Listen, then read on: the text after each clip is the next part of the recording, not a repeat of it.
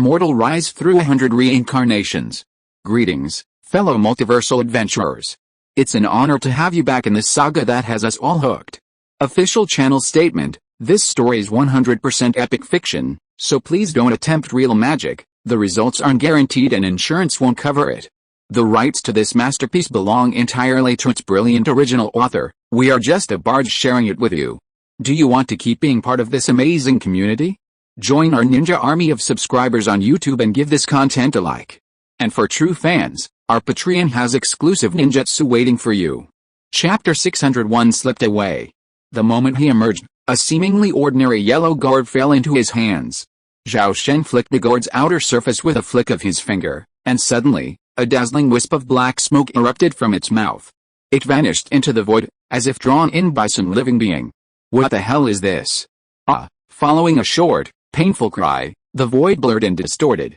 A massive, bloated, gray-black silkworm, over 10 feet long, suddenly fell from the void, its body twitching and twisting wildly. This shadow mirage was truly unlucky.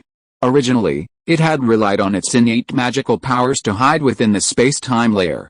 It was impossible to locate it below the return to void stage, let alone attack its true form.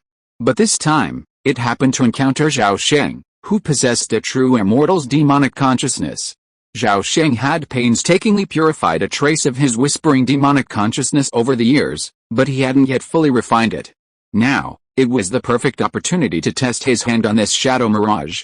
The demonic thought was incredibly powerful, defying the barriers of the interlayer and effortlessly invading the Mirage Lady's soul, instantly corrupting it. Come in, Zhao Sheng observed this, turning the gourd upside down and aiming the mouth at the demonic silkworm. Suddenly, a powerful suction erupted from the gourd's mouth. The shadow mirage's mind, already tainted by the whispering demonic thought, was momentarily powerless to resist and was easily sucked into the gourd's space, ultimately suppressed by the true immortal's demonic thought. Just as the Mirage Lady was being inadvertently suppressed, the Sky Centipede King suddenly sensed something, his expression changing dramatically. Below, a 5-claw green dragon, devouring the flesh cocoon, suddenly roared to the heavens, unhesitatingly abandoning its bloody meal. It transformed into a blue rainbow and charged straight towards Zhao Sheng. At the same moment, a hurried, yet delighted, voice suddenly reached Zhao Sheng's ears. Fellow Taoist, come to me quickly. I have a way to resist that azure dragon. However, Zhao Sheng grinned, waved to Jiu Fanling, and in a flash, vanished from this strange space. The next moment, a cyan dragon flashed past a spot where it had vanished, but unfortunately, it missed. A surge of azure light surged, transforming into a 5-clawed azure dragon with distinct scales. With bloodshot eyes, the demonic dragon roared, "Little insect, you can't escape. Come out to me." Roar! The roar shook the heavens and earth, and the 5-clawed azure dragon opened its mouth to the nearby void. With a roar, a flood of azure light surged out, engulfing the void in its wake. However, as the azure light faded, the surrounding void became empty, and no human figure was seen. Seeing this, Aou was enraged, his heart aching with anxiety. He immediately unleashed a torrent of azure light, repeatedly scouring the surrounding void. But nothing was found. The very thing Aou had least wanted to see unfolded. He had never imagined that his millennial-long plan would falter at the crucial moment, ultimately jeopardizing his entire plan. Without the Shadow Mirage, capable of creating spatial rifts, Aou and the Sky Centipede King would have no chance of breaking through the space-time barrier of Yuhu Cave Heaven, let alone escaping. Roar, tell me, where is that brat hiding? Aou angrily twisted his massive dragon body, his bloodshot eyes glaring fiercely at Jiu Fanling, miles away. Unexpectedly, the other party's mood was even more venomous and furious than his own. He had finally seen that youngster again, only to have him slip away before his very eyes once again. This is utterly infuriating. As a nameless rage surged into his brain, Jiu Fanling's body suddenly erupted in blood-red flames. His face visibly aged, yet his aura surged, becoming increasingly majestic and terrifying. In the blink of an eye, he transcended the nascent soul stage and ascended ever faster towards higher realms. Jiu Fanling's body rapidly ignited into a ball of bloody fire. Then, shrouded in a distorted golden light, the hazy figure of a man in golden armor, his skin tinged with blood, appeared before Aou and the Sky Centipede King. As this figure emerged, the 5-clawed green dragon trembled, suddenly transforming into a streak of green rainbow and escaping to the Sky Centipede King's side. The two demon kings stood side by side, each eyeing the golden armored figure with extreme vigilance. Lord Ao, it looks dire. How about we flee? It's nothing more than a divine mind clone at the divine transformation realm. Even with our combined strength, we can still fight. Besides, where can we escape? Rather than dying from being torn apart by marrow and tendons, I'd rather fight to the death. Alright, I'll go ahead and hold him for a while. Lord Ao, recover your cultivation as soon as possible. The Sky Centipede King, persuaded, immediately resolved to fight. With his words, the bull-headed centipede monsters, whipping up gusts of scarlet wind, pounced frantically. You evil beasts, die! The golden armored man roared murderously. As soon as he finished speaking, a vast golden light shot up into the sky, and a mighty pressure beyond the two monsters' imagination erupted, instantly shaking the very earth and solidifying the very void. Outside Yuho Cave Heaven, a group of nascent soul ancestors were scattered around the meteorite crater.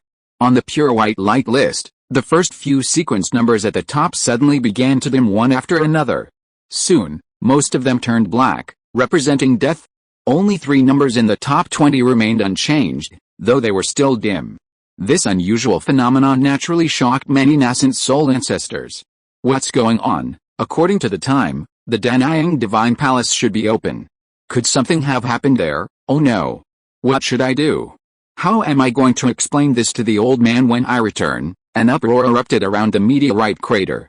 However, unlike the gloating expressions of the other nascent soul ancestors, the expressions of the nascent soul cultivators from the 8 ancient clans, Lycan Island, and the Celestial Being sect were extremely grim. This was because the sequence numbers above represented the most outstanding giant and true immortals of their factions. As long as they didn't perish in Yuho Cave Heaven, these young people would most likely break through to the nascent soul realm upon their return, potentially becoming the pillars of their factions. Master Mo, what has happened in the cave? Can you enlighten us? A female nascent soul cultivator from the Silly family, dressed in embroidered palace attire, suddenly emerged from the crowd and shouted from afar to the tall-crowned, white-robed elder. Silly Cheyenne Chang was clearly the most outstanding and promising of the Silly family's giant and clan members. He was one of the seeds of the next generation of divine transformation. Nothing could happen to him. Judging from past events, no accidents should have occurred, yet now this strange situation had occurred. How could Silly Kyankian not be shocked and enraged? The other nascent soul ancestors, including the white-browed boy, also turned their gazes to the tall-crowned, white-robed elder. Some looked gloomy, some expressionless, and some fidgeted, seemingly awaiting Mo Yanhei's explanation. Mo Yanhei's expression was solemn. Such a strange situation had never occurred in previous Yuho generations, and this time, such a major change had occurred. There must be something deeply suspicious going on. Are you trying to force the Emperor to abdicate? The moment these words were spoken, the expressions of the nascent soul elders suddenly changed, and some shouted, don't dare, Master Mo, we just want to know what happened inside. The female nascent soul cultivator from the Sea Leaf family seemed unwilling to give up, and boldly continued to ask. Fellow Taoist Sea Li is absolutely right. We just want to know the fate of the younger generation. Whether they are alive or dead, we must get an explanation. At this moment, a voice, neither male nor female, suddenly echoed from the sky, but the source was unclear. If the younger generation of our clan had fallen due to lack of strength, I would have nothing to say. But now that so many have perished one after another, there must be something hidden. I hope Master Mo will consider this carefully. A nascent soul elder of the Mo family also spoke slowly. The Mo family ranked second among the 8 ancient clans and had a deep presence in the Taisa spirit realm, forming a lower-level branch of the Beatty Mo family. Mo Yanhei suddenly sighed, feeling a little tired. Over the past 1,000 years, he had presided over 9 moonlight festivals, never once failing to remedy them. However, this time, numerous incidents occurred. While none of them were his fault, it was likely that Patriarch Kimu's impression of him had dimmed. Thinking this, Mo Yanhei fumbled out a key that unlocked the cave heaven, intending to use it to investigate. But just then, 2 figures suddenly appeared before the gray-white gate. The cultivators stared, their heads bowed in greeting, fearing a breach of etiquette. The 2 who had appeared were none other than Elder Kimu and the Red Light Star Lord, who had returned from their absence. The Red Light Star Lord glanced at the light list, then turned and asked in a deep voice, "Old Kimu, what are your thoughts, Chiguang? Whatever happened in the Moonlight Cave Heaven is a matter within our 9 questions immortal sect. You need not inquire." Clearly wary of the Red Light Star Lord, Elder Kimu spoke before interrupting him. The Crimson Light Star Lord chuckled, "My unworthy disciples are inside. How could a master like me not care? HMPH, this cave heaven has long been unable to withstand the entry of anyone in the Return to Void realm. If you don't want to be torn apart by the temporal storm, simply charge in. Of course, I won't force my way in. I'll just throw something inside." Before he could finish his words, 3 points of starlight suddenly shot out from the Crimson Light Star Lord's sleeve, plunging into the stone gate like lightning and disappearing in a flash. Because this transformation occurred in a flash, Elder Qimu was unable to intervene.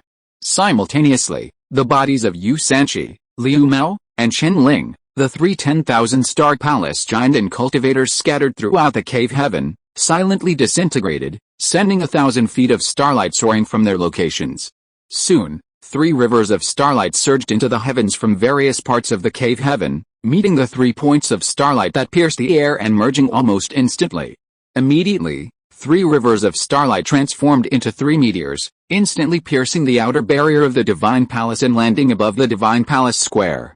They eventually transformed into 3 star patterns, deeply imprinted on the Divine Palace's outer walls. Outside the cave, Elder Kimu observed this scene with a displeased snort. With a flick of his long sleeve, a wooden bead, about an inch in size, flew out. The bead was emerald green, its surface embodying the image of a monstrous beast with a dragon's head and a unicorn's body, wings sprouting from its back. With a whoosh, the wooden bead blurred and suddenly vanished through the stone gate. Northwest of the cave, deep in a steep canyon, 3 people stood suspended in midair, locked in a standoff. Chen Dachin, clad in a red robe, loomed large among them. Facing him were 2 men, one shrouded in black flames, the other, wearing a tall crown and a wide belt, both of impressive appearance. Their gazes drifted, intentionally or unintentionally, toward the deepest part of the canyon, where a 3-meter-tall, crimson-colored boulder stood, shimmering with crimson light. 7 or 8 red Ganoderma lucidum plants grew on the boulder's surface. The largest had a cap as large as an umbrella. Upon closer inspection, one could see circles of distinct patterns on the surface. These flickered and extinguished, emitting a rich, fiery red essence. It was obvious that this was a rare and precious elixir. However, a discerning eye could tell that the Ganoderma lucidum was merely a byproduct. The crimson boulder was the true treasure.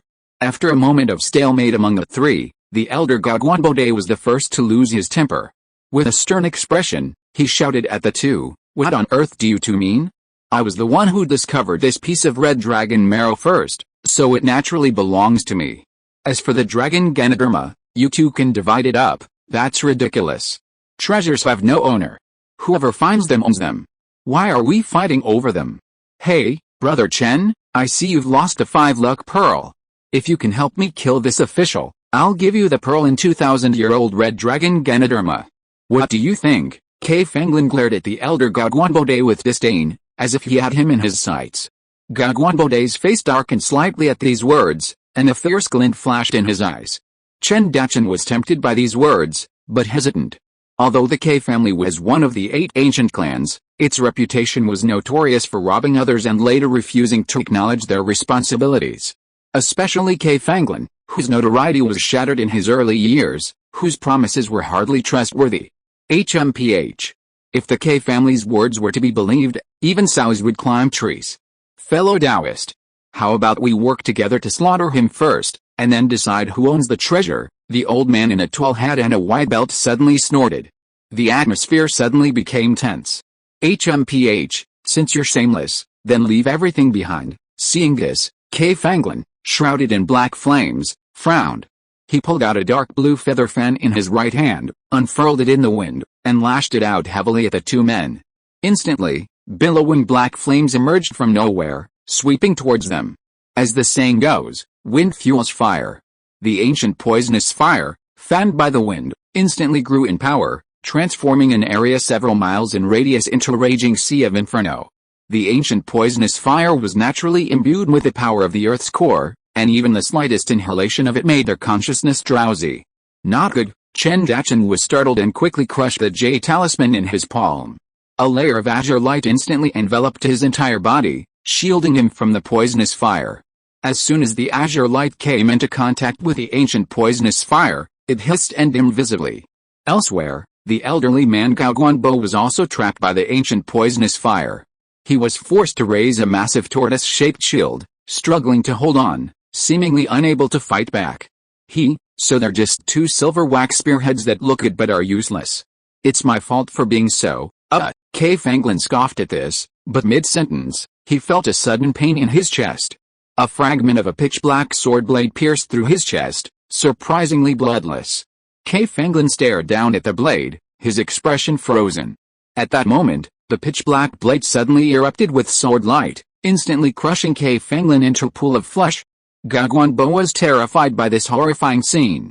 The pitch-black sword's appearance was incredibly strange, like a celestial being, effortlessly slaying a late-stage giant and great immortal on the spot. Witnessing this horrifying sight, the old man in a tall cap and wide belt was horrified and instinctively resorted to self-preservation. In the blink of an eye, he transformed into a streak of blood-red light, instantly vanishing behind the sea of clouds. HMPH, a cold snort echoed from somewhere in the void, and the pitch-black sword suddenly vanished. Chen Dachan panicked upon seeing this, hastily summoning his armor and shield, preparing for a sudden attack. But after waiting for an eternity, the pitch-black sword still remained, and neither did the formidable enemy appear. For a moment, Chen Dachan was bewildered, but finally, a sigh of relief washed over him. He quickly descended, first snatching up the blood-stained 5 elements pearl, then the crimson boulder into his Kyankan bag. Finally, he retrieved a row of Kyankan bags and the black feather fan from the pool of flesh. After doing all this, Chen Dachan didn't dare linger. He immediately tore up a talisman and escaped underground. After he left, Zhao Sheng suddenly appeared from thin air, carrying a bloody corpse. Zhao Sheng reached out and pulled out the jade box from his arms. Looking down, he saw a point of light rapidly retreating from the area, desperately fleeing towards the edge of the map. A moment later, the point of light seemed to be about to fly beyond the map's boundaries.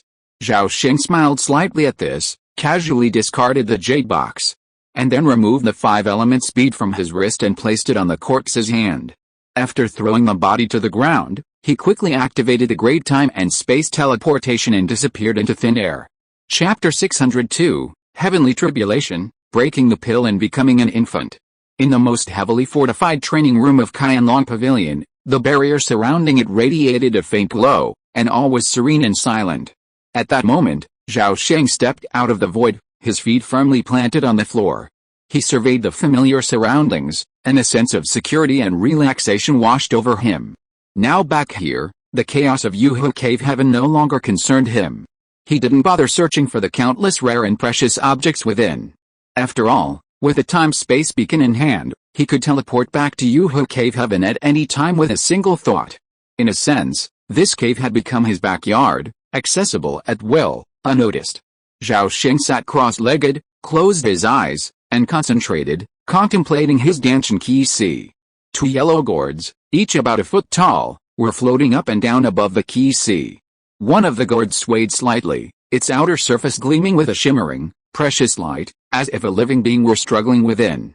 Another yellow gourd inhaled and exhaled purple lightning, its mouth occasionally emitting drops of shimmering, gem-like purple thunder essence. No, it should be said that this was the purple magic power that had transformed from the thunder essence. No one could imagine that someone in this world could possess the extraordinary magic power of the nascent soul realm while still at the golden core realm. But relying on the rare yellow gourd, Zhao Sheng had achieved this unprecedented feat. Possessing this magic power in advance meant his chances of breaking through to the nascent soul realm were infinite. Of course, even without the yellow gourd, Zhao Sheng could easily break through the Dan realm and reach the nascent soul realm. However, if other golden core true immortals learned of this, he would become a target of public criticism, even attracting the attacks of countless nascent soul masters. Their sole goal was to obtain the yellow gourd. The yellow gourd was a treasure not found in the lower realms of the mortal world. Only in boundless celestial realms like the celestial heavens could such innate spiritual treasures be born. Zhao Sheng's mind flickered, and a streak of yellow light shot out from his danshan. Soaring into the air, it materialized into a yellow gourd about a foot tall. Focus all thoughts on one thing, refine the demon with your inner fire. Zhao Sheng pressed his hands together and, With a low cry, condensed a formless flame of will. It penetrated the gourd's mouth and pierced into the gourd's interior. Boom! As soon as the flame of will landed on the shadow mirage's body, it exploded like a spark in a frying pan, burning the mirage and causing it to scream and struggle desperately, but it could not break free from the gourd's suppression.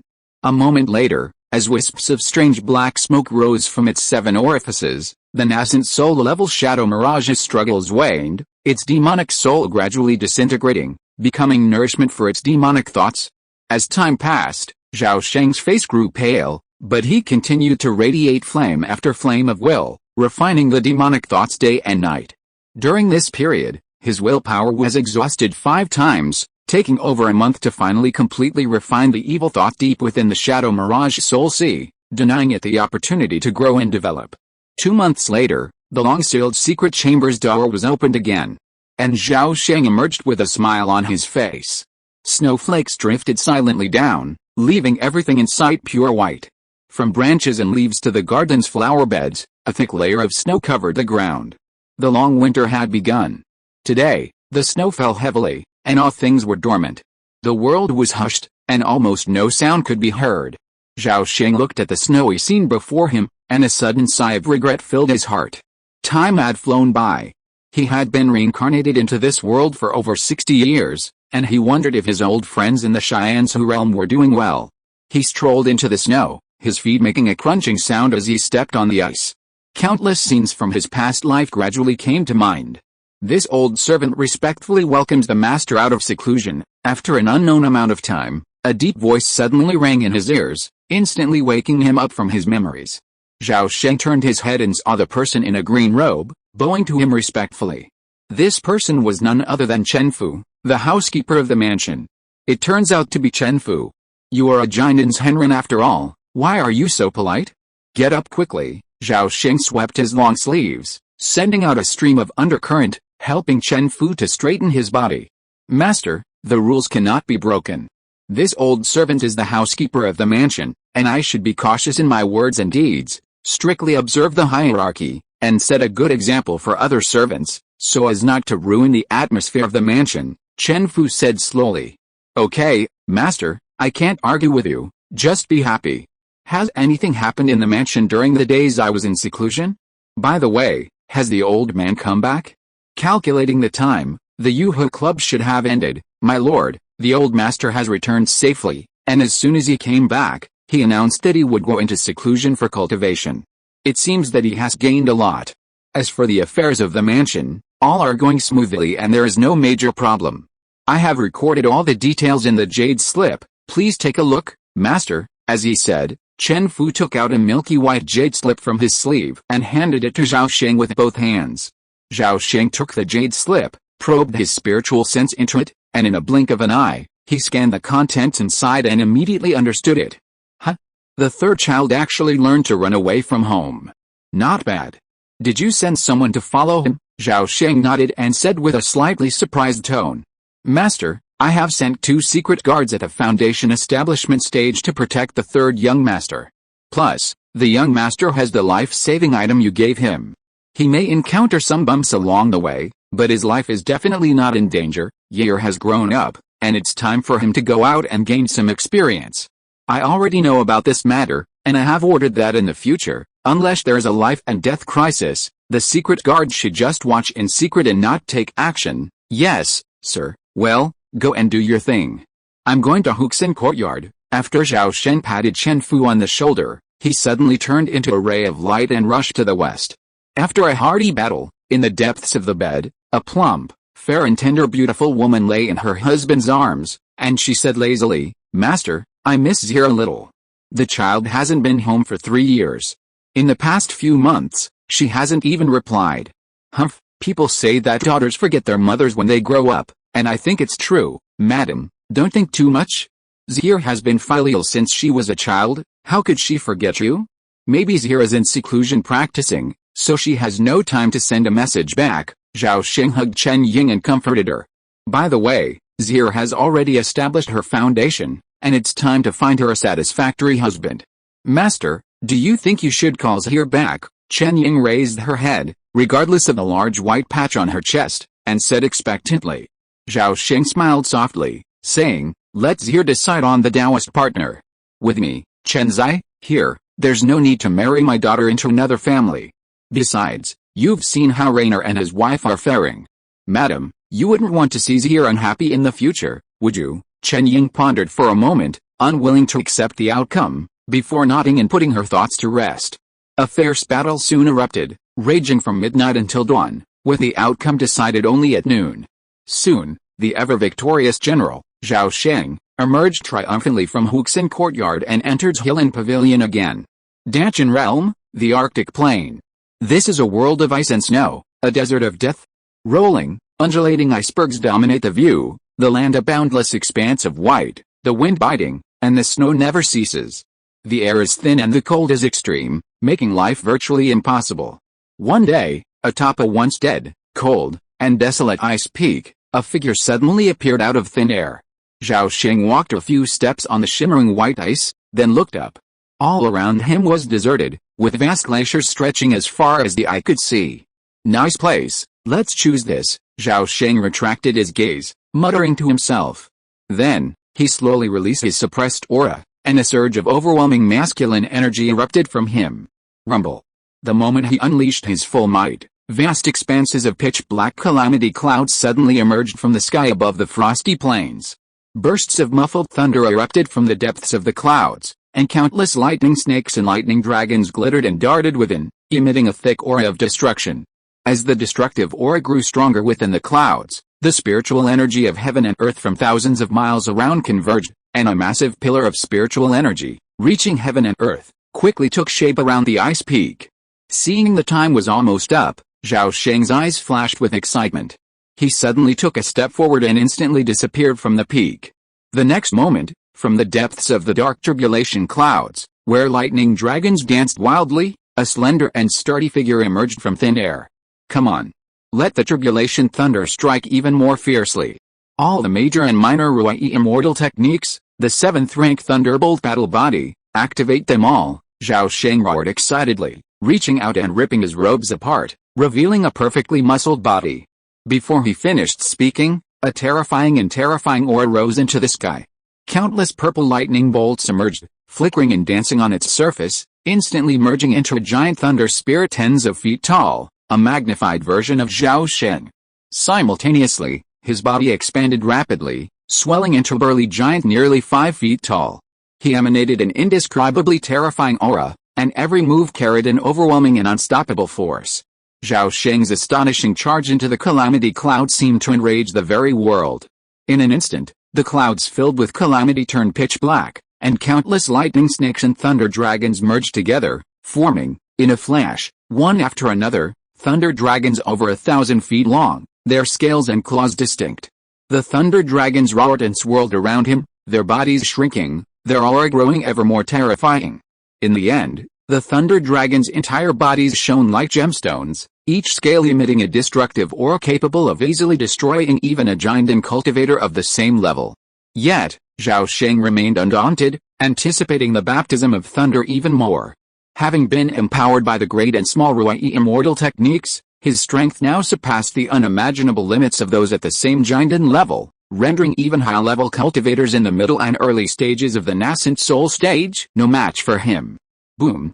Following a roar, the thunder dragons, filled with unwavering murderous intent, pounced upon Zhao Sheng, instantly exploding into a massive ball of lightning a billion times brighter than the sun. But the next second, the ball of lightning shrank at a visible speed, its light rapidly dimming. Faintly, countless bolts of lightning could be seen pouring frantically through Zhao Sheng's pores. He had actually absorbed this single bolt of turbulation lightning. But before it could be completely absorbed, a second and third thunder dragon swooped down simultaneously, exploding with a roar, condensing into an even larger and more dazzling ball of lightning. Even so, the turbulation lightning was unable to destroy this nearly indestructible and powerful body. Thunderbolt after thunderbolt struck Zhao Sheng, each with increasing power. By the time the 6th wave of turbulation lightning struck, his skin began to char, and wounds tore through his flesh, but they healed in an instant. At this moment, not only were his limbs and bones ablaze with dense lightning and energy, but his danshan was also filled with the power of turbulation lightning, manifesting into a vast ocean of thunder, yet it was tightly bound within his ki sea, unable to completely destroy anything. At this moment, the yellow gourd glowed brightly, its size suddenly expanding to the size of a mountain.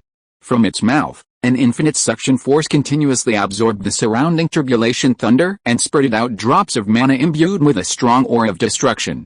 Simultaneously, the Zenith Thunder Lake within its tension rapidly ascended to a higher level of mana at an alarming rate. Half an hour later, the dark turbulation clouds over the frost plains reluctantly dissipated, and the sky quickly returned to a clear, cloudless blue. Suddenly, a massive figure descended from the sky, slamming fiercely into the summit of the ice peak, creating a deep hole. A torrent of ice and snow fell into the hole, piling up into a heap of rubble.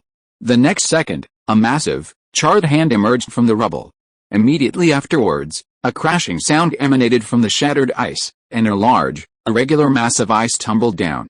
Another massive, charred hand emerged from the rubble. Two massive hands supported the ice and pressed down. A giant, as majestic as a mountain, rose from the ruins.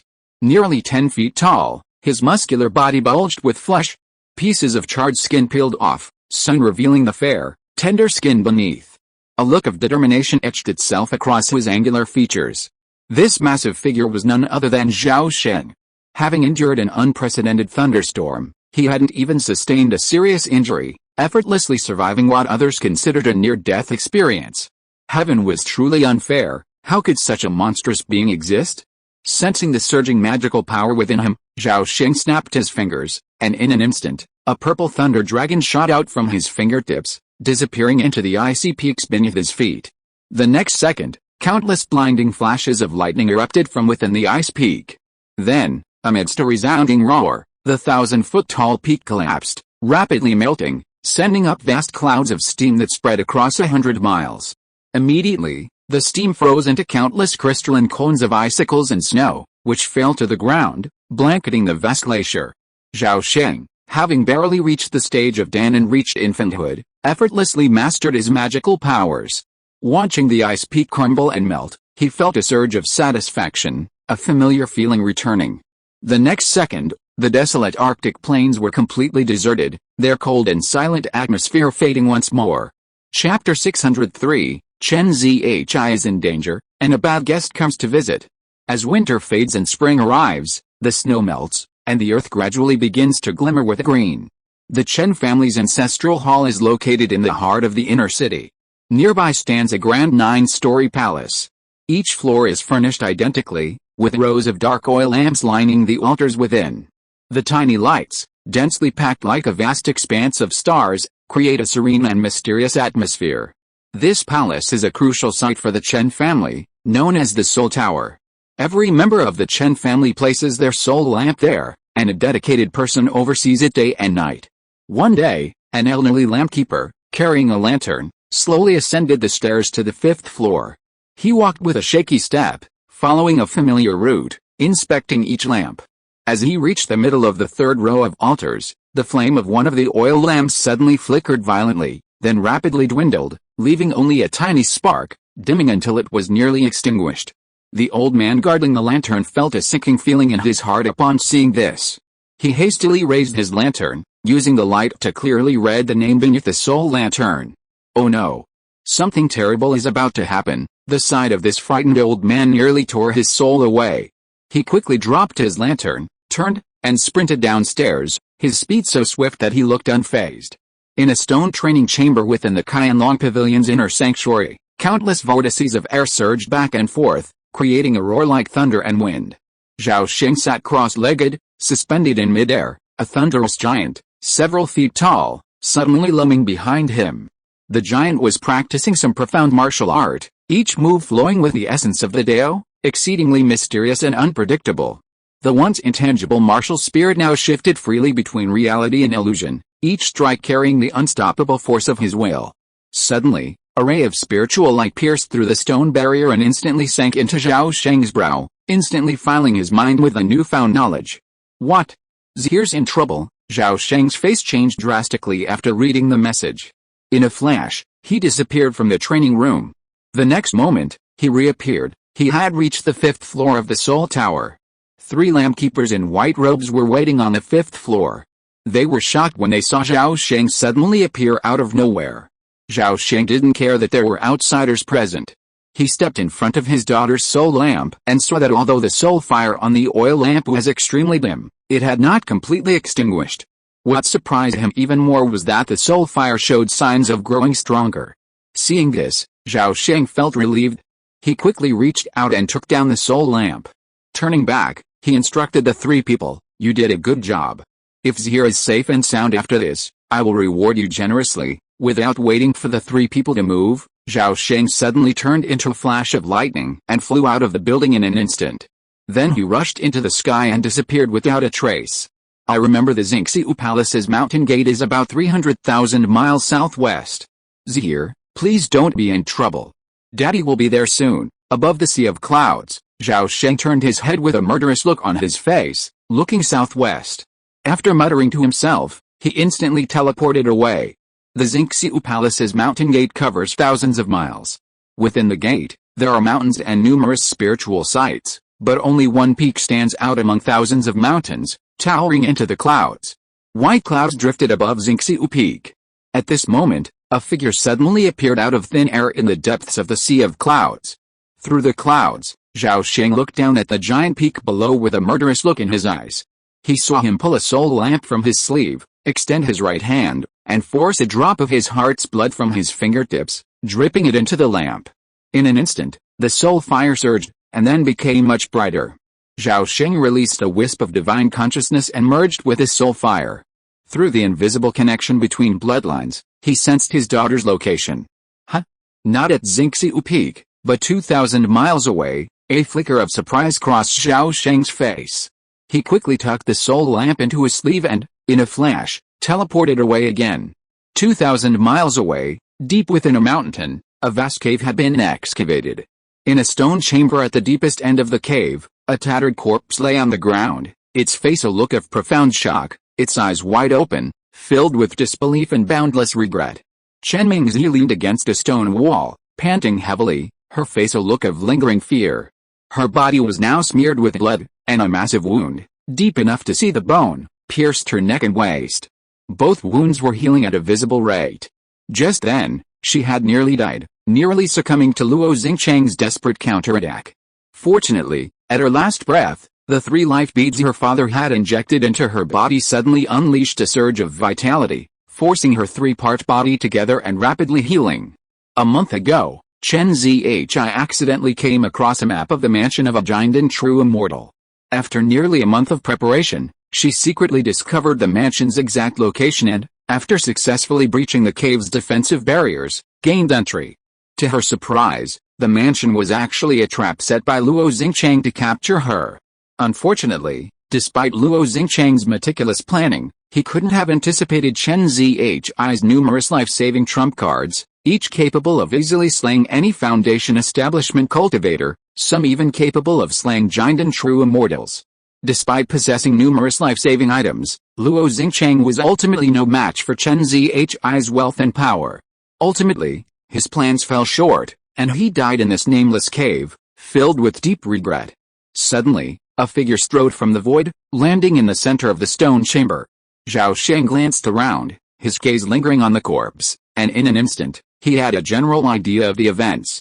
Upon seeing the newcomer, Chen Zhi was instantly overcome with excitement, shouting out in delight, "Father, my dear daughter, I'm glad you're all right," Zhao Sheng said, reaching his daughter's side with a concerned greeting.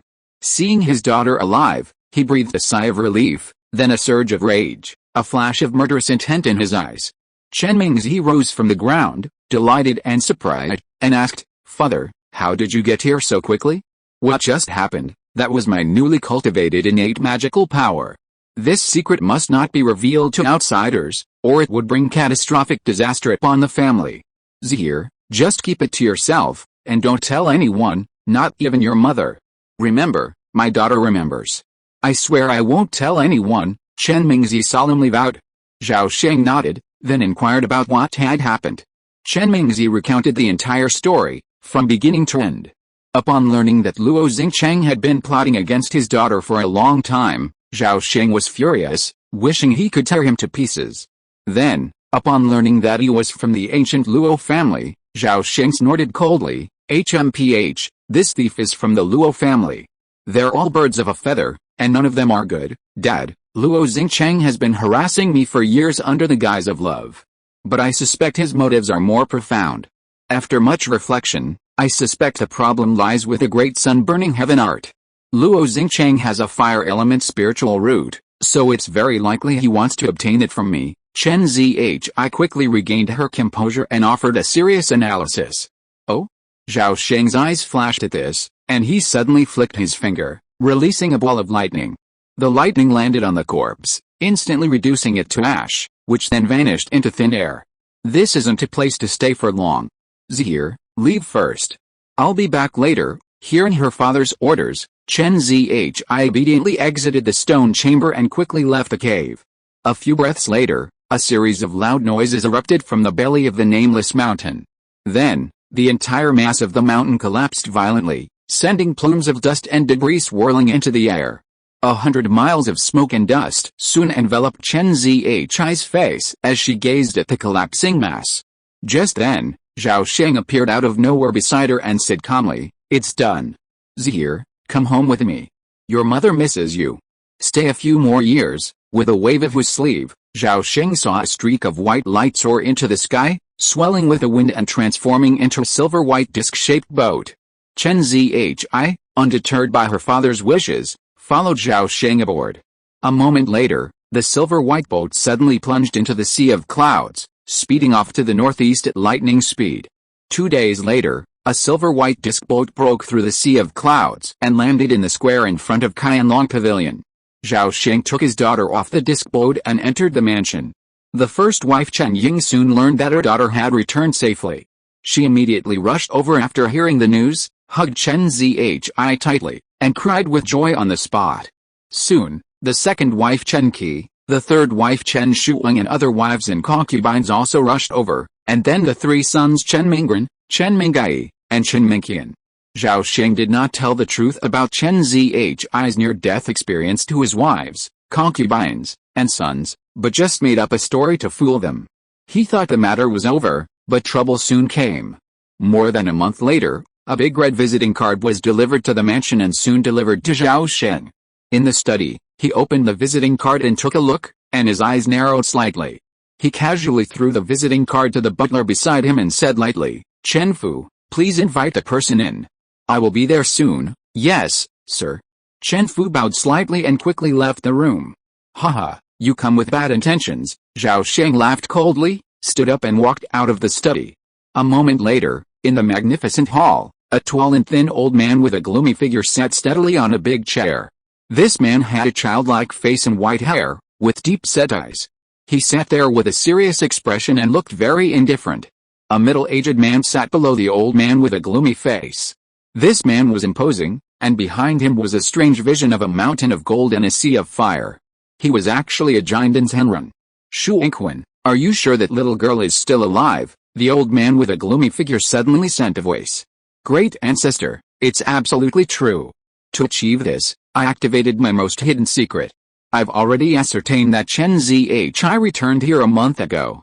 And yet, Chenger's soul lamp suddenly went out during those days. The great sun-burning heaven art is in Chen Zhi's possession. Chenger has been planning for this for years, but in the end, shut up. Don't even mention the technique. Remember, our purpose today." The Yinjiu elder glared at Luo Shuingquan and repeatedly warned him through voice transmission. "Our Luo family always treats you with courtesy. Once you've explained your purpose, the Chen family must give you a satisfactory explanation. Otherwise, you're denying our Luo family respect." Luo Shuingquan instinctively shut up, but he still arrogantly transmitted his voice to the great ancestor, his tone remarkably arrogant. The Yinjiu elder snorted and said nothing more. Then, heavy footsteps sounded from outside. Dong dong. As the footsteps approached, a powerful, ocean-like pressure surged through the door into the hall, causing the 2 Luo family golden cores to pale in fear. The old man's expression grew solemn, and he glanced out the door. A figure flashed, and Zhao Sheng's tall and imposing figure appeared at the doorway. The living room suddenly became dim, his body obscuring all the light. The old man's pupils shrank, and he slowly stood up. "Judging from your appearance, you must be Master Luoden. I wonder what brings you to my house." Zhao Sheng looked at the old man and casually walked into the hall, speaking as he walked. "How dare you, a mere junior of the Chen family, address my great ancestor by his name?" Luo Shuiquan slammed the table and shouted. A cold glint flashed in Zhao Sheng's eyes, and he looked at the middle-aged man who had spoken. Luo Shuiquan's face changed drastically, his skin flushing red as if blood was dripping from his face.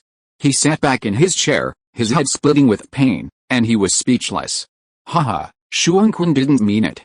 I'm sorry to have embarrassed Master Chen Zai," the old man said with a smile, his body unconsciously blocking Luo Shuiquan's entire body. Zhao Sheng walked with the swift gait of a dragon and a tiger and sat down at the head of the table. He said calmly, "I have never met you before, nor have we ever had any friendship. You two, arriving so suddenly and aggressively, don't seem like the kind of guests you are. Haha, Master Chen Zai, you misunderstood. It is indeed somewhat impertinent of us to come here today. But human lives are at stake, so I have no choice but to pay you a visit. Shuiquan, why don't you stand up and apologize?" The old man, Yin Jiu, smiled faintly at first, but then his expression darkened and he shouted at Luo Shuiquan. "Master Chen, I was just offensive with my words. Please forgive me." Luo Shuiquan stood up and said with a blank expression. Zhao Sheng frowned, but he couldn't press the issue further, as it would seem petty. "Since you've admitted your mistake, let's let it go," Zhao Sheng said with a wave of his hand. Luo Shuiquan stiffened at this and slowly sat back down in his seat. "Fellow Taoist Luo, what brings you here today? Let me be frank. I, Chen, have a furnace of elixirs to refine, and I'm short on time. Haha, it's nothing serious. I just want to ask your daughter, Chen Zhi, a few questions. Could you please ask her to come out and see me?" The old man chuckled. Zhao Sheng's eyes flickered, surprised. He hadn't expected Luo to interact so straightforwardly. It seemed Luo Xingcheng wasn't acting on his own. The Luo family was behind this.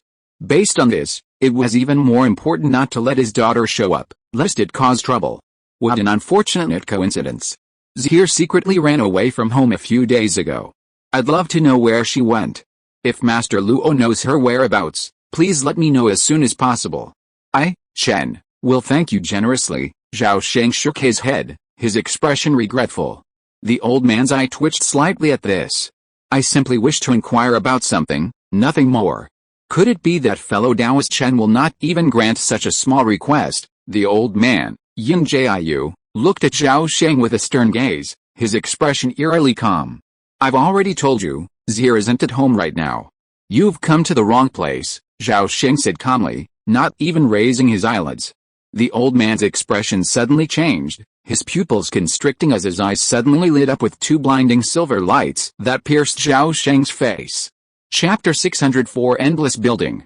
Zhao Sheng's expression was calm and composed, his eyes gleaming with a divine light. Two streaks of golden light shot out, colliding with two streaks of silver light. A sudden, audible explosion echoed through the air, like the sound of metal colliding. The next second, the golden light easily shattered the silver light, and lightning pierced the eyes of the Yinjiu elder. Crackling. The Yinjiu elder's face changed, tears of blood streaming from his eyes. The wooden chair he was sitting on suddenly shattered into countless sawdust, nearly causing him to fall to the ground in an embarrassing manner. After just one move, Luo was horrified, sensing his opponent's strength far beyond his wildest dreams. "Haha. Since the main character isn't here, we won't disturb you. We'll be leaving now. We'll meet again someday, long after we've met." The Yinjiu elder suddenly burst into laughter, then stood up, bowed slightly to Zhao Sheng, and headed for the door. Seeing this, Luo Shuiquan hurried to follow. Zhao Sheng watched the two men leave, his eyes deep, as if he were lost in thought. At that moment, a figure flashed by. Chen Fu, the chief steward, appeared below Zhao Sheng and whispered, "Master, in my opinion, these two will not give up. Young Miss had better not go out, lest anything happen to them. HMPH, let them live a few more years. We'll find a suitable time to send these old bastards on their way," Zhao Sheng said calmly, waving his hand. Given the old man's character, he certainly wouldn't let them go. However, Zhao Sheng didn't want to kill them right after they left. After all, the Luo family was powerful, and while he wasn't afraid of them, he didn't want to cause further trouble for the Chen family and his wife and children. Chen Fu bowed slightly. "Master, you're wise. The Luo family relies on the presence of a true Lord of Transformation, and they've always acted arrogantly. Will endure for 200 years. Once that Lord ascends, it won't be too late to retaliate. Well, you can leave now. I know what to do. Zhao Sheng glanced at Chen Fu, nodded thoughtfully, and waved him off. Chen Fu bowed again and quietly exited the living room. Zhao Sheng watched the butler disappear, shook his head, and chuckled before suddenly vanishing. A Kingayan flying boat swiftly plunged into the sea of clouds, quickly moving away from the Chen family's sacred tree. Meanwhile, in the top cabin, Luo Xuanquan had just sat down when he complained indignantly, "Grandmaster, that little Chen Zai is simply too much. If we don't avenge this humiliation, where will our dignity and the Luo family's reputation be?" The old man Yin Jiu slowly sank into the jade chair, strangely silent. Luo Xuanquan looked up and noticed his abnormality. He anxiously asked, "Grandmaster, you, puff."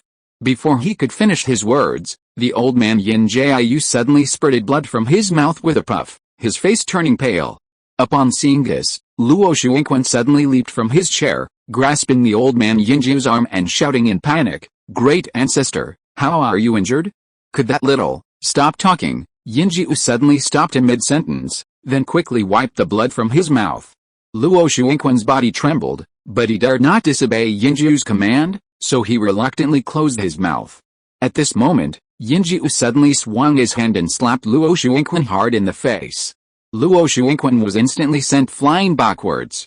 Blood gushing out of his mouth, mixed with more than a dozen teeth, and then his body hit the wall hard, falling limply to the ground.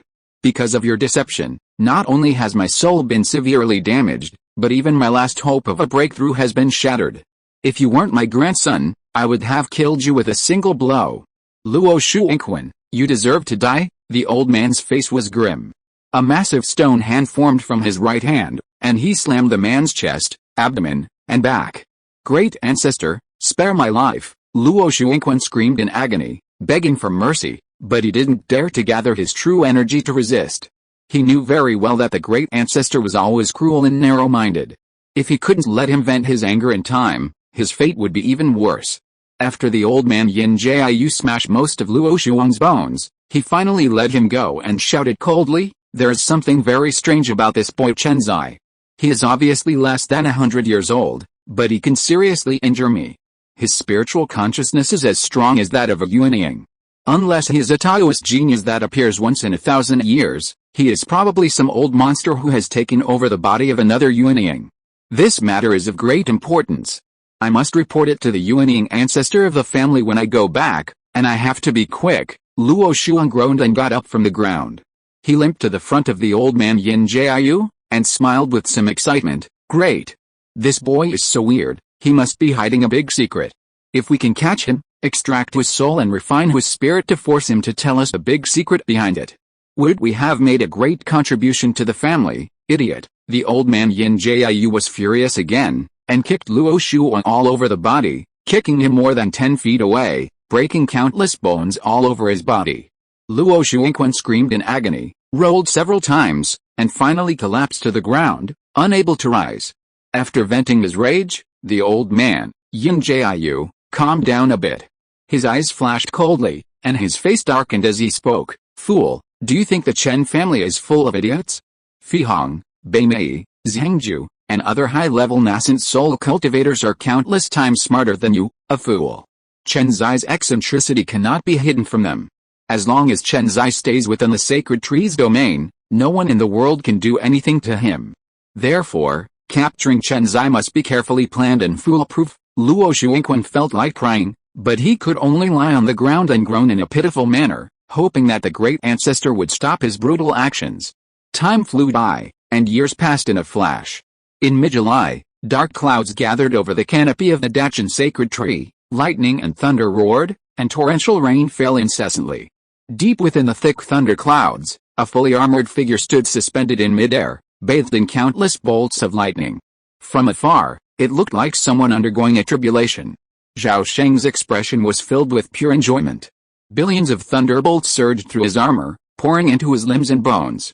Most of this force was absorbed by his Danshan Qi, where it was rapidly refined into drops of purple cloud magic power. A small portion was absorbed by his cells, gradually strengthening trillions of them. The radiance of his will grew stronger and brighter, slowly evolving towards a qualitative change. As the heavy rain thinned, the thunder in the clouds rapidly diminished. Suddenly, a lightning-fast, 10-foot-tall giant image appeared behind Zhao Sheng.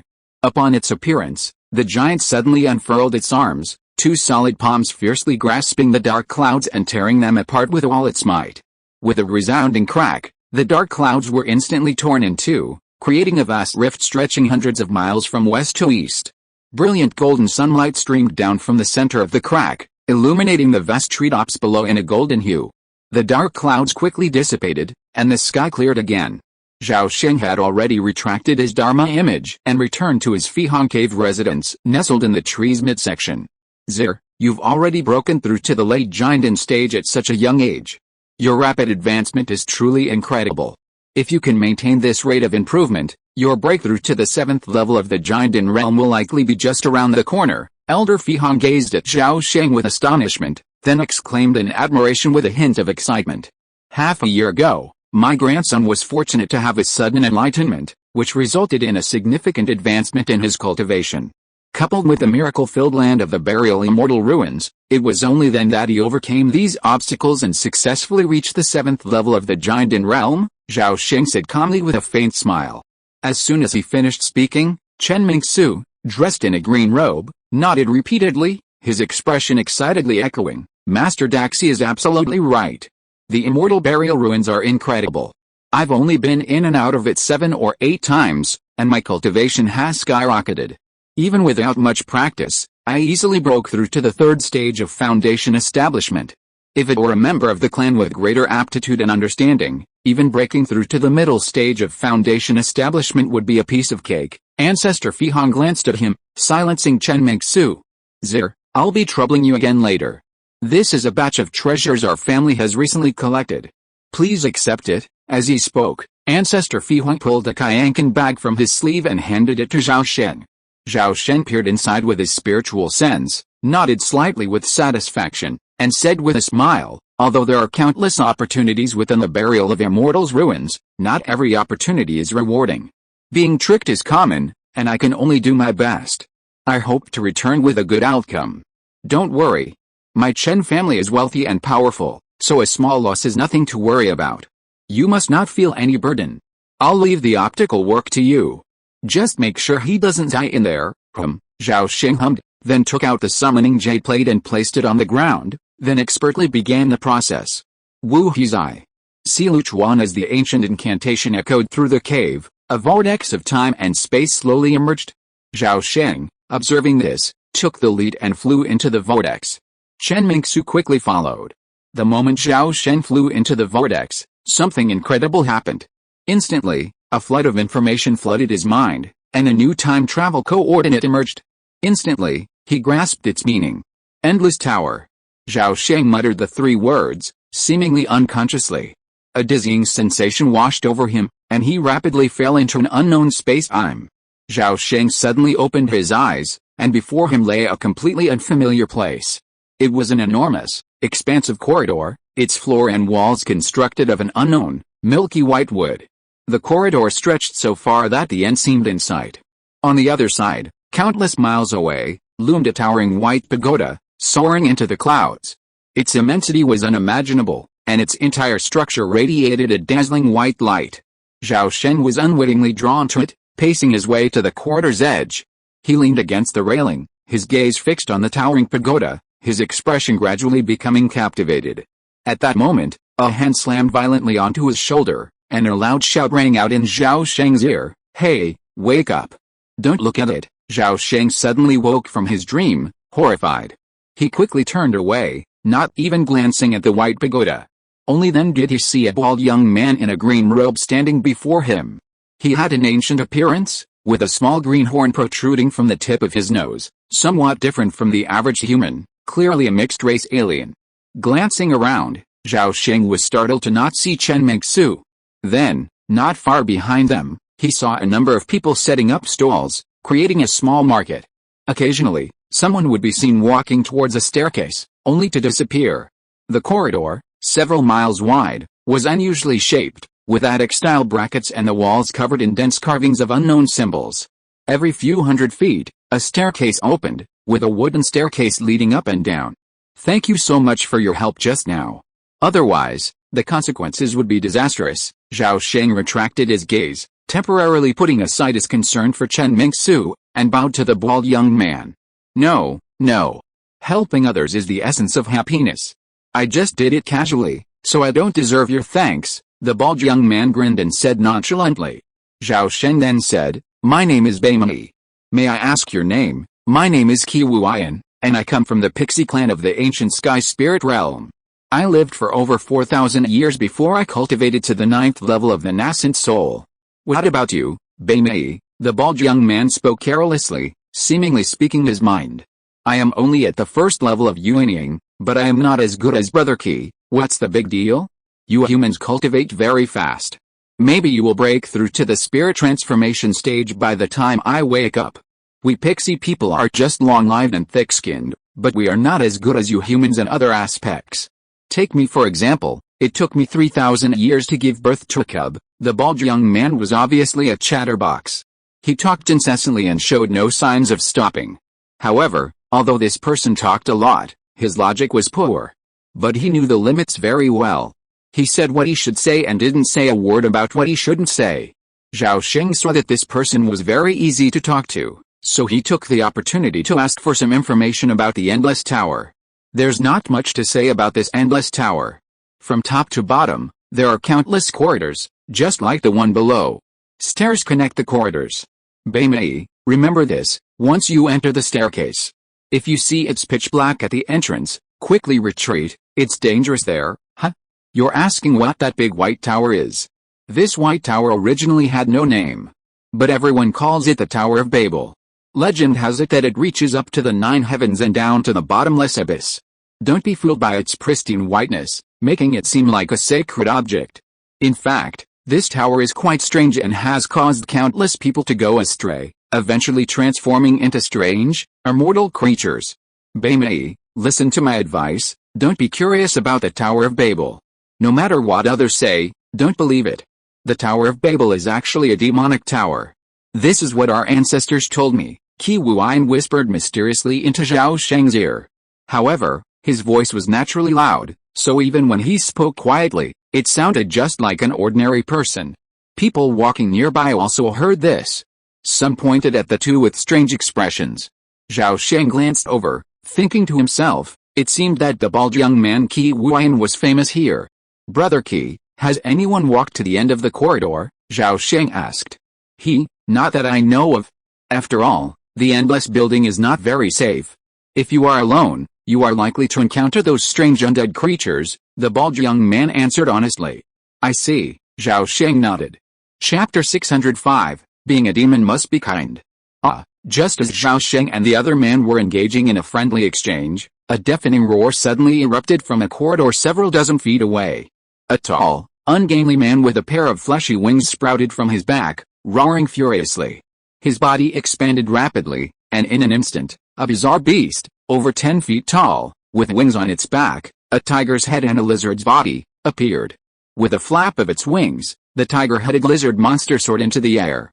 It opened its mouth and howled, and from its mouth, billowing a billowing, savage green flame. The green flames cascaded down like a waterfall, forming a massive pillar of fire over 2 feet wide, descending directly upon a bald old man wearing white armor and a single horn on his nose. The pillar of fire instantly scorched the area for several miles around, and a strong, fishy odor filled the air, making one nauseated. The pillar of fire instantly struck the bald old man, and his white armor instantly soared into the air, dispersing into over 100 prismatic pieces, forming a 3-meter-long white tortoise shell that unexpectedly blocked the old man's head. The scorching green flames descended upon the tortoise shell, and the interface between the two suddenly erupted in flames, creating a stalemate. For a moment, a roaring roar echoed, and billowing waves of poisonous gas spread out. The vendors of nearby stalls, observing this, skillfully rolled up their stalls and quickly retreated. Some looked wary, some folded their arms and watched, while others gathered together, cheering. Zhao Sheng noticed that the bald old man bore a striking resemblance to Qi Wuyan, who was standing next to him. They must be from the same clan. Hey, Fellow Taoist Qi, could the one who attacked be from your clan?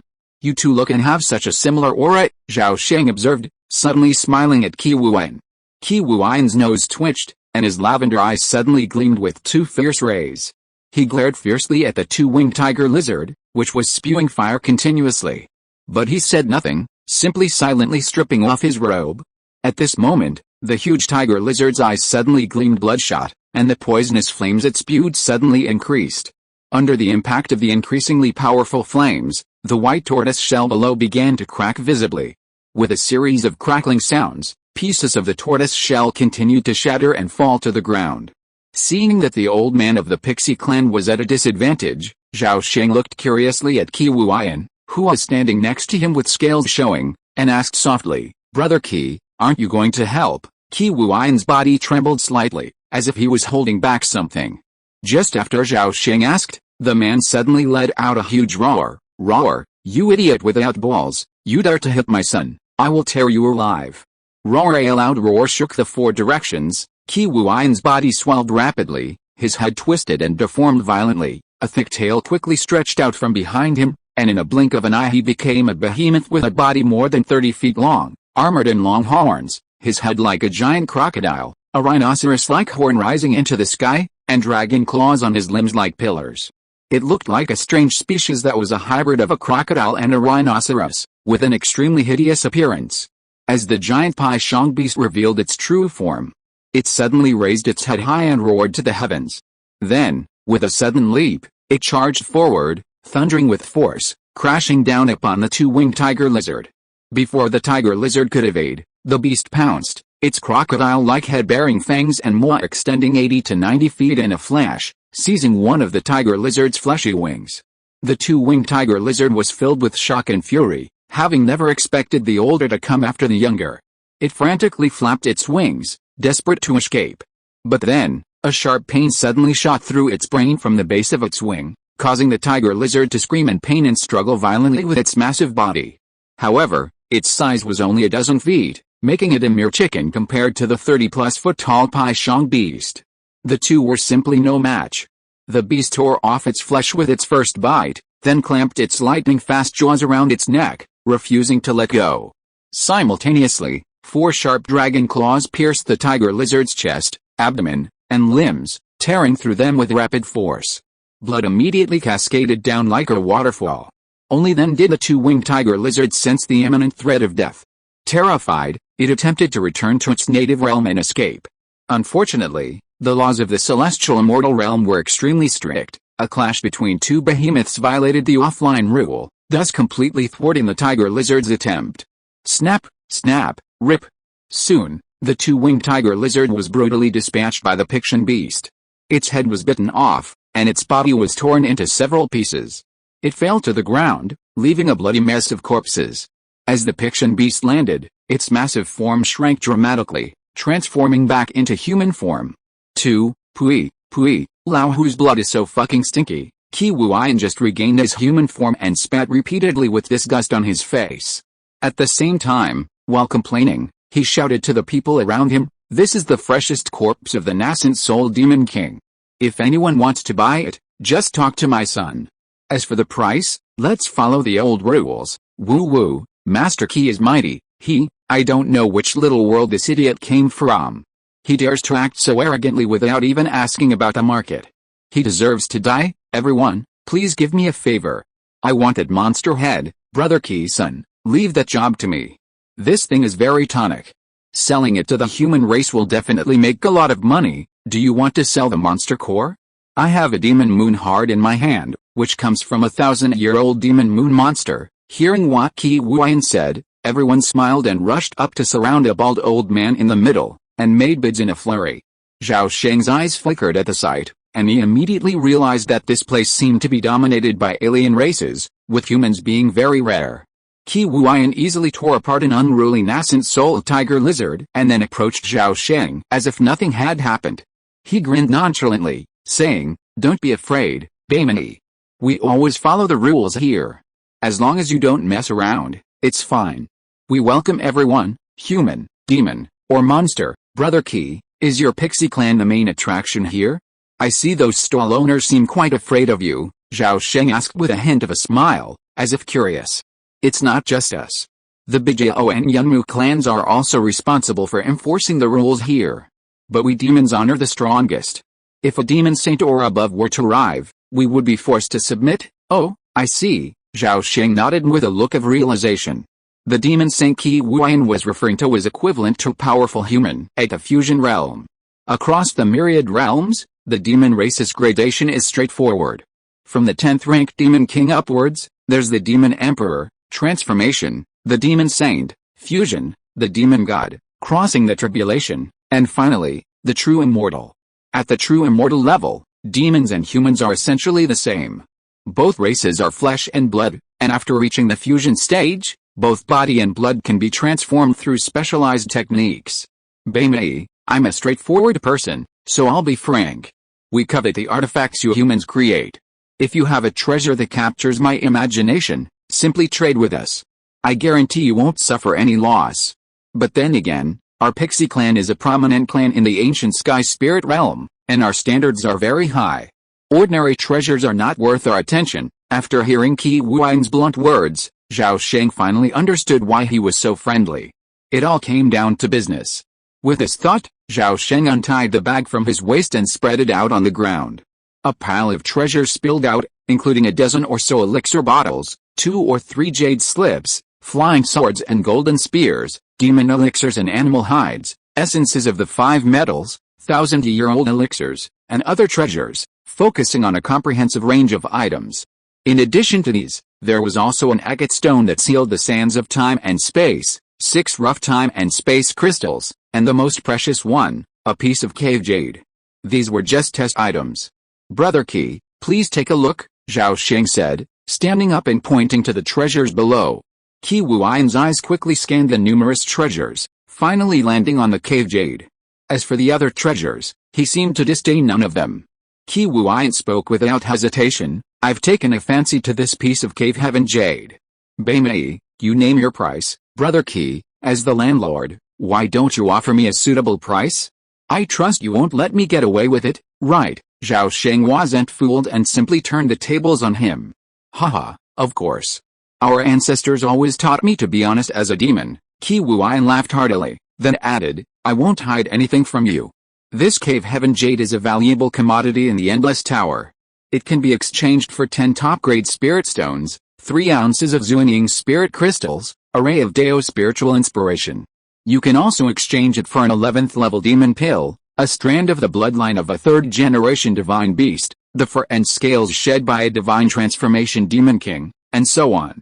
Alternatively, you can exchange it for this. As he spoke, he pulled a jade stone shaped like an eyeball from his pocket and held it out to Zhao Sheng. What is this? Zhao Sheng examined it for a few moments, guessing what it was. Haha, this is the knowledge storage jade, equivalent to your human jade slips.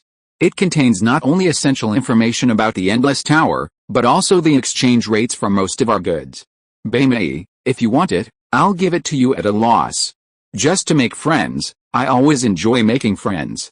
Brother Qi, Baimei is your friend, Zhao Sheng said with a carefree smile, his tone sincere and resolute. Take this cave heaven jade, he then reached out and snatched up the jade, personally handing it to Qi Wuyan. Haha, that's a delight. Since we're friends, I won't let you suffer any loss. Not only is the knowledge storage jade yours, but you'll also receive this rhino horn. This is a token of our Pixie clan. Wear it around your waist, and no demon will dare to mess with you when you do business here. Qi Wuyan pressed a 3-inch long, tender green rhino horn into his hand, his words filled with pride. Zhao Sheng had no choice but to accept it, bowing his head in gratitude. At that moment, a group of strange-looking demons gathered around the two men, their faces aggro-filled, their gazes blazing with greed as they gazed at the numerous treasures on the ground. Get away from me, you bastards. Come here quickly, son. If there's any treasure you want, tell your good friend and make sure he doesn't get a bad price.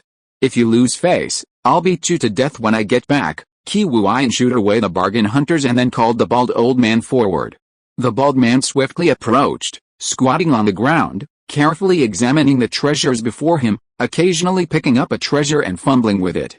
He unsealed the elixir bottles one by one, poured out the elixir, and slowly sniffed it under his nose, as if to determine the quality and ingredients. This suggests that the pixie people possess a special sense of smell. Zhao Sheng could see at a glance that the bald old man clearly valued the elixirs the most, and seemed less interested in other things. As he quietly observed, Qi Wuan also silently observed him. What Qi Wuan didn't tell Zhao Sheng was that the pixie tribe was not only naturally tough and long-lived, but a few members also possessed one or two innate gifts. One was a perceptive nose, the other the ability to foresee danger. As soon as Zhao Sheng appeared, Qi Wuan sensed a certain terrifying danger in him. The longer he spent with him, the clearer and stronger that inexplicable sense of danger grew, as if he harbored some devastating power. A hunch told him to absolutely not provoke this person. It was best to keep a respectful distance. Qi Wuan trusted his premonition so deeply that he didn't act immediately. Instead, he approached, offering goodwill and even generously offering a token of his tribe. Had any other human race come here, their fate would have been unpredictable. They might not die, but they would certainly be exploited. The bald old man spent a quarter of an hour appraising the treasures and then quickly offered a number of prices for their exchange. Zhao Sheng didn't even bother to bargain and simply accepted. However, he didn't need the monster materials, so he exchanged them all for Zuiniang crystals, ultimately receiving 2 taels, or about 20 strands of Xianwei Zuiniang. He took the remaining jade slips, as no one wanted them. This transaction brought the two closer. Zhao Sheng sensed that Qi Wuan seemed intent on making peace, otherwise, he wouldn't have been so approachable. After a few pleasantries, Zhao Sheng finally asked his most pressing question, "Brother Qi, I have something to ask. I hope you'll be able to offer your guidance." Qi Wuan responded with remarkable directness, "Why are you being so polite? Ask whatever you want. I'll tell you everything I know. Brother Qi, do you know where the nearest human gathering point is? And how to get there?" Qi Wuan was startled by Zhao Sheng's question, then smiled nonchalantly and said, "So that's what you're asking. Why didn't you ask earlier? I'll draw it for you." He then pulled a piece of animal hide from his bosom and traced the pattern on it with his fingernail. A moment later, the man showed Zhao Sheng the hide. It was painted with hundreds of long corridors, and a red line stretched from the center, twisting and turning before terminating somewhere slightly to the lower right. Furthermore, dozens of areas on the painting were painted black, and it was clear that the red line was circling the black areas. It was obvious that the black areas represented some unknown danger. Chapter 606, Great Advancement. Zhao Sheng secretly counted. There were more than 200 floors of corridors between this place and the destination, but the straight line distance was no more than 100 miles. "Thank you, Brother Qi, for your advice. You will remember this favor." Zhao Sheng accepted the animal skin scroll and thanked him with a smile. "Well, it's just a small matter. If you want to go there, I'll be kind and accompany you personally." Qi Wuan waved his hand nonchalantly, then said cheerfully. Zhao Sheng pondered, "That's too much trouble, Brother Qi. I can go alone." "Oh, have you forgotten what I just said? Going alone makes you more likely to be targeted by those strange creatures. Don't argue with me about this." Qi Wuan spoke forcefully, making the decision on Zhao Sheng's behalf. He turned back and shouted to the crowd, "Old Turtle, Ma San, you two, get over here." Before he had finished speaking, 2 figures, one fat and one thin, ran over from the distance. The fat one had a round face and a short stature, wearing a green tortoise shell on his back and moving swiftly. The thin one had long arms and legs, a long face, and piercing eyes that shone with intelligence. "Master Qi, what do you want?" Ma San flew over to Qi Wuan, his horse face smirking obsequiously, his eyes rolling around as if trying to gauge his intentions. Master Qi, the old tortoise, much more composed than Ma San, called out in a deep voice as he approached, then stood still. Qi Wuan said sternly, "You two will accompany Brother Bamei and me to the human market. When we return, I'll waive your taxes this time." Ma San was startled, but quickly agreed with a smile.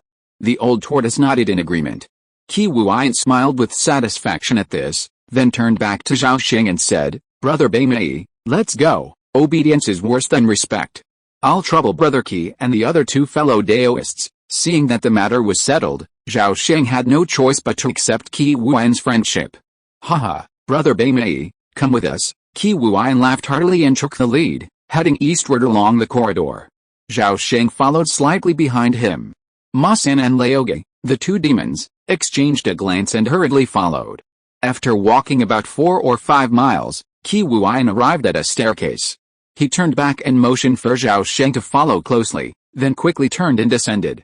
The descending staircase was about 2 meters wide, each step clad in milky white wood, the same material as the surrounding walls. Zhao Sheng noticed that the walls on both sides of the staircase were covered in graffiti. The designs were chaotic, as if they had been repeatedly altered and smeared by countless creatures. At a glance, he immediately discerned 7 or 8 different types of symbols resembling writing amidst the chaotic patterns.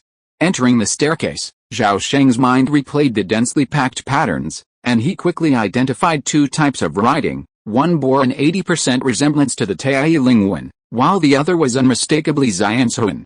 The Lingwen likely meant to ward off evil spirits, while the Xianzhuan consisted of a single character, life. Even as he was trying to comprehend the meaning of the characters, the 4 of them had already swiftly crossed the staircase and arrived at the corridor below. This corridor, as expected, was identical to the one above, equally deserted and silent. Looking slightly outward, one could see the eerie, sacred towering white pagoda. Zhao Sheng didn't dare to look any further and quickly averted his gaze. Then, turning back to the stairwell, he saw, as expected, the same large, chaotic graffiti smeared on the walls on both sides. After a moment's contemplation, he turned back and continued following Qi Wuyan. After passing about 3 staircases, Qi Wuyan dodged and turned on to the 4th. Also descending, the walls on both sides were similarly covered in graffiti. As they walked down this staircase, Zhao Sheng suddenly realized there were 99 steps, descending about 10 feet. Qi Wuyan remained silent throughout the journey, his gaze fixed on the path, his footsteps completely silent. Ma San and Old Turtle were trembling with fear, their faces filled with extreme vigilance, each a silent gesture. Seeing this, Zhao Sheng pondered, his vigilance heightened for the unseen strange creature. Thus, the 4 of them moved at lightning speed, descending through corridor after corridor, rapidly approaching their final destination. After more than half an hour, they had smoothly traversed over 200 corridors, covering a total distance of nearly 400 miles. As they emerged from the 247th staircase, Zhao Sheng's eyes lit up. A small market came into view, not far from the staircase. The market covered several square miles and housed just over 100 people, though there were only a dozen or so stalls. These stalls were filled with a dazzling array of treasures, as well as even more unknown artifacts. The appearance of Zhao Sheng and his 3 companions immediately captured everyone's attention. Qi Wuyan and his 3 companions, in particular, bore distinctly alien features, which aroused alarm. A golden-faced giant, fully armored, quickly emerged from the crowd, strode over to the 4, and barked, "Stop!" Qi Wuyan clasped his hands together and shouted, "I'm Qi Wuyan, a member of the Pixie tribe. I'm here today to escort Brother Beimei, not a hostile guest." The golden-faced giant's expression eased slightly upon hearing this. The fact that the newcomers were able to communicate clearly indicated they weren't undead creatures. "So, you're a friend of the 3 Demons Market. I'm sure you know the rules of this market. Do not engage in violence. Anyone who does will die." The golden-faced giant glanced at Zhao Sheng, his tone softening. With that, he turned and walked back. At that moment, the atmosphere in the market relaxed, and everyone withdrew their gazes, returning to their own business. "Brother Beimei, I've made it this far, and I must make a killing. So I won't accompany you," Qi Wuyan said, his eyes eager, and he patted Zhao Sheng's shoulder with a carefree pat. Zhao Sheng smiled faintly. "Brother Qi, go ahead. I just happened to see someone I wanted to see. Okay, take care, I'm leaving." "Ma San, Old Turtle, follow me." Qi Wuyan, impatiently leading Ma San and the other 2, strode into the market, quickly finding an open space to set up their stalls and sell their treasures. Just then, Chen Mingsu approached, a look of excitement on his face. He looked Zhao Sheng up and down, and was relieved to see that he was safe and sound. The 2 stepped aside and exchanged secret messages for a moment, finally clarifying their respective experiences since their separation. Unlike Zhao Sheng, who had accidentally stumbled into the demon gathering point, Chen Mingsu, after traveling through time, landed directly near the human market and encountered no danger. Without Zhao Sheng by his side, Chen Mingsu dared not show off his wealth. He wandered the market, hoping Zhao Sheng would find him soon. Fortunately, his fate had finally arrived. Zhao Sheng soothed him and led him into the market, where they began to browse the stalls. After familiarizing himself with the local trading rules, Zhao Sheng bartered several times, receiving 2 thunder-attributed spiritual objects and a crystal containing 3 strands of celestial mystical essence. Soon, the repulsive force of space and time rapidly intensified, reaching its limit. Zhao Sheng and Chen Mingxi were quickly expelled from the Yuquang Xianshan and returned to the Dachan realm. Upon their return, a vast amount of pure spiritual energy instantly surged from every limb. Zhao Sheng expertly channeled this energy into his Danshan Qi Si, rapidly refining it into his own mana. As his cultivation level continued to rise, the once torrential Xianshan spiritual energy gradually became a trickle, saving him just over half a month of cultivation time. After a moment's effort, Zhao Sheng completely refined the spiritual energy. He then recounted the events of his time travel to the waiting Elder Fihong. He didn't need to explain, Elder Fihong already knew the general story from Chen Mingxi's memories. Zhao Sheng spent a short time in Fihong Cave before bidding farewell and departing calmly. Returning to Qianlong Pavilion, he found Chen Ying and his daughter, Chen Zhi, waiting for him at the mansion. Zhao Sheng spent a long time with his wife and daughter, enjoying some family time. However, his other wives and concubines soon arrived, followed by his 2 sons, Chen Mingai and Chen Minqian, who arrived to greet their father. Compared to Chen Zhi, who had achieved great success in his foundation building stage, the 3rd son, Chen Mingai, had barely reached the great perfection of key refining and was in the crucial stage of recuperating his energy. Of course, with the top-grade foundation building pill Zhao Sheng had bestowed upon Chen Mingai, advancing to the foundation building stage was a breeze. The challenge lay in his ability to successfully form the pill. The youngest, Chen Minqian, was far less talented than his older siblings. Even after consuming numerous elixirs, he had only reached the 6th level of key refining.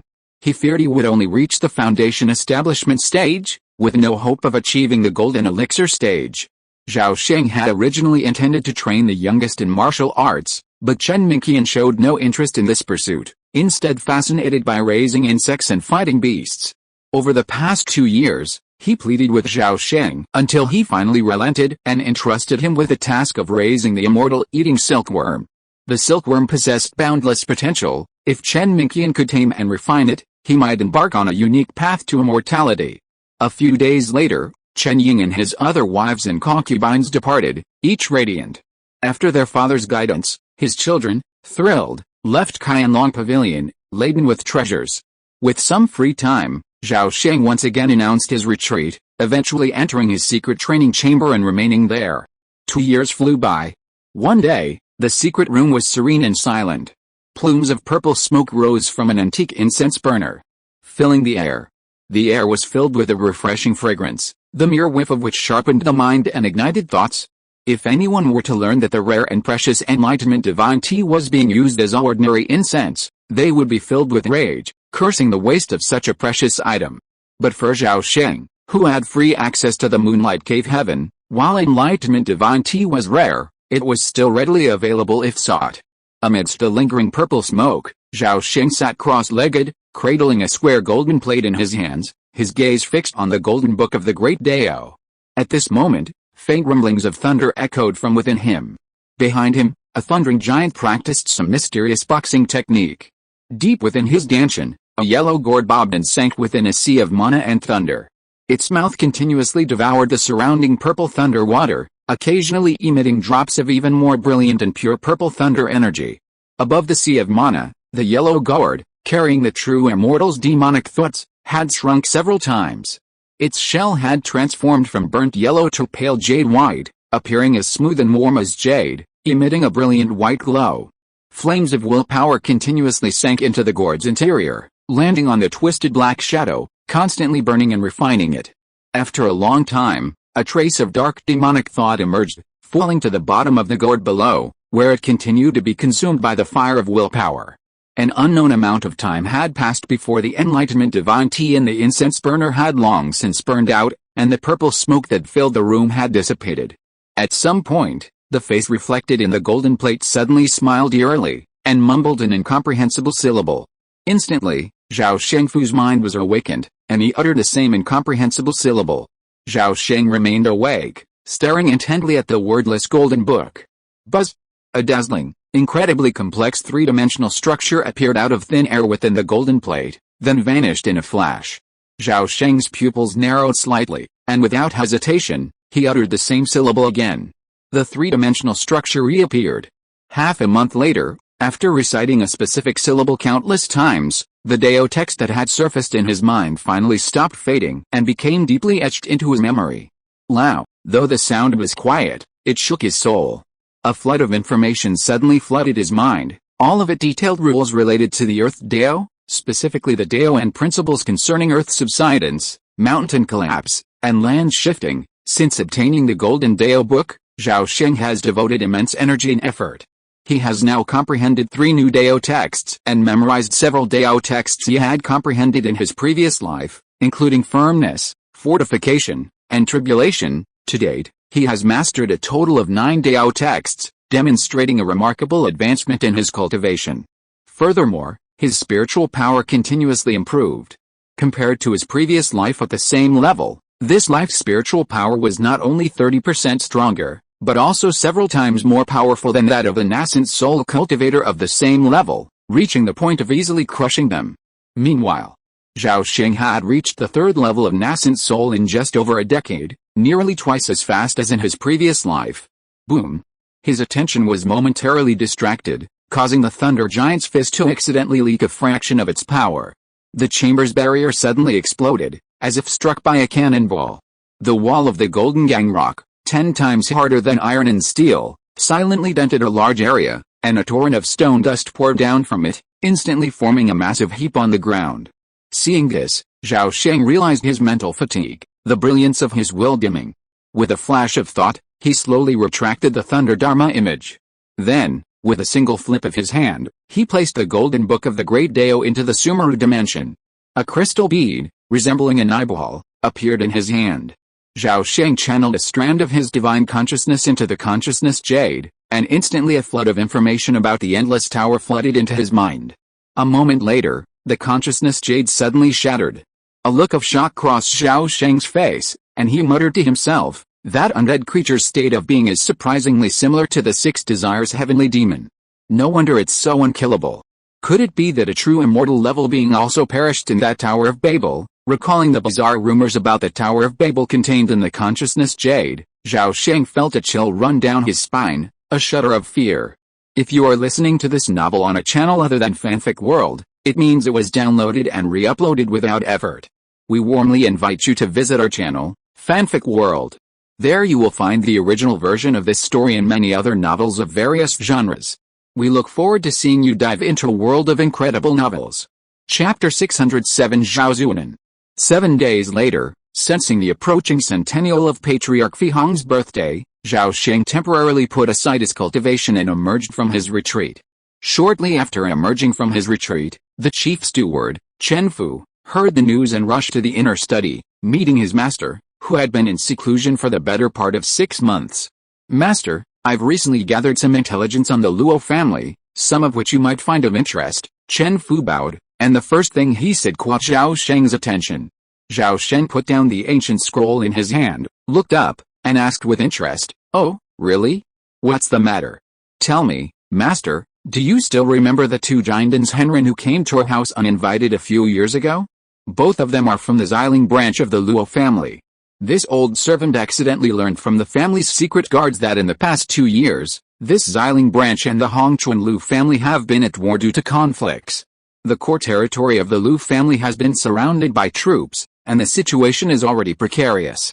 The ostensible reason for this conflict is that the Lu family killed a direct descendant of the Luo family, which angered the Luo family. But in this old servant's opinion, the Xiling branch has other purposes, and they should be plotting against the Dachan sacred tree of the Lu family." Hearing this, Zhao Sheng already had an idea in his mind, and said lightly, "This tree should be about to undergo a catastrophe. Where is the information jade slip?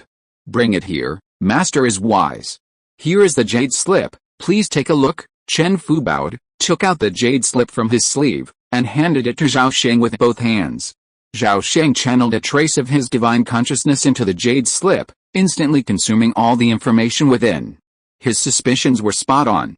The Hongchuan Lu family was one of the most elite immortal cultivation families below the First Tribulation family, established over 1,000 years ago.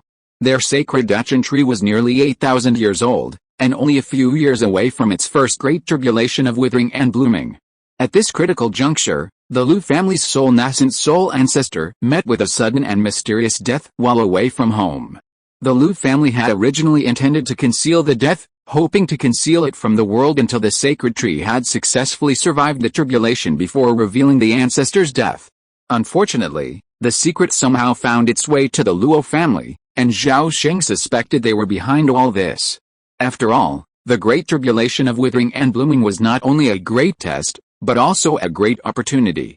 If the Dachshund sacred tree could survive this tribulation, it would live another 8,000 years. Its lord could also break free from its shackles, break through the elixir barrier, and become an infant, freeing himself for 3,000 years in the mortal world. What Jinden's Henren could resist such a tempting prospect? Zhao Sheng pondered. Back then, I severely damaged Luo in soul, shattering his only chance for advancement. Now, it seems the unrest within the Luo family's Xiling lineage is inextricably linked to this individual. Could it be that he's even dreaming of becoming a tree lord, attempting to break the calamity and condense his infant? If so, he's quite capable. It's a shame you've chosen to provoke someone you shouldn't. With this thought, Zhao Sheng formed a plan. He rewarded Chen Fu with several bottles of elixirs, instructed him to continue investigating the matter, and then dismissed him. 2 days later, on September 13th, the Chen family's hanging city was bustling with activity. Countless Chen family members returned from outside to celebrate their ancestors' centenary. On that day, every immortal cultivator within 100,000 miles sent special envoys to Hanging City, presenting birthday gifts of immense value and rarity. Zhao Sheng also appeared at the clan banquet with his wife and children, presenting a carefully prepared birthday gift. At the banquet, he also encountered Chen Dachshund, who had not emerged from seclusion for years. He was brimming with energy and a commanding presence, evidently demonstrating significant advancement in his cultivation. Hey, why does this person look familiar? Have I seen him somewhere before? As Zhao Sheng and his wife and children congratulated the ancestor, Li Xiansheng, seated in the most distinguished seat of honor in the first clan, stumbled upon Zhao Sheng's back. Suddenly, his eyes narrowed, and he muttered to himself. Unbeknownst to him, Zhao Sheng had already spotted Li Xiansheng in the VIP seat and had deliberately avoided him. It's remarkable that, despite such a precarious situation, he had managed to escape Yuhe Cave Heaven alive. Now, Li Xiansheng has successfully achieved the nascent soul stage, becoming a rare nascent soul ancestor. It's a testament to his destiny and immense luck. After recognizing Zhao Sheng's face, Li Xiansheng was startled, muttering, "Perhaps I've mistaken him. There are so many people with similar silhouettes in the world," so he didn't dwell on it and quickly forgot about it, his attention primarily focused on ancestor Fi Hong. After all, the most crucial figure in the Chen family's ascension to the status of a tribulation ancient clan was the unknown strength of ancestor Fi Hong. The 8 ancient clans, including the Si Li clan, were extremely concerned about this matter. For this reason, not only did Li Xiansheng come, but the other 7 ancient clans also sent their newly ascended nascent souls. Ostensibly to celebrate a birthday, but secretly to gauge the overall strength and depth of the Chen family. Of course, the Chen family also intended to use this opportunity to showcase their strength to the outside world. So, on that day, in addition to ancestors Hengju, who was in seclusion, not only did the 3 nascent souls of Linghu, Beimei, and Zhengzhou all appear, but all 69 Jinden true immortals of the family also returned, demonstrating the prosperity of the cunning leopard Chen family. 3 months passed after the birthday celebration. That day, Chen Fu hurried to Huxin courtyard and, with a solemn expression, reported a grave event to Zhao Sheng. 2 days prior, the Xiling branch of the Luo family had suddenly launched an attack on the Hongchuan Lu family, officially beginning a brutal war of genocide. Upon learning of this, Zhao Sheng immediately took action. He told his wife and children that he would retreat and cultivate, and that very day he entered his secret chamber. However, that night, he was no longer in the chamber. Somewhere in the northwestern territory of Dachshund Shenzhou, the land was shrouded in mountains and valleys. Rolling hills and crimson earth and rock blanketing the landscape, as if the earth had been painted a bloody hue. This strange sight was perhaps due to the red earth and rock covering the land. Zhao Sheng withdrew his gaze and looked eastward, where he saw a towering, fiery red tree, towering majestically amidst the mountains and valleys. Beneath this sacred tree, A vast ancient city spanning hundreds of miles deployed all its defenses. Its mountain-like walls were studded with countless massive magical instruments, and a magnificent, multicolored barrier rose within the city, creating a truly spectacular sight. 300 miles away, a massive, fortified military city rose from the ground, filled with a vast army of cultivators. Though only 1/10 the size of the city itself, its imposing presence was far greater. Meanwhile, hundreds of disc-shaped boats, giant floating ships, and other magical war instruments engaged in a ceaseless battle within a radius of thousands of miles, transforming the very sky into a battlefield. Soon, Zhao Sheng's expression changed slightly. He turned his head and gazed southward, his eyes flashing with lightning, his expression becoming grave. 200 miles away, the spiritual energy of heaven and earth was fluctuating with extraordinary intensity, and magical flashes of profound light continuously erupted, clearly indicating a clash between cultivators of considerable strength, at least at the Jinden level. But this wasn't the main point. The key point was the familiar physical abilities displayed by one of the factions. Huh? A martial saint has appeared here. Could it be? Zhao Sheng's expression suddenly changed, a flicker of surprise in his eyes. Seeing this, he immediately disappeared, transforming into a formless shadow, flying towards the battlefield. 2 breaths later, Zhao Sheng soared above a ruined city. From within, a mystical aura of various magical powers shot up into the sky, and the roar of explosions continued. The battle was fierce. 5 Jinden true immortals were engaged in a fierce battle. 3 of them were wearing Inky armor, the unique Zuanming armor of the Luo family. The 2 fighting them were a gorgeous woman with a stunning figure, and a burly man with a resolute face in red armor. Both were mid to late Jinden cultivators. The red-armored man's skin glowed golden, and he was shrouded in a radiant aura of will. Every punch and kick he delivered was terrifyingly devastating, repeatedly forcing his opponent to dodge. This man, facing 2 at once, remained undefeated, occasionally offering assistance to his companions. While the cultivators of the Dachan realm might consider the scarlet-armored man a true Jinden-level cultivator, Zhao Sheng saw him as a martial saint with awakened spiritual consciousness, his boxing even bearing some traces of Zunaiquan. Who is this man? Could it be? Zhao Sheng's eyes flickered, his mind racing. The scarlet-armored man's will shone with a brilliant aura, his form shifting with lightning speed. Each punch unleashed waves of azure-yellow energy, pounding down on his opponent like a raging tide. The beautiful woman, hiding behind him, wielded a crystal-clear flying sword emitting bursts of wind and thunder, spinning and slashing, pushing back the advancing foes. Facing the onslaught of 3 Jinden-level cultivators, the 2 remained in perfect coordination. Zhao Zuanan, surrender now, or the Luo family will not treat you unfairly. A black-armored Jinden shouted, unleashing jets of jet-black water dragons from his hands. The other 2 also summoned 2 pitch-black snake blades, unleashing dense waves of black water, forming a surging black waters that blocked the scarlet-armored man's entire escape route. At the mention of Zhao Zuanan's name, Zhao Sheng's eyes flickered, as if a thought had occurred to him. He immediately forced a drop of his own blood into the air, muttering something, his hands emitting a series of special spiritual spells. You, the Luo family, are truly unreasonable. I only wanted to retire to the mountains with my wife, yet you insist on annihilating me. Today, I will fight you to the bitter end, the scarlet-armored man roared angrily, suddenly spewing a mouthful of blood. His body suddenly expanded dramatically, transforming into a 3-meter-tall, muscular giant of bulging black and yellow. The giant roared earth-shatteringly, recklessly charging forward with a formidable momentum, like a mountain overturning a sea.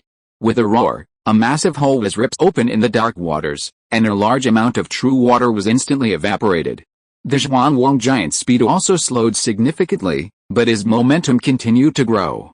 He suppressed all attacks within a radius of several hundred feet. Most attacks abruptly disintegrated within 3 feet of him, unable to even touch him. You, a mere warrior, think you can break through the vast waves of my Luo family? Luo Shuanggren sneered unconcerned, forming hand seals with both hands. The nearby Zhuanming true water immediately churned, recondensing into jet-black water dragons that continuously coiled around the Zhuanwang giant. Furthermore, an invisible pressure as heavy as a mountain emerged from the surrounding dark waters, drastically slowing the Zhuanwang giant's speed, as if he were mired in an invisible quagmire. Now is the time, Luo Shuanggren suddenly shouted. Without a word, the other 2 Luo family Jindan masters quickly formed hand seals, continuously condensing more Zhuanming true water, transforming the area for several miles into a vast ocean. A strange look flashed across the beautiful woman's face, and she suddenly spat out several mouthfuls of blood. With a roar, the blood essence dissipated into thin air, instantly transforming into a ball of intense bloody light that plunged into the Zhuanwang giant's body like lightning. "Wanner, you?" Zhao Zuanan was shocked and enraged. Visions of a sea of blood and corpses suddenly flooded his mind. A surge of fighting spirit surged within him, and his body expanded to a staggering 50 feet, radiating a bloody glow. The Zhuanwang giant struck out with a whistling fist. A wave of dark yellow light swept out, rapidly expanding and transforming into a storm that obscured the sky, tearing through the dark waters with unparalleled violence. From a distance, the ground within a radius of dozens of miles was torn apart and swept away. Pillars of wind surged into the sky, shredding the vast sea of clouds. A resounding rumble echoed from the sky. "Want to escape? Get back here." At that moment, a slender figure appeared out of nowhere and, without hesitation, pressed his hands downwards. Boom! The inky Dharma field roiled violently, and a one-horned black dragon emerged from it, its head and tail over 1,000 feet long, crashing heavily into the Zhuanhuang giant. This black dragon was the product of the innate magical power of the nascent soul realm. Even the Zhuanhuang giant, despite its formidable strength, was unable to withstand the attack of even the rare giant-level opponents. With a resounding rumble, the nearby void distorted, and the Zhuanhuang giant was instantly sent flying, plunging back into the inky waters. Above the battlefield, Zhao Sheng happened to sense the ripples of his shared bloodline, and a flicker of joy crossed his face. Seeing a nascent soul cultivator intervene in the battle, he acted decisively, vanishing into thin air in a flash. The next moment, a blinding pillar of lightning descended from the sky, piercing the black-robed elder's nascent soul Dharma field. With a single blow, it shattered the field into pieces, shattering it into pieces. "Who is it?" The black-robed elder's face darkened. He looked around, then shouted in shock and anger. Before he could finish his words, a massive yellow gourd, as massive as a mountain, plummeted down, slamming fiercely onto the black-robed elder's head. Seeing the situation looming, the black-robed elder quickly dodged, narrowly avoiding the thunderbolt. Suddenly, a thick column of lightning erupted from the gourd, instantly splitting into 3 lightning dragons, each of which attacked the 3 Luo family giant and cultivators. Zhao Zuanan's face paled, his Zhuanhuang battle form reduced to its original form by the blow.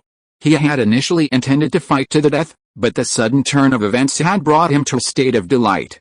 "Who's sneaking around?" the black-robed elder roared, waving his sleeves and sending forth 3 black dragons in an attempt to stop them. But his speed was no match for the lightning. In an instant, the 3 lightning dragons pounced on the 3 giant and cultivators, exploding into a blinding thundercloud that instantly incinerated them, leaving them in a state of uncertainty as to whether they were alive or dead.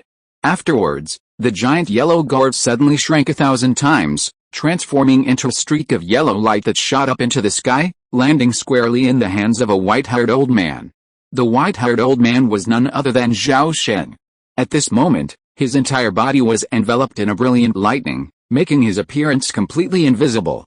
Chapter 608, Time passes, 3,000 years pass. "Who are you? How dare you interfere in the affairs of my Luo family? You really don't know how to live or die?" The old man in black looked Zhao Sheng up and down, and suddenly said in a deep voice. "Is your Luo family's tradition of bullying the weak?" Zhao Sheng said lightly after hearing this. "Huh? A mere unknown wild cultivator, with an ancient treasure stolen from who knows where, dares to be so arrogant in front of me? Wait until I take you down, and then we'll see how arrogant you are," the old man in black said coldly. As he spoke, he pinched a magic seal with his right hand and was about to attack. However, Zhao Sheng reacted faster and turned the gourd upside down first. The yellow gourd turned upside down, and the gourd mouth was facing the old man in black. Suddenly, a dazzling lightning flashed, and a thunderous roar came from inside. At this moment, the thunder pool within the gourd suddenly transformed into a whirlpool, swirling violently.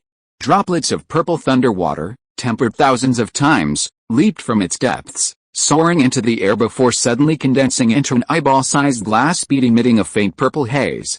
Zhao Sheng sensed everything happening within the gourd, his spiritual consciousness, will, continuously flowing into the glass bead, inscribing an incredibly complex 3-dimensional structure within it. This structure represented the Dao's true text, tribulation. He controlled all the developments within the yellow gourd, and in an instant, a purple thunder bead imbued with destructive aura had been successfully condensed.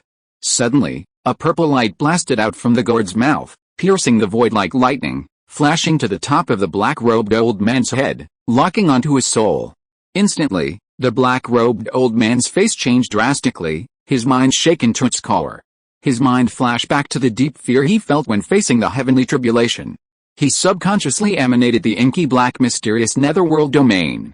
A beam of black light suddenly erupted from his forehead, transforming into a scaly, dark dragon horn in a flash.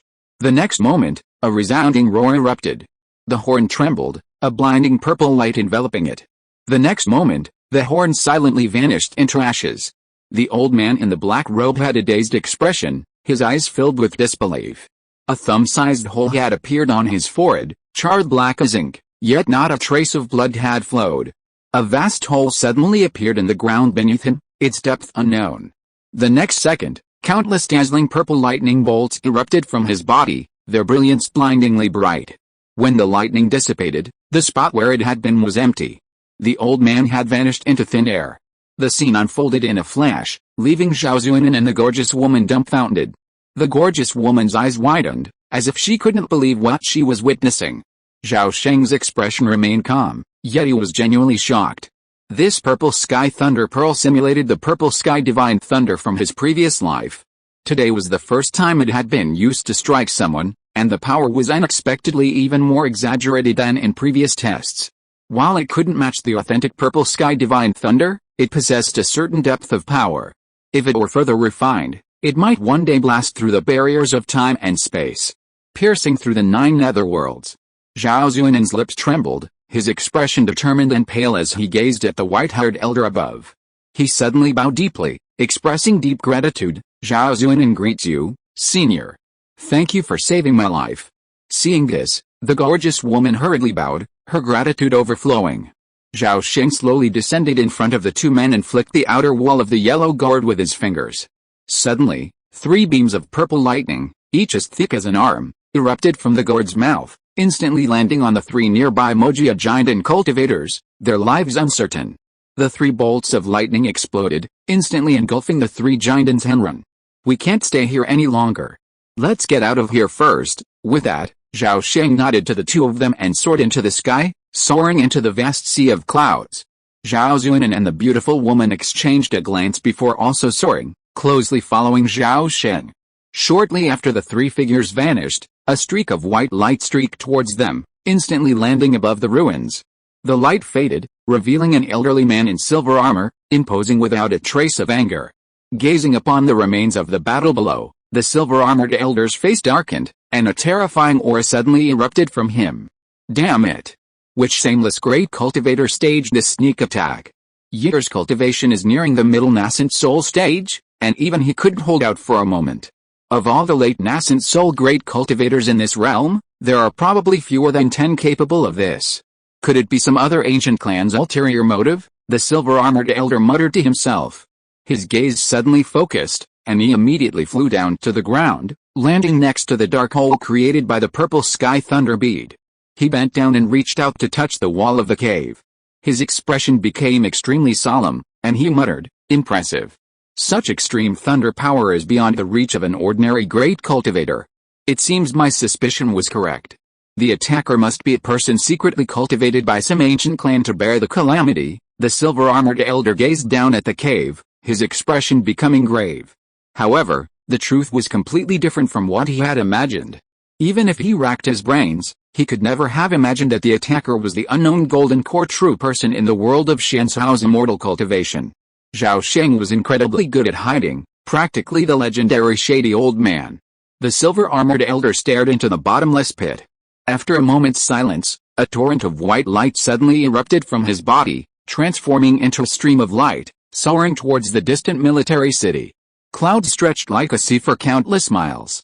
Sunlight filtered through them, shimmering golden light. The wind blew, creating 1,000 waves. Meanwhile, a silver-white disc-shaped boat, over 100 feet long, sank into the depths of the sea of clouds, hovering silently in the air.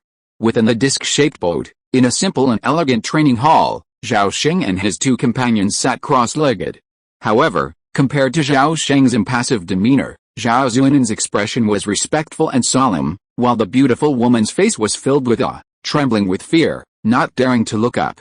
Zhao Sheng remained silent, and neither did Zhao Zunan and his wife, causing the atmosphere in the hall to grow increasingly tense. "Your name is Zhao Zunan?" Zhao Sheng asked a moment later, breaking the silence. Zhao Zunan felt relieved when he heard that, and nodded quickly. "Yes, my name is Zhao Zunan." Zhao Sheng nodded silently and said slowly, "This name is not well chosen. It reminds me of a certain disappointing little guy." Zhao Zunan's expression tightened when he heard that, and he didn't know how to respond for a moment. Zhao Sheng shook his head, sinking the long-lost memories back into the depths of his soul. He then pondered, "Fengsen Minggranzong, Quanzhen is devoted. Chongsung Tonghen." Eternal Buddhist sound continues, the sun and moon create the heavens again. The Zhao family has been reincarnated for 80 generations, yet now we've been rearranged to the Zhuan generation. I want to ask you, what is the current situation of the Zhao lineage in this world? No need to rush, please tell me in detail. Upon hearing this, Zhao Zunan secretly guessed that the white-haired old man must have a deep connection with the family. Perhaps. He suddenly thought of the broken manuscript of his great-grandfather enshrined in the ancestral hall. According to the manuscript, the Zhao ancestors were not native to the Dachan realm, and the great-grandfather claimed to be from the Xianzhou realm. There was also the tragically lost 7-star Ruai. In a moment, Zhao Zunan's mind raced, and countless theories emerged. But he did not dare to neglect it. After a brief hesitation, he immediately and respectfully described the family's recent situation. However, his words were a mixture of truth and falsehood, deliberately concealing the Zhao family's original origins. Time slipped slowly, and Zhao Zunan spent the last incense stick of time recounting the Zhao family's history over the past 1,000 years. 1,000 years ago, the Dachan Zhao family suffered a sudden catastrophe, annihilating the entire clan, from the nascent soul ancestor down to the wailing infants.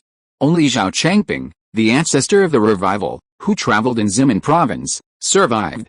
Since then, the Zhao family has left mainland China and established roots in Ximen province, rebuilding and expanding from the ground up. Today, the Zhao family is considered a moderately important, second-rate family in Ximen province, occupying a 6,000-year-old sacred Dachan tree. In addition to nascent soul tree masters, they also possess 6 golden core cultivators, over 2,000 foundation establishment cultivators, and over 8,000 key refiners. The oldest member of the Zhao clan was none other than Tree Reverend Zhao Changping, followed by 2 members of the Chong generation and 1 member of the Zhuan generation. The Tong and Han generations below him had all but died out. However, the Yun generation had produced 2 Jindans Henren, the youngest of whom, Zhao Gaoio, had only reached the Jindan realm less than 20 years earlier. The latest generation of the Zhao clan had reached the degeneration. After Zhao Zunan finished speaking, Zhao Sheng paused for a moment, then suddenly asked, "How old is Zhao Changping now, senior?" "Our ancestor, Ping, just celebrated his 2000th birthday. 3 more years have passed since then." Zhao Sheng nodded slightly and fell silent again. Fengsen Ming Rinzong, Quanzhen is loyal to Te. Sincerity is preached. The Buddhist sound continues through the ages, and the sun and the moon open the sky again. Counting from the Cheng generation to the Su generation, there are a total of 17 generations, which is 1,020 years. How old was Zhao Guji when he was teleported across the boundary? No.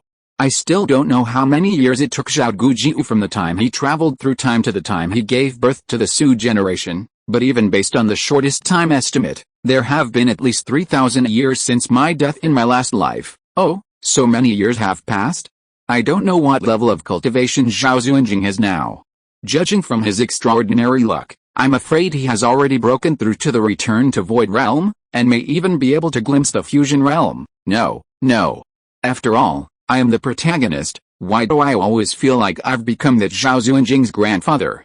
Damn it, I must catch up, and one day I will surpass that kid. The more Zhao Sheng thought about it, the more depressed he felt, and the expression on his face became gloomy and uncertain. This scene almost frightened Zhao Zuanan and his wife.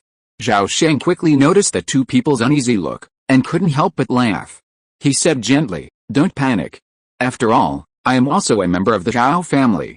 As for seniority, I am a little higher than you, Zhao Zuanan." Zhao Zuanan was overjoyed when he heard this. He hurriedly paid his respects and asked, "Zuanan greets the ancestor of the clan." May I ask your name? It is inconvenient for you to know my name. You can call me Zhao Wuming. Zhao Sheng waved his hand and said lightly, today, I passed by here and accidentally discovered that your boxing skills have some shadows of Zhinayaquan. So, on a whim, I performed the blood resonance method and happened to discover that you actually have the blood of the Zhao family. That's why I saved your life. The beautiful woman heard that Zhao Sheng was about to leave, and she was immediately anxious. She hurriedly tugged at the corner of her Taoist partner's clothes. Zhao Zuinen's body stiffened. The couple had lived together for centuries, their hearts had already connected. How could he not know what his wife was thinking? But how could he bring himself to ask for help? After all, the Lu family wasn't the Zhao family.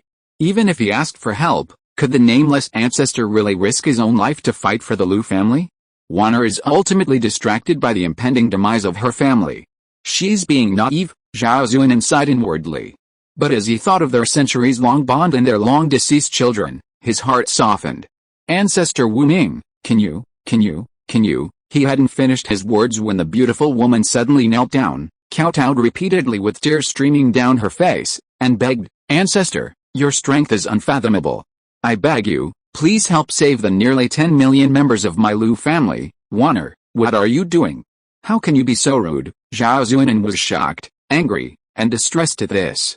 He quickly grabbed the beautiful woman's arm and forcibly pulled her back. Normally, Zhao Sheng would have ignored such attempts at moral blackmail. However, when he thought of his purpose for coming here, he deliberately paused for a moment before relenting. For Zuinen's sake, I may be willing to help you once. The beautiful woman was overjoyed and kowtowed. Just as she was about to express her gratitude, she heard, but the prerequisite is that I need to see the Lu family's sincerity. Sincerity. The beautiful woman's heart moved at the words, and she immediately began to think deeply. Don't worry, ancestor.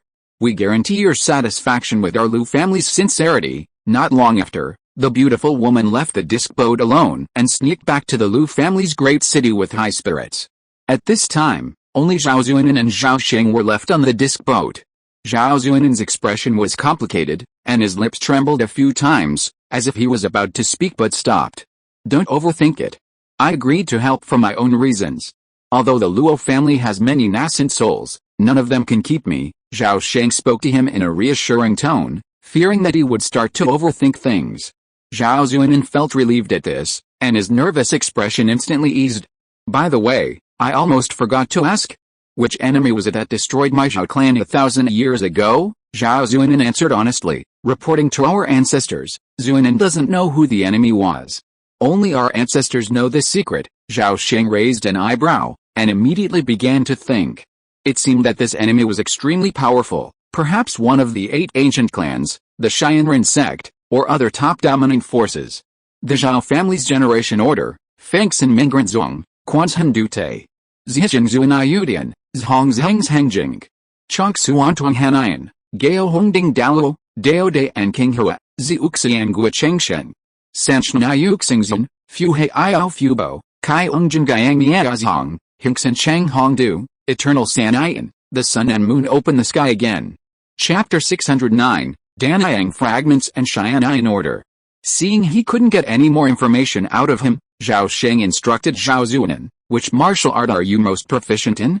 Demonstrate it in front of me. Since I have nothing better to do, I'll teach you a little. Yes, ancestor. Zhao Zuinen excitedly leaped to his feet and leaped to the center of the dojo.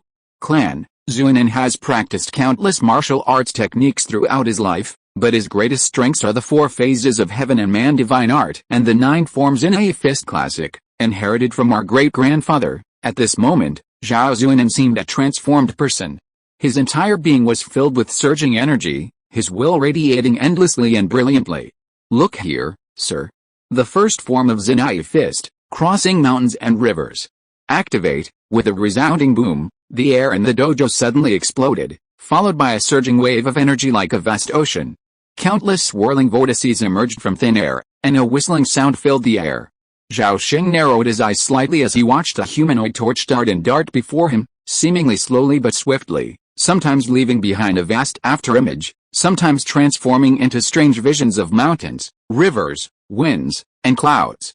A moment later, the turbulent winds and waves in the dojo slowly subsided, and the strange afterimages were absorbed into Zhao Zuinen's body.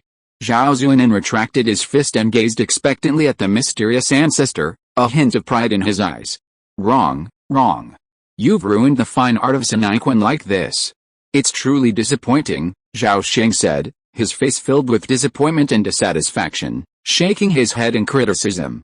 Zhao Zuanan's body trembled as if struck by lightning. His centuries of painstaking training were now being criticized as worthless, and he couldn't help but feel a surge of resentment. Look! This is the true martial Saint SYNOPSIS. As soon as he finished speaking, a divine light burst from Zhao Sheng's brows, rushing into the purple palace between Zhao Zuanan's eyebrows like lightning. Instantly, the man's eyes flashed with a brilliant divine light, and his body froze in place. Zhao Zuanan's consciousness had already fallen into a strange illusion, where he saw a thin, white-haired elder slowly practicing a set of boxing techniques. The moves were simple and naive, imbued with boundless Taoist wisdom. A single glance captivated him, and he involuntarily followed the white-haired elder, practicing each move with his punches and steps. Outside, Zhao Sheng watched with fascination as Zhao Zuanan maneuvered in the center of the dojo, repeatedly practicing the 36 forms of SYNOPSIS. As time passed, a grand, all-embracing aura gradually rose from him. At this moment, Zhao Sheng's brows suddenly furrowed. He quietly waved his long sleeves and sent a telepathic message. Since you're here, why hide outside so furtively? Come in. Do you need me to get up and invite you in? That's not what I meant. I hope you'll forgive me. A gentle, calm voice reached Zhao Sheng's ears, and a red light flew into the dojo, landing 3 feet away. The red light dissipated, revealing a handsome and extraordinary figure in a crimson robe and a flat crown. He looked young, but his clear eyes shone with wisdom, like an elder who had seen the world through and through. My name is Lu Pinggang, and I'm honored to meet you, fellow Taoist Zhao. The man nodded slightly, lowering his brows and raising his right hand in greeting. Zhao Sheng's eyes flickered, a look of mild surprise on his face. It's you, fellow Taoist Lu. As a tree lord, how dare you secretly leave the divine tree's domain? Aren't you afraid of something unexpected? Fellow Taoist Zhao is a friend, not an enemy. Why should I fear you? Lu Pinggang said with a distinguished demeanor and complete confidence. Indeed, I was mistaken just now. Fellow Taoist Lu, please take a seat. Lu Pinggang gracefully stepped forward, lifted the corner of his robe with his right hand, and sat down cross-legged, defenseless. The two were no more than 5 feet apart, practically within arm's reach. Seeing this, Zhao Sheng's eyes lit up with admiration, and his tone softened considerably. Fellow Taoist Lu, you've shown yourself to me. I see the Lu family's sincerity.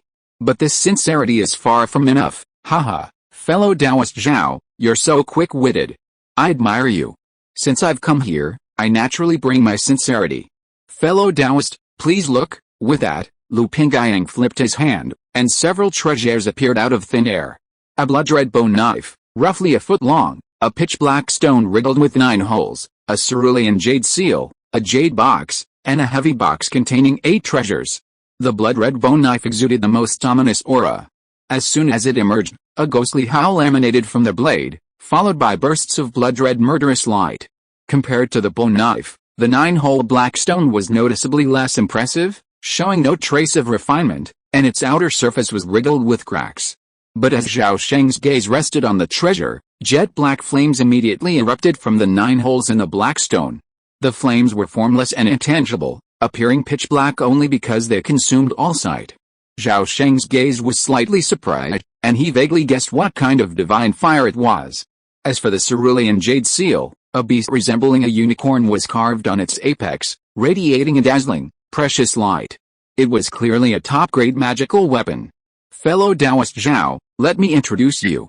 First, let's discuss this 10,000 bones demonic blade. This blade was originally the natal magic weapon of the great demonic master, the Taoist master Shashin, thousands of years ago. It had long since been refined with 9 magical restrictions, allowing it to kill foes on its own, and every strike of the blade draws blood. Please see this earth spirit stone. Within it lies a ball of earth core silent flame. This true fire is of extremely high quality, possessing a certain spirituality that can burn anything. It's truly the perfect true fire for refining elixirs and artifacts. The prideful seal was the natal magic weapon of our family's previous tree master. It's of the highest quality, and its power rivals that of most ancient treasures. This treasure easily recognizes its master, possessing the three magical powers of suppression, exorcism, and spiritual purification.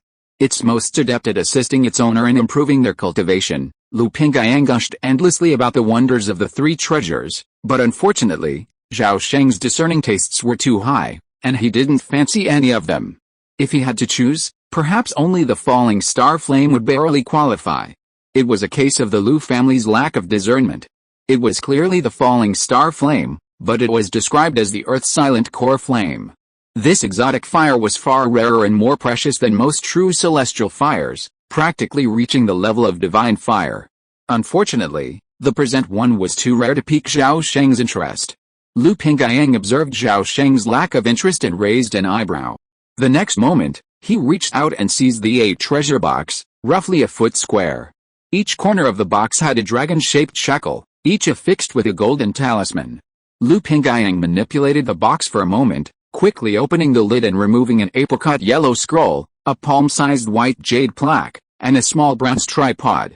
Dao, please take a look at this Danyan book. Lu Pingyang swept his sleeves, presenting the apricot yellow book to Zhao Sheng. Zhao Sheng reached out and took the book, then glanced at the cover, where the words Danyan remaining scripture came into view. Zhao Sheng couldn't help but raise his eyebrows when he saw the name. The name of the Danyan patriarch was well known. Who among the cultivators in the Dachan realm didn't know him? He quickly opened the book and carefully examined it. In less than a moment, Zhao Sheng smiled and slowly closed the book. Although there were not many recipes recorded in this volume of alchemy, there were only 6 complete ones, and nearly 100 incomplete ones. But these 5 complete recipes were all for refining Yuanying-level precious pills. Except for the Ningying pill, the other 4 recipes were also extraordinary, which benefited Zhao Sheng a lot. Moreover, the profound alchemy principles and various fantastic ideas revealed in those broken recipes opened his eyes and gave him a glimpse of a higher level of alchemy. Seeing this, Lu Pingyang smiled faintly and said, "This Danyan posthumous book comes from a secret inheritance site somewhere on Yuho Cave Heaven. Back then, my great-grandfather gained access to this secret site and was fortunate enough to receive some of the legacy of the Danyan patriarch, which led to the prosperity of our Lu family today. If you're interested, I'll give you this book today. Also, here's this Xian'an token and the Danhuang cauldron. I didn't expect the Lu family to have such profound heritage. This is exactly what I want.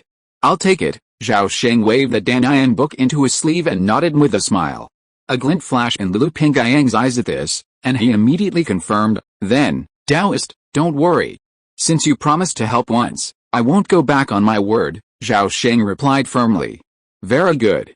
Taoist, you're truly a trustworthy person. In that case, I'll simply give you the Xian'an token in advance." As he spoke, he extended his hand and thrust the white token into the air, sending it soaring towards Zhao Sheng. Lu Pingyang never mentioned the Danhuang, clearly aiming for a direct hook. Zhao Sheng glanced over the treasure and saw a white token painted with a sea of steaming clouds. The characters Yanyan were inscribed in dragon and phoenix seal script in the center. The characters were simple and majestic, exuding an aura of transcendence. While not a magical weapon, the token was of high rank, containing several mysterious restrictions that resisted Zhao Sheng's refining.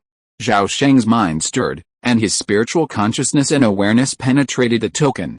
However, as soon as his spiritual consciousness touched the surface of the token, a white halo emanated from it, blocking his spiritual consciousness like a curtain of water.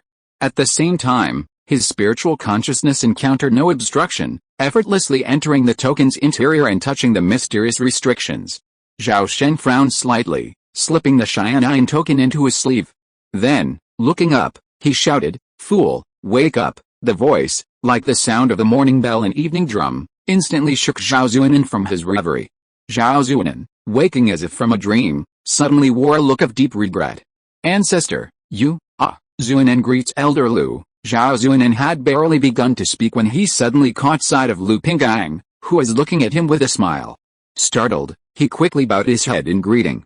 "Foolish boy, as long as I'm here, are you afraid you can't learn Zinaikwan?" Zhao Sheng, observing his fuss, couldn't help but laugh and scold. Zhao Zuanan was, after all, a shrewd and experienced man. Such a disappointment shouldn't have occurred. But on this day, he first fell into a life-threatening situation, then was fortunately rescued by his clan's patriarch. who then taught him the long-cherished martial Saint Zhenaiquan tradition. Upon waking, he unexpectedly encountered the elusive Lu family tree master. This series of misfortunes made him seem somewhat clumsy. After Zhao Sheng woke him up, he turned to look at Lu Pingyang and said with a smile, "I heard that Hongchuan City is a famous city in the north, and I am thinking of going there for a tour. I wonder if fellow Taoist Lu welcomes you. It is an honor for the Lu family that fellow Taoist Zhao can come to our Hongchuan City. There are already 2 fellow Taoists staying in the city, and I, Lu, would like to introduce them to fellow Taoist." Oh, Zhao Sheng was surprised when he heard this, and thought to himself, the Lu family is really capable. At this critical juncture, they even brought in 2 nascent soul ancestors to help. Thinking of this, Zhao Sheng laughed and said, "Haha, very good. I really want to see the style of those 2 fellow Taoists. Fellow Taoist Zhao has extraordinary style, and he will definitely hit it off with the 2 fellow Taoists. How about we set off now? Please follow the host's wishes. You are welcome, fellow Taoist. I will lead the way." After a brief exchange of polite words, Zhao Sheng quickly steered his disc boat, transforming into a streak of light, hurtling towards Hongchuan City, 600 miles away. A moment later, the boat plummeted, pausing only briefly before the barrier before swiftly descending into the city. Hongchuan City spanned hundreds of miles and housed a population of nearly 3 million. The outer city, home to over 90% of the population, comprised only a quarter of the city's total area. The remaining 3/4 comprised the inner city, which, compared to the outer city, was vast and sparsely populated. The residents of the outer city could never have imagined that the central, 100-mile section of the inner city would be a scene of lakes and mountains, blanketed in lush greenery. The scenery was breathtakingly beautiful, unlike the rugged and majestic landscapes of the north. Atop the spiritual island at the center of this clear lake stood a single, exquisite, pure white palace, shrouded in layers of barrier, emitting a faint, multicolored spiritual light. Deep within the spiritual palace, Zhao Sheng, introduced by Lu Pingyang, met the 2 nascent soul cultivators. However, upon first sight, he was deeply disappointed. One was a tall, thin, red-faced old man with chicken skin and white hair, while the other was a young woman with long black hair, clutching a pipa. Although both had reached the nascent soul stage, they were only at the early stages. With such limited strength, he could easily defeat them both with a single blow. Despite his disappointment, Zhao Sheng, considering the Lu family's generosity, remained polite and courteous, chatting and laughing with the 2. For unknown reasons, Lu Pingyang, in front of them, lavishly praised Zhao Sheng's prowess, saying he had just easily killed a nascent soul cultivator from the Luo family. Both the red-faced old man and the young woman were deeply moved by his words, instantly filled with awe and respect for Zhao Sheng, unable to speak even a hint of disrespect. That night, Lu Pingyang hosted a welcoming banquet for him, inviting a group of giant and true immortals to entertain. Zhao Sheng was fully aware of the man's intention in hosting the banquet and did not express any dissatisfaction. Upon learning that the white-haired elder was a nascent soul ancestor, the morale of the group of golden core true immortals soared, and they could not help but feel even more anticipation for the future. Chapter 610, Changes in the Elbows and Armpits. After the celebration that night, the Lu family specially vacated a cave dwelling in the inner city, one of the most abundant in spiritual energy, for Zhao Sheng to reside in. As he comfortably settled into the cave, news of a nascent soul ancestor joining their clan spread rapidly throughout Luchuan City. In the Dachan cultivation world, no one dared to underestimate the influence of a nascent soul cultivator. Zhao Sheng's unexpected appearance immediately boosted the morale of the Lu family. In contrast, that same night, upon the sudden news that a nascent soul ancestor had unexpectedly fallen within their ranks, Luoan and most other giant and true immortals were instantly dismayed, their expressions dropping, their doubts rising. The next morning, the Luo family's entire army abruptly retreated to the military city, bringing the powerful offensive that had lasted for days to an abrupt halt. The Lu family was overjoyed and quickly took advantage of this rare opportunity to withdraw the Dao soldiers who had been fighting for days and replace them with new ones. They also rushed to repair the damaged defensive formation, replace the old Spirit Stone formation base, and treat the wounded. Thus, the 2 sides paused for a full fortnight, giving the Lu family a significant respite. However, over the past 2 weeks, more and more bad news reached Hongchuan City. Most of the Lu family's spiritual sites and resource bases were breached, ultimately falling under the control of the Luo family. Seeing the situation deteriorating, Lu Pingyang decisively issued a decree, ordering the family to abandon all outlying territories and withdraw their influence entirely to Hongchuan City. He also ordered those members who were still outside to flee to other provinces as soon as possible and not to return to their homeland unless summoned. The turmoil in Hongchuan City had no effect on Zhao Sheng. Since he moved into the cave, the Lu family had treated him with unparalleled care, showering him with rare treasures and sending over 30 stunning young women to serve as maids, serving tea and water. Of course, these mere temptations had no effect on Zhao Sheng's unwavering Zen mind. On the third day, Zhao Zuanan and his wife arrived to request a meeting and were quickly and successfully presented with a nameless ancestor. In the subsequent pleasantries, the beautiful woman tried her best to please him, while Zhao Zuanan hesitated several times. Seeing this, Zhao Sheng understood and left the couple in his cave. In his spare time, he frequently provided guidance on Zhao Zuanan's cultivation. Over time, Zhao Zuanan's cultivation improved significantly, not only mastering the essence of Zeniquan but even glimpsing the path to the nascent soul stage. Half a month later, the Luo family's army regrouped and resumed their offensive. This time, the siege was far more intense than the previous one, reaching a horrific level. Furthermore, the Luo family dispatched their entire elite Taoist court to completely encircle Hongchuan City, sealing off all escape routes and severing any communication between the inside and the outside. Rumble, rumble. Over Hongchuan City, a relentless roar, day and night, faintly drowned out the cries of slaughter from the city walls. Countless clouds of dazzling light exploded overhead. Constantly, thousands of golden spears, water swords, boulders, and other basic 5-element spells bombarded the city's barrier, consuming the city's reserves of spirit stones. After days of bombardment, the barrier's brightness had dimmed considerably. Thousands of feet above, the Lu family's floating disc ships were being beaten back. Forced to avoid the enemy's attack, they resorted to guerrilla tactics to delay their defeat. This, however, freed up a portion of the Luo family's flying fleet to launch a high-altitude bombardment of Hongchuan City below. This chain reaction forced the Lu family to risk deploying their family's golden elixir to intercept the bombing disc ships. Suddenly, combined assaults and surprise attacks brought the disc ships crashing down one after another, achieving remarkable results. However, the Luo family was no pushover, seizing the opportunity to lay several death traps. As a result, while the Lu family's Jinden were shooting down numerous disc boats, they began to suffer casualties.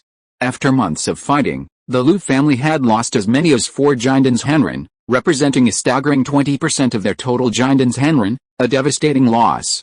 The Luo family's casualties were comparable to those of the Lu family's Jinden. During this crucial offensive and defensive battle, several of the Luo family's Jinden died under mysterious circumstances, with no one knowing the perpetrators. Among those killed was Luoan, the Xiling lineage's most promising contender for the title of Tree Venerable. Luoan had already reached the Jinden Great Perfection realm, possessing virtually no rivals among his peers, and the Xiling Patriarch's most favored candidate for the title of Tree Venerable. Unexpectedly, such a top-tier Great Zhenren was unexpectedly killed by the Lu family's Great Elder during a siege, leaving everyone stunned. Just days after this incident, another tragic news arrived. While leading a team to capture a second-tier spiritual vein, Luo Xuanquan and his entire team disappeared without a trace. This incident immediately alerted the silver-armored elder, who rushed to the scene to investigate, but found nothing. This inability to find any clues was the biggest flaw. Afterwards, several nascent soul cultivators, led by the silver-armored elder, unanimously concluded that the operation must have been carried out by a nascent soul cultivator who disregarded their status, otherwise the execution would have been so perfect. Since the Lu family had broken the tacit understanding between the two sides, the Luo family naturally retaliated. Thus, during a ship-destroying operation, the Lu family's second elder was accidentally killed. Due to covert attack by someone, the intensity of the battle escalated rapidly, and what was supposed to be a long-lasting offensive and defensive battle suddenly reached a fever pitch. This unexpected turn of events inadvertently derailed Lu Pingyang's plan. He had originally planned to delay the decisive battle as long as possible, aiming to deplete the Luo family's manpower while awaiting the intervention of the ancient Mo family. After all, the northwestern territory of Shenzhou was the Mo family's traditional sphere of influence, and the Luo family's Xiling branch's attack on the Lu family was a provocation. However, the Luo family's pretext was sufficient. preventing the Mo family from intervening. However, if the siege of Hongchuan City proved unsuccessful and the Luo family exhausted all their tactics, the Mo family, under the Lu family's earnest pleas, would intervene and enforce justice, forcing the Luo family to cease fighting and withdraw. Lu Pingyang's plan was a beautiful one, but reality shattered it. The world is unpredictable and beyond human control. Not long after, an unexpected incident nearly killed Lu Pingyang. That day, dusk fell, and the sky was filled with a blood-red glow. Deep within the cave, Zhao Sheng sat cross-legged, eyes closed. A brilliant flash of lightning emanated from his body. He grasped a Zuinying spirit stone in each hand, and an endless supply of Zuinying spiritual ki surged into his Danshan Ki Si, gradually refining it into strands of purple sky thunder power. Suddenly, a soft crackling sound echoed from Zhao Sheng's waist. Zhao Sheng frowned, opened his eyes, and looked down to see the pure white jade pendant at his waist covered in cracks, nearly shattered. His expression shifted slightly upon seeing this. A blinding flash of lightning instantly emanated from his body, transforming into a ball of lightning before disappearing in a flash. A moment later, a ball of lightning suddenly soared from the inner city, bounding towards the great Shun sacred tree behind. Dozens of miles passed in a flash. It soared past a verdant canopy, as if a mountain, and instantly reached the summit of the Sea of Clouds. Suddenly, the view before him opened to a brilliant light, and a crimson glow, like blood, stained the sky and Sea of Clouds. At that moment, a fierce battle at the nascent soul level unfolded atop the treetops. 5 or 6 nascent soul ancestors relentlessly pursued and fought across a sea of clouds, stretching hundreds of miles long. The action was incredibly intense. Lightning flashed across the sea of clouds, instantly alarming both sides. "Brother Zhao, save me," the gravely wounded Lu Pingyang, upon seeing his savior, excitedly cried out to Zhao Sheng. Zhao Sheng frowned, his gaze sweeping around, instantly taking in all the nascent soul ancestors. The Lu family was now at a complete disadvantage, facing a precarious situation and imminent defeat. The reason was clear: at some point, the red-faced elder had defected and was fiercely attacking Lu Pingyang. Meanwhile, the young woman with black hair, holding Baba in her arms, her fingers stained with blood, plucking the pipa strings repeatedly, unleashing countless invisible sound blades, barely holding off the attacks of 2 of her peers. "Brother Lu, don't worry. I'm here," Zhao Sheng shouted, then flashed before Lu Pingyang as if teleporting. Then, with a wave of his long sleeves, 18 jet black sword lights shot out from his sleeves with a sharp whistling sound. Then, with a swift movement, they transformed into 18 pitch black swords, each razor sharp and imbued with awe-inspiring sword intent. Zhao Sheng's face was solemn. With a flash of thought, the 18 pitch black swords, imbued with earth-shattering might, simultaneously slashed through the waists of all the hostile nascent souls at lightning speed. "Don't block. Retreat." The silver-armored elder's face changed drastically as he watched the giant swords strike down. He immediately transmitted a message to his companions and retreated dozens of miles. Simultaneously, the other 3 nascent soul ancestors also sensed the terrifying power of the pitch-black swords and retreated without hesitation. The Black Abyss sword is considered a spiritual treasure. Once its full potential is unleashed, its power is truly terrifying. Seeing this, Lu Pingyang and the young Pipa woman, beaming with ecstasy at having survived, quickly retreated behind Zhao Sheng. They then took elixirs and applied talismans, fully recovering their injuries and restoring their mana. "Thank goodness, Taoist fellow Zhao came to my rescue, otherwise I would have been in great trouble," Lu Pingyang thanked Zhao Sheng with a face full of gratitude. At this moment, a shimmering green light emanated from his body, and the large hole in his chest rapidly sprouted a dense mass of fibrous granulations. His breathing quickly stabilized, and his face regained color. "Brother Lu, you need to be more cautious in your friendships in the future," Zhao Sheng said calmly, his gaze tracing the men across from him. His gaze paused on the red-faced old man, and he spoke calmly. Lu Pingyang's face flushed, and he gritted his teeth. "Nanziazi and I have been friends for over 1,000 years. I never imagined this old villain would secretly defect to the Luo family. I misjudged him, and this is my fate. HMPH, why are you spouting such useless nonsense? Lu Lang, if you don't have a backup plan, we'll be a pair of desperate lovers today," Madame Xian'an said, her expression complicated. Zhao Sheng suddenly realized they were a Taoist couple. No wonder the young woman with long black hair had been fighting to the death. "Xian'an, I'm sorry. If the situation is hopeless, run for your life. Don't act rashly. Lu Pingyang gave a wry smile and whispered a message. But outwardly, he said confidently, don't worry. I've already urgently requested assistance from the Mo family. We just need to stall for a while, and they'll surely send a great cultivator to resolve this situation. Zhao Sheng's eyes flickered at this, a hint of disdain in their eyes. How could Lu Pingyang's little trick escape his notice? At this moment, a silver-armored elder flew forward with a sullen expression, flanked by 4 nascent soul cultivators. Fellow Taoist, the Lu family is doomed, so why interfere? If you can retreat promptly, my Luo family will reward you handsomely. The silver-armored elder, without even looking at Lu Pingyang and the others, urged Zhao Sheng to retreat. Haha, only a 3-year-old would believe such a crude lie. I personally slaughtered a blind Luo family nascent soul cultivator. Such a deep hatred, how could you settle it with a single word? Naive, Zhao Sheng chuckled, his tone tinged with clear sarcasm. Bah, shameless. Since you're so stubborn, perish with a Lu family. The one who lashed out was a burly man with a leopard head and round eyes. He was broad-shouldered, his body bulging with muscle, giving him an unusually muscular build. His hair, a mass of snaking green hair, made him seem unhuman. Beside the leopard-headed man stood a feminine young man in a snow-white robe, wings sprouting from his back. His physique was almost human, but his face was as pale as snow, and his serpentine pupils were indifferent. His mere presence gave off an air of cruelty and ruthlessness. The red-faced old man, Nanziazi, avoided the 2 demon kings and stood alongside a giant in black armor, 9 dark spears piercing his back. Brother Lu, you see the situation now. It's not that I'm not taking action, it's simply too dire. If I'm not mistaken, the silver-armored elder is Luo Jiayu, the great cultivator of the Luo family. He's incredibly powerful, possessing numerous magical weapons, and is a formidable threat.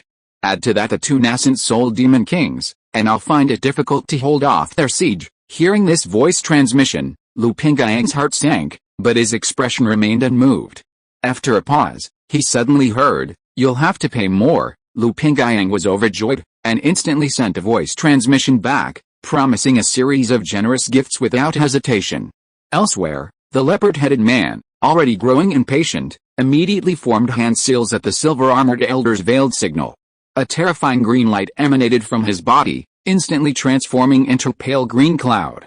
Immediately afterwards, the man opened his mouth and spurted out a stream of a foul-smelling, sticky liquid that quickly sank into the green cloud.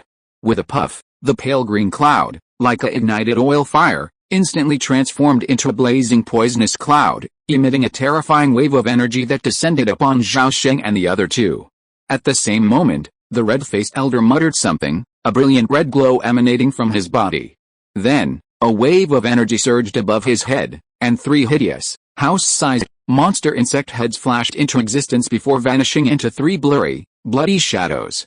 The void in front of Zhao Sheng rippled, and 3 vivid monster insect heads flashed into existence. Their bloody mouths opened wide, and they viciously bit down on his head. Before the 3 insect heads fell, a creepy and vicious aura had already been transmitted, making people tremble in their hearts and feel inexplicably frightened.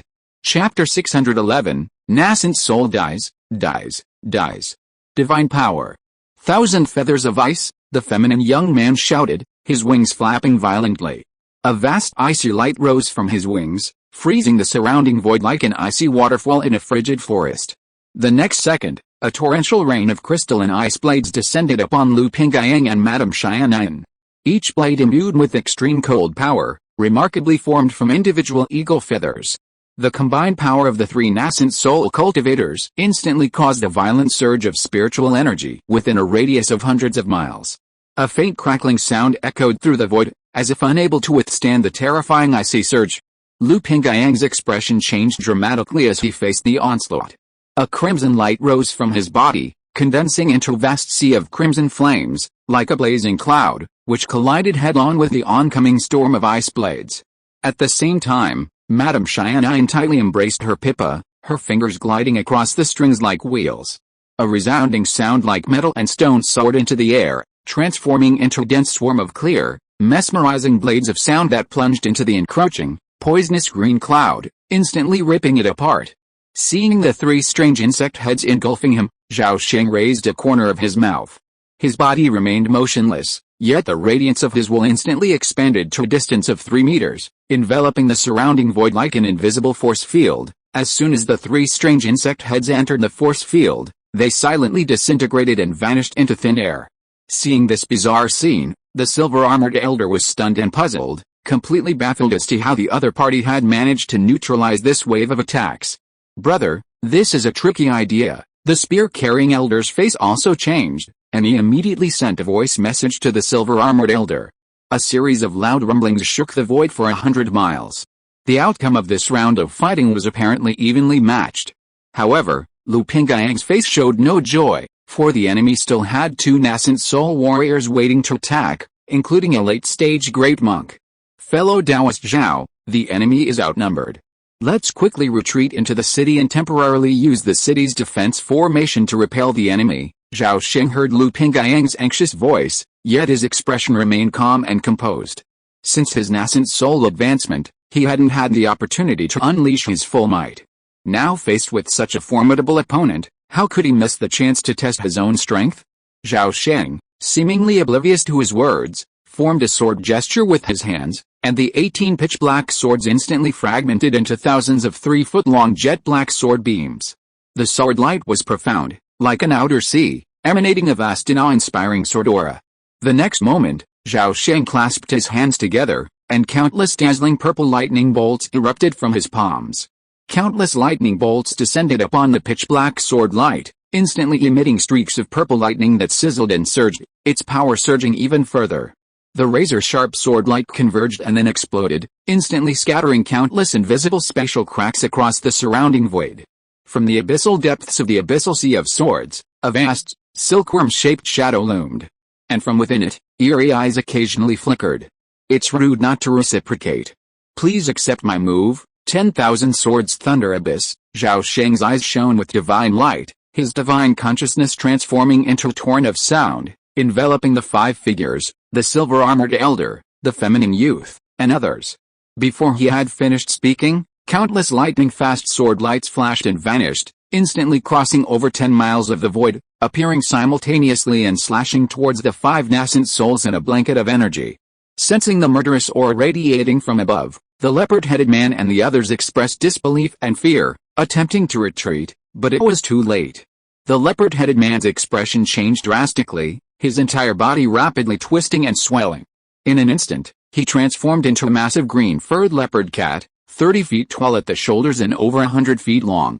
This 7th-level leopard cat suddenly shrank into a ball, its fur suddenly ablaze, forming a thick, venomous, pale green flame, attempting to block the incoming thunderbolts. The red-faced old man opened his mouth and spat out a blood-red shrimp bead. The bead spun rapidly, and thousands of blood-colored silk threads burst forth from its interior, intertwining and forming layers of silken cocoons that enveloped the entire body. This was a tactic of using softness to overcome hardness, but he hadn't imagined the ferocity of this attack, nor the multiple murderous intentions it harbored. Elsewhere, the feminine young man roared, and his massive wings instantly closed, shielding him. Simultaneously, a flood of extremely cold, mystical light emanated from the wings, instantly forming layers of ice armor. This armor was incredibly strong, 10 times stronger than steel of the same size, seemingly indestructible. These 3, worthy of being nascent soul cultivators, reacted with lightning speed. However, they never anticipated their swift defeat. The sea of lightning swords seemed like a vast black hole, like a lightning bolt from a calamity that offered no escape, slashing down with incredible speed. This series of events unfolded so swiftly that by the time the 5 nascent souls could react, the leopard-headed man, the red-faced old man, and the feminine young man had already been slashed by the lightning swords, their bodies instantly engulfed by the wave of purple-black light. The spear-carrying giant roared in fury, his black armor instantly erupting with blinding black light. He attempted to block the lightning swords, but was shattered by the blow. Hundreds of lightning swords slashed through the precious black armor like a torrential rain, leaving a dense web of deep sword marks on its surface in the blink of an eye. The purple lightning flashed, piercing the black armor's defenses and slamming into the giant's body, instantly distorting his face, charring his body, and steaming most of his internal organs. Of the 5, the silver-armored elder reacted the fastest. His armor shone with a silvery white glow, instantly transforming into a 10-foot-tall, translucent ice giant, shielding the man. The ice giant held out for a brief moment before being blasted apart by the thundering sword. But this also bought him a moment of respite. The silver-armored elder's face was as gloomy as water as he crushed 3 nascent soul talismans in quick succession. The next second, astonishing invisible waves swept in all directions, freezing the air for miles. The dense black sword light and purple lightning suddenly slowed countless times, from the speed of light to the crawl of a snail. Crack! But before the silver-armored elder could withdraw, a sudden sense of immense danger arose within his soul, a danger seemingly coming from above. In this critical moment, the silver-armored elder instinctively lowered his head. At that moment, a foot-long, pitch-black silk string emerged, flashing past his skull. This silk string was the indestructible special rift, created by the Shadow Mirage. After the Shadow Mirage was suppressed, Zhao Sheng painstakingly refined it into a nascent soul puppet, prized for its unique ability to create special rifts from thin air. While the silver-armored elder had escaped, Nanziazi, the feminine youth, and the leopard-headed man were utterly unlucky. Focused solely on fending off the direct attack, they were completely unaware of the sudden special rift. Before they could even utter a single scream, their heads and bodies were torn apart. Even their nascent soul bodies were unable to escape, being sucked into the special fault and reduced to ashes. This series of events seemed to unfold over a prolonged period, but in reality, it took only the blink of an eye. Just as the spear-carrying giant withstood the attack, the silver-armored elder dodged the blow. Just as he was about to warn the others, the leopard-headed man, Nanziazi, and the other 3 were already dead. Their deaths caught everyone off guard and sent a chill through their hearts. Lu Pingyang and Madame Xianyan, standing behind Zhao Sheng, watched the scene, stunned and shocked. The black-armored giant, having barely withstood the onslaught, looked up to see the mutilated bodies of his 3 fellow nascent soul cultivators. His fear vanished, and a rage soared. "You deserve 1,000 deaths? Take one of my spears." 9 spears, piercing the sky. Out, with a roar, his body suddenly bent into a massive bow. With a flick of his right hand, 9 dark spears shot out from his back. In an instant, they transformed into 9 streaks of black lightning, shooting towards Zhao Sheng. Their paths pierced the air with 9 long, dark streaks. Swift as lightning, the 9 dark spears flew towards Zhao Sheng's chest, aiming to pierce through it. At that moment, Zhao Sheng snorted coldly, his eyes flashing with lightning. The world before him suddenly slowed 100-fold. The dark spears, once as swift as lightning, now resembled flying arrows.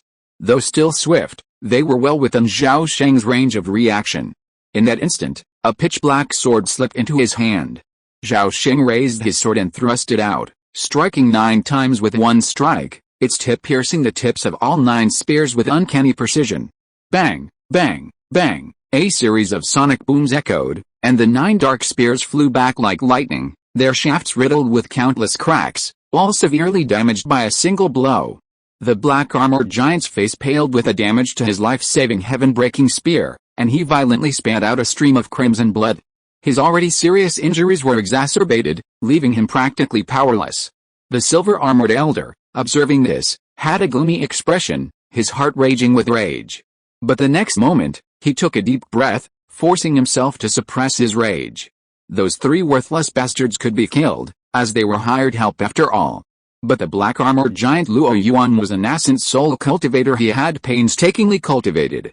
If he were to perish again, he would be heartbroken. HMPH, I didn't expect you to possess such astonishing killing skills. It seems I underestimated you. As a great cultivator, you're well placed to explore the world, so why bother wading through this mess?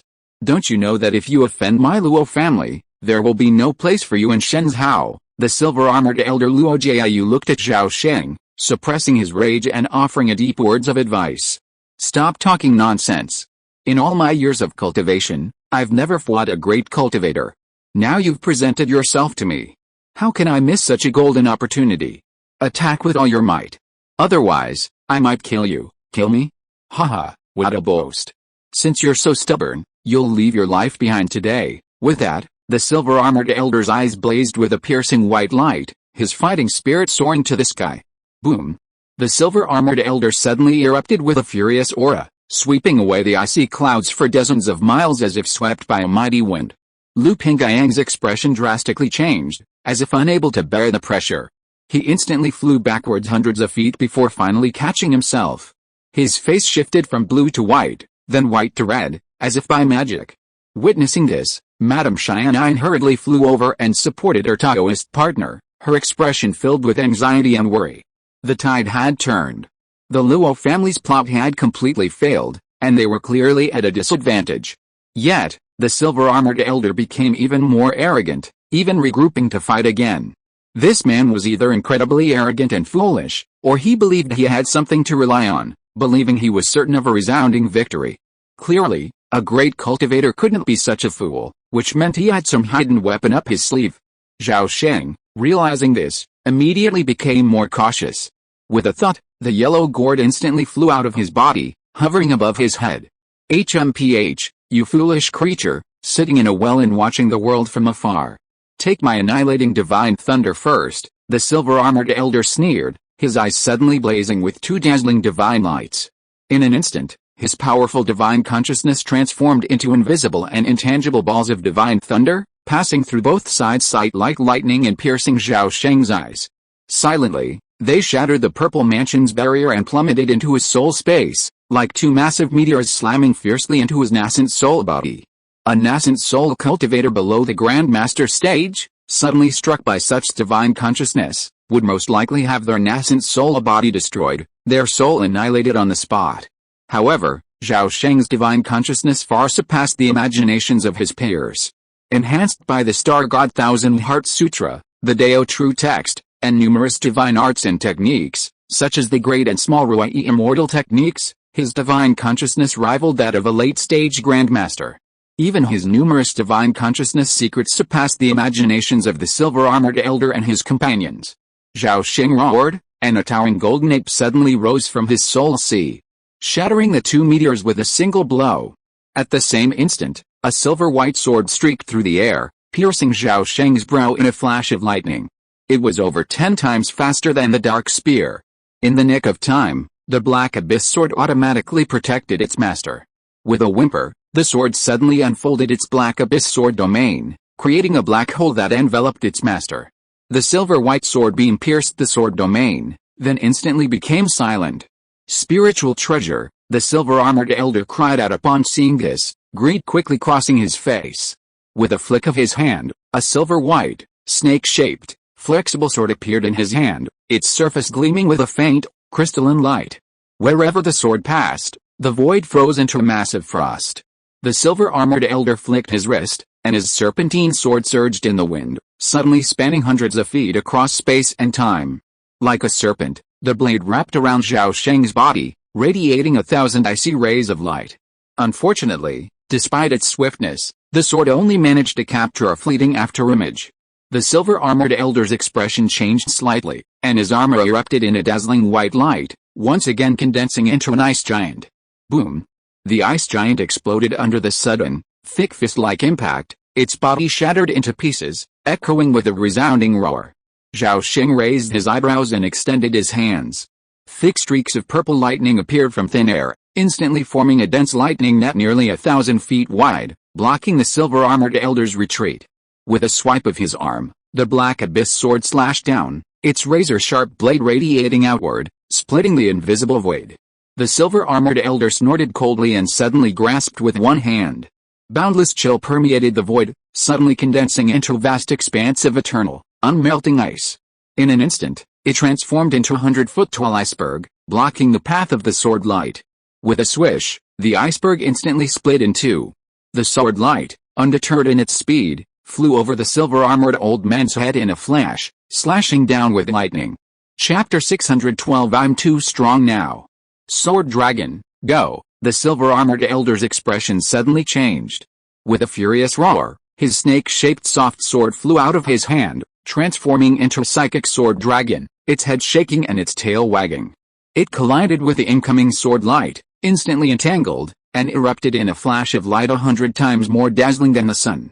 The void groaned and trembled, and a storm of sword energy suddenly swept in all directions. The icy atmosphere within a radius of several miles was completely churned into nothingness by the sword's aftermath. Crack! Bang! The flying dragon sword shattered piece by piece, turning into countless magical fragments that fell to the ground, then were blown away by the storm's aftermath. In an instant, the silver-armored elder's face turned pale, and he forced down the blood rushing to his mouth. His life-saving magic weapon was destroyed, and his soul was deeply damaged. However, the threat of death was always around him, and the silver-armored elder had no time to care for the magic weapon he had cultivated for thousands of years. Terrified, he plummeted, his figure gliding through the air like a meteor, tracing countless erratic curves, constantly dodging the slashing black sword flashes and the occasional dimensional rifts that appeared out of nowhere. These dimensional rifts appeared with divine intervention. Every time the silver-armored elder attempted to escape, several more would appear before him, forcing him to constantly change direction, never allowing him to escape beyond 100 miles. Witnessing this horrifying scene, the black-armored giant Luo Yuan began to retreat, his expression grimacing. He glanced at Lu Pingyang and his wife, then at Zhao Sheng, who remained impassive. With a sudden resolve, he tore open a 100-mile blood escape talisman. His body was suddenly enveloped in a thick bloody aura, instantly transforming into a streak of blood as it plummeted into the sea of clouds, fleeing in panic back to their base camp hundreds of miles away. Unable to catch up, the Lu Pingyangs and their wife angrily halted their flight, their gaze returning to the crucial battle. The outcome of the battle between Zhao Sheng and the silver-armored elder Luo Jiu directly hinged on the survival of the Lu family. Unfortunately, the Lu couple were too weak to participate in such a high-level battle between great cultivators, and could only wait for the two to decide the outcome. Zhao Sheng hovered in midair, his spiritual treasure, the Black Abyss Sword, automatically unleashing its Black Abyss Sword domain, crushing the pursuer. From the black hole he continuously unleashed piercing sword beams, slashing at the fleeing figure. A hint of disappointment now crossed his face. He had expected a full-scale battle, but the opponent's strength was merely so-so, like a silver-like wax spearhead, all show and no substance. Judging by this individual's demonstrated strength, his cultivation level was likely around the 7th level of the nascent soul stage. While barely above the threshold of a great cultivator, he was far inferior to those veterans nearing the nascent soul stage, those considered halfway to becoming a god. His limited talents were a steady stream of high-level talismans and life-saving techniques, along with a considerable spiritual awareness and a profound understanding of the laws of ice. Zhao Sheng also gained a lot from this man's in-person performance. Crack, crack, a moment later, the silver-armored elder's protective armor suddenly crackled. Just after a flash of sword light, the top-grade armor finally succumbed to the damage and suddenly shattered, plummeting into the atmosphere. Seeing this, the silver-armored elder's face turned pale. He quickly sent a divine thought into Zhao Sheng's ears, shouting in a panic, "Senior Zhao, please spare me. There is no deep hatred between you and me, so why are you so aggressive? If you show mercy, I will thank you generously." However, Zhao Sheng turned a deaf ear, showing no sign of stopping. All right, since you are so cold-blooded, don't blame me for risking my life." The silver-armored elder's exasperated voice quickly reached Zhao Sheng's ears, instantly filling him with joy instead of anger, and his anticipation was full. At that moment, the silver-armored elder suddenly spun, charging upward from the void dozens of miles below, aiming directly at Zhao Sheng. His swift escape swiftly closed the distance between them, and in an instant, they were less than 10 miles apart. Amidst the swift light, Luo Jiu's face flushed blood red. He thrust his right hand into his chest, blood splattering instantly. As he withdrew his blood-soaked hand, a living, expanding and contracting heart suddenly appeared within his palm. This heart shone with a dazzling bloody light, its surface covered in tens of thousands of ancient dragon inscriptions, emitting a brilliant white glow. At first glance, it exuded an indescribable oscillation of laws. The silver-armored elder, Luo Jiu, had a ferocious expression. From his brows, a concentrated divine light, as thick as a child's arm, suddenly erupted. It landed on the heart in his hand, instantly radiating a riot of red and white light. "Hey, forbidden soul technique, bloody ice prison. Go!" Luo Jiu laughed maniacally, crushing the heart in his hand. In an instant, a red and white glow spread in all directions at incredible speed, instantly transforming the void within 100 miles into a world of crimson and white. In the same instant, the red and white lights intertwined and merged, and a sea of dragon runes appeared and vanished from thin air. In the blink of an eye, the void within 100 miles was transformed into blood-soaked, special space. As this special space took shape, Zhao Sheng suddenly felt his physical and magical powers become incredibly sluggish. His consciousness and divine awareness seemed to be suppressed by some chaotic law, and a layer of dust coated his aura. Was it the realm of the primordial spirit? Or perhaps magical power? Zhao Sheng's mind raced at the sight of this. This was the first time he had encountered such a situation where all three, mana, divine awareness, and consciousness, were suppressed. Curious, he suddenly realized something. This seemed like some advanced application of the power of the primordial spirit and the laws of the great Dao. It was very likely related to the secrets of the return to Void Realm. However, during the battle, he had no time to dwell on it, so he could only keep it in mind for the time being, deliberating further on it later. Even as Zhao Sheng's thoughts raced, the blood-soaked space around him rapidly contracted. Waves of bone-chilling, extreme cold enveloped his body, and his blood strangely and automatically solidified into ice. No, not just blood. All the fluids and tissues within this flesh were strangely and rapidly transforming into ice crystals. As the blood-colored space rapidly compressed, the fluctuations of the laws within the void intensified dramatically, the suppressing force reaching unprecedented power. Any other nascent soul cultivator, even a top-tier cultivator, would likely feel despair and perish helplessly on the spot when faced with such a forbidden killing technique involving the law level. However, at this moment, Zhao Sheng suddenly looked up, his clear eyes reflecting a bloody haze. The yellow gourd above his head suddenly blazed with lightning, and drops of purple lightning water gushed out from the gourd's mouth. As they landed on him, they instantly transformed into streaks of purple lightning that flickered and danced across his skin, shattering the frozen ice. A loud crackling sound echoed, and dense, ancient lightning patterns faintly emerged from his skin, emanating a powerful wave of destructive force. Immediately afterwards, the void suddenly trembled and shook. An unimaginable, overwhelming pressure erupted from Zhao Sheng. His body swelled dramatically, muscles bulging and expanding, and the lightning on his body suddenly thickened and expanded. In an instant, he expanded into a thunderous giant nearly 10 feet tall, causing the surrounding void to tremble violently, and ripples of space and time spread out in all directions. The pseudo-law of heaven and earth, combined with his thunder combat body, activated, instantly increasing Zhao Sheng's combat power by at least tenfold. At this moment, boundless power surged from his body, and Zhao Sheng suddenly recalled the feeling of becoming a true lord of transformation in his previous life. His current strength had reached only 30% of his peak strength in that life. He extended his hand, and the black abyss sword descended from the sky into his grasp. The sword spontaneously expanded, instantly transforming into a pitch-black giant blade 3 meters long.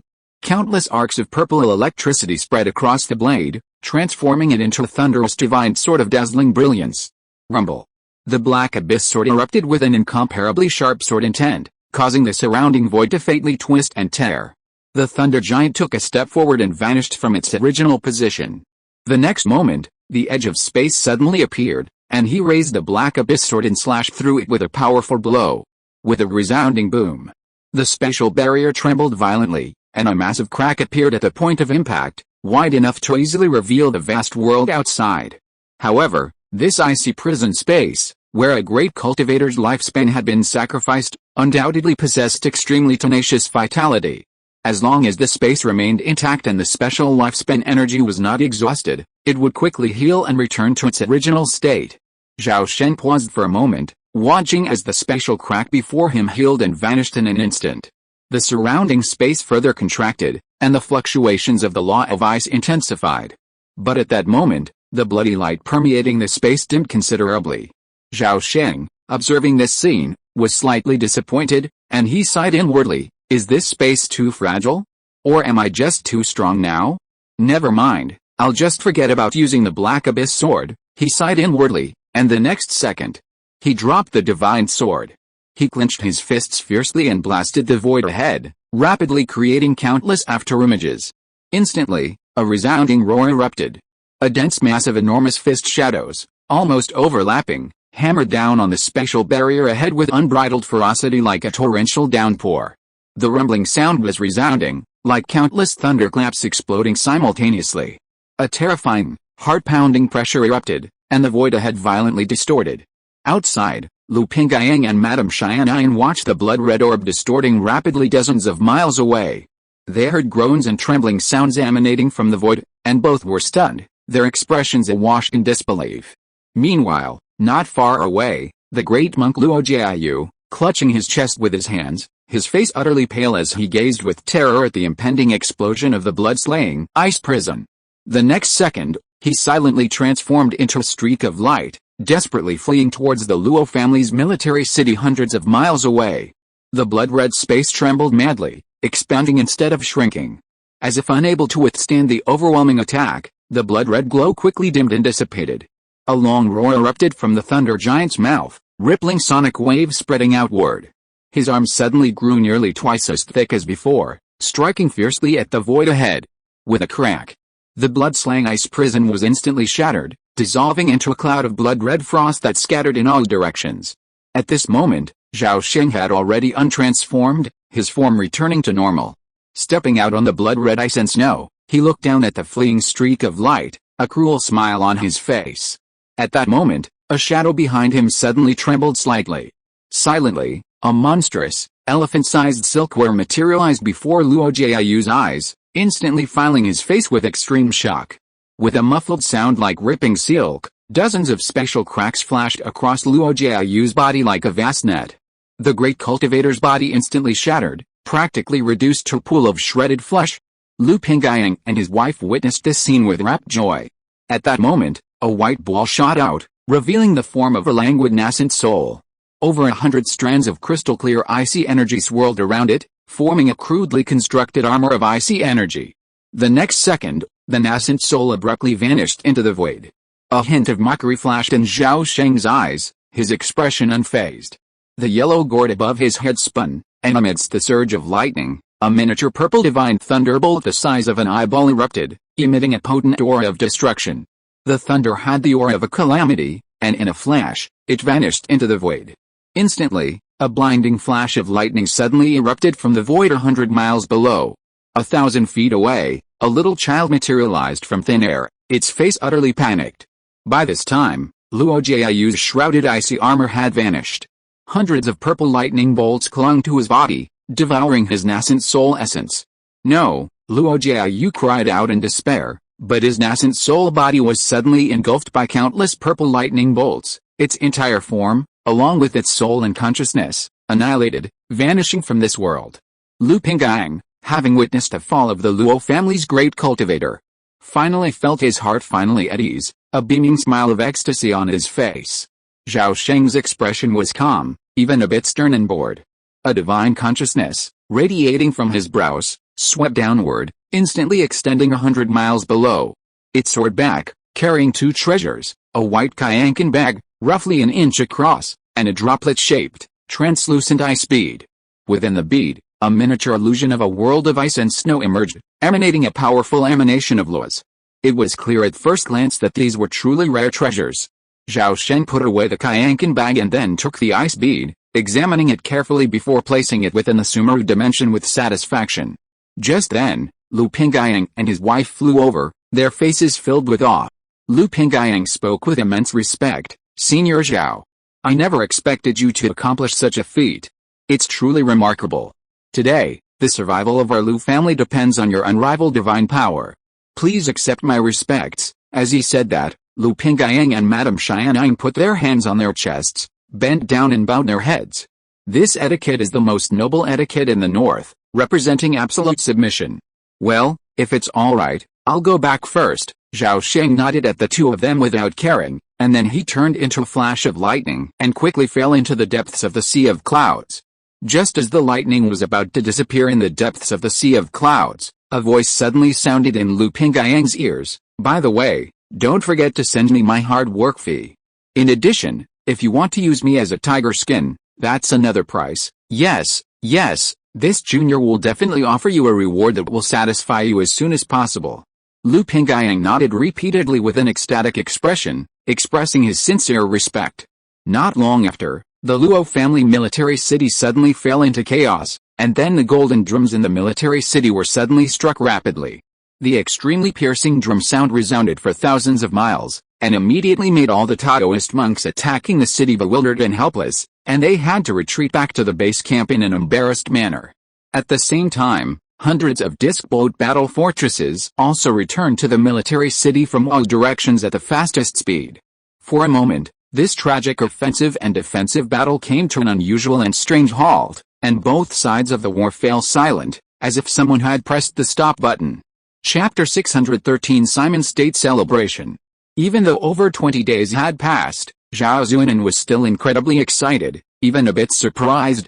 He had never imagined that the suddenly appearing patriarch was actually a peak-level cultivator, possessing such unfathomable strength. Ever since learning that the patriarch had single-handedly slain 3 nascent soul ancestors and a fellow cultivator, Zhao Sheng quickly found immense satisfaction in his wife's adoring gaze. Whenever he recalled the awe that washed over Lu Pingyang's eyes when he mentioned the patriarch, Zhao Sheng felt a surge of pride. Since that day, he had suddenly noticed a dramatic rise in his status within the Lu family. Even the 2 nascent soul ancestors greeted him with courtesy and smiles. Those Lu family giant and elders, having learned of the situation, flocked to visit, offering him countless rare treasures, their words filled with flattery and obvious envy. Zhao Sheng, having lived for over 600 years, was considered a man of immense sophistication. Naturally, he knew the Lu family's fawning over him was all due to the fact that the patriarch was a member of his own Zhao clan. 2 weeks ago, the Luo family finally sent a team of envoys into the city. Zhao Sheng was present during the audience and witnessed the Luo family's great immortal's arrogant attitude, his words' arrogance and aggressiveness. However, his words also hinted at a desire to end the hostilities and negotiate peace.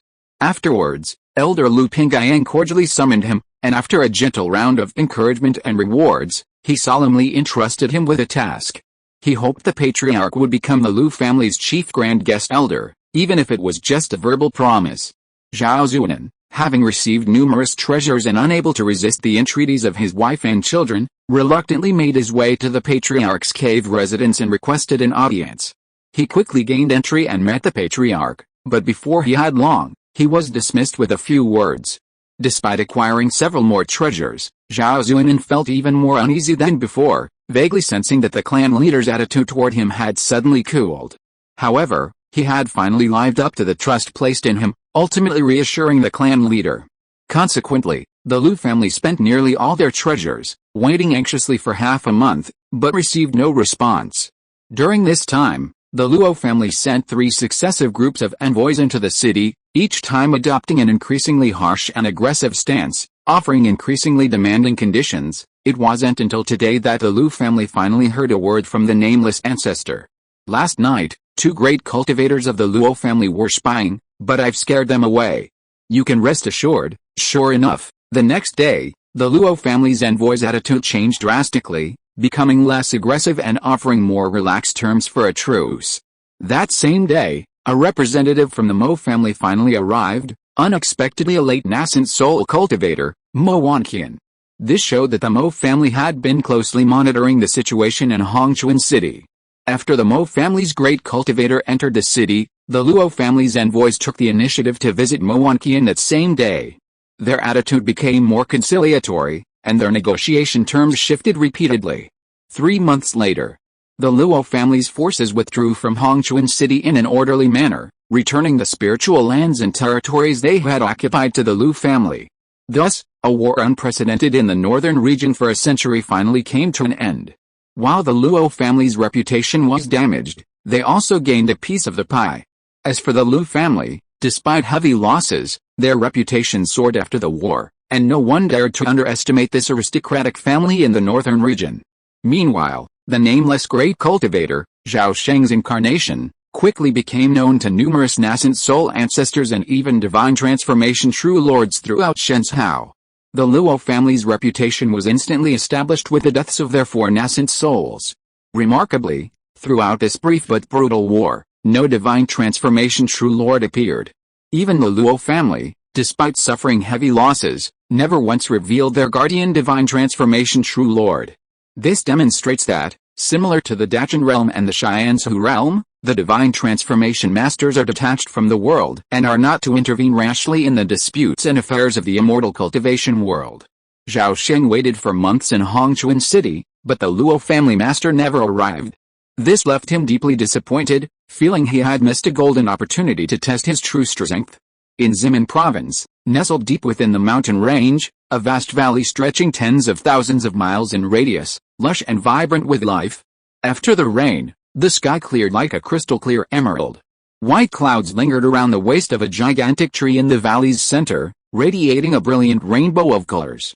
Beneath the divine tree's vast canopy, mere tens of miles from its mountainous trunk, a majestic city sprawled hundreds of miles long, almost rivaling the size of Hongchuan City. Within the city, towering buildings and pavilions abounded, hundreds of markets and towns lined the city walls, densely populated. This massive city, also known as Transcending City, is the ancestral home of the Zhao clan in Western province. Millions of people live there year-round, the vast majority of them members of the Zhao clan. On this day, Transcending City was bustling with activity. Though dusk was approaching, the streets and alleys of the city were still bustling with activity, a scene of prosperity. From time to time, individuals could be seen flying from the city using flying instruments and beasts, scattering in all directions. Simultaneously, more glints of light descended from the treetops, piercing the city's streets and markets. Meanwhile, a tall, white-haired elder slowly walked along the broad main street, surveying his surroundings with a touch of nostalgia in his eyes.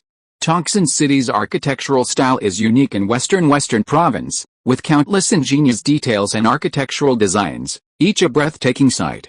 However, Zhao Sheng could immediately discern that Transcending City was clearly modeled after Zhao Sheng's divine capital, with its street and market layout and distinctive architecture closely resembling the divine capital.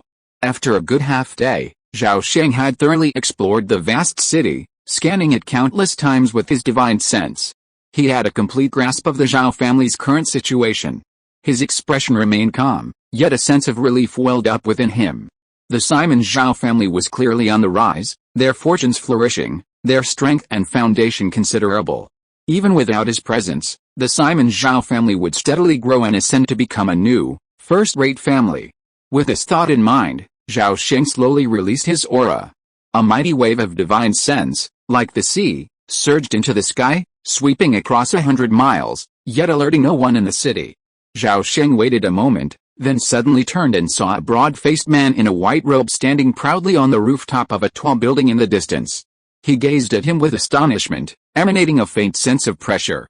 This broad-faced man was none other than Zhao Changping, the ancestor of the Zhao family's revival. Zhao Sheng smiled faintly at him, then took a step forward, appearing across from him as if by teleportation, startling Zhao Changping.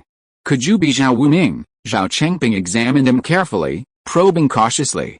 Zhao Sheng nodded. Yes, he had only received Zhao Zuinen's urgent summons 3 days ago, and had never expected this person to arrive so quickly, or so suddenly. Zhao Changping felt relieved upon hearing this, and hurriedly bowed and asked, "I'm Zhao Changping, nice to meet you.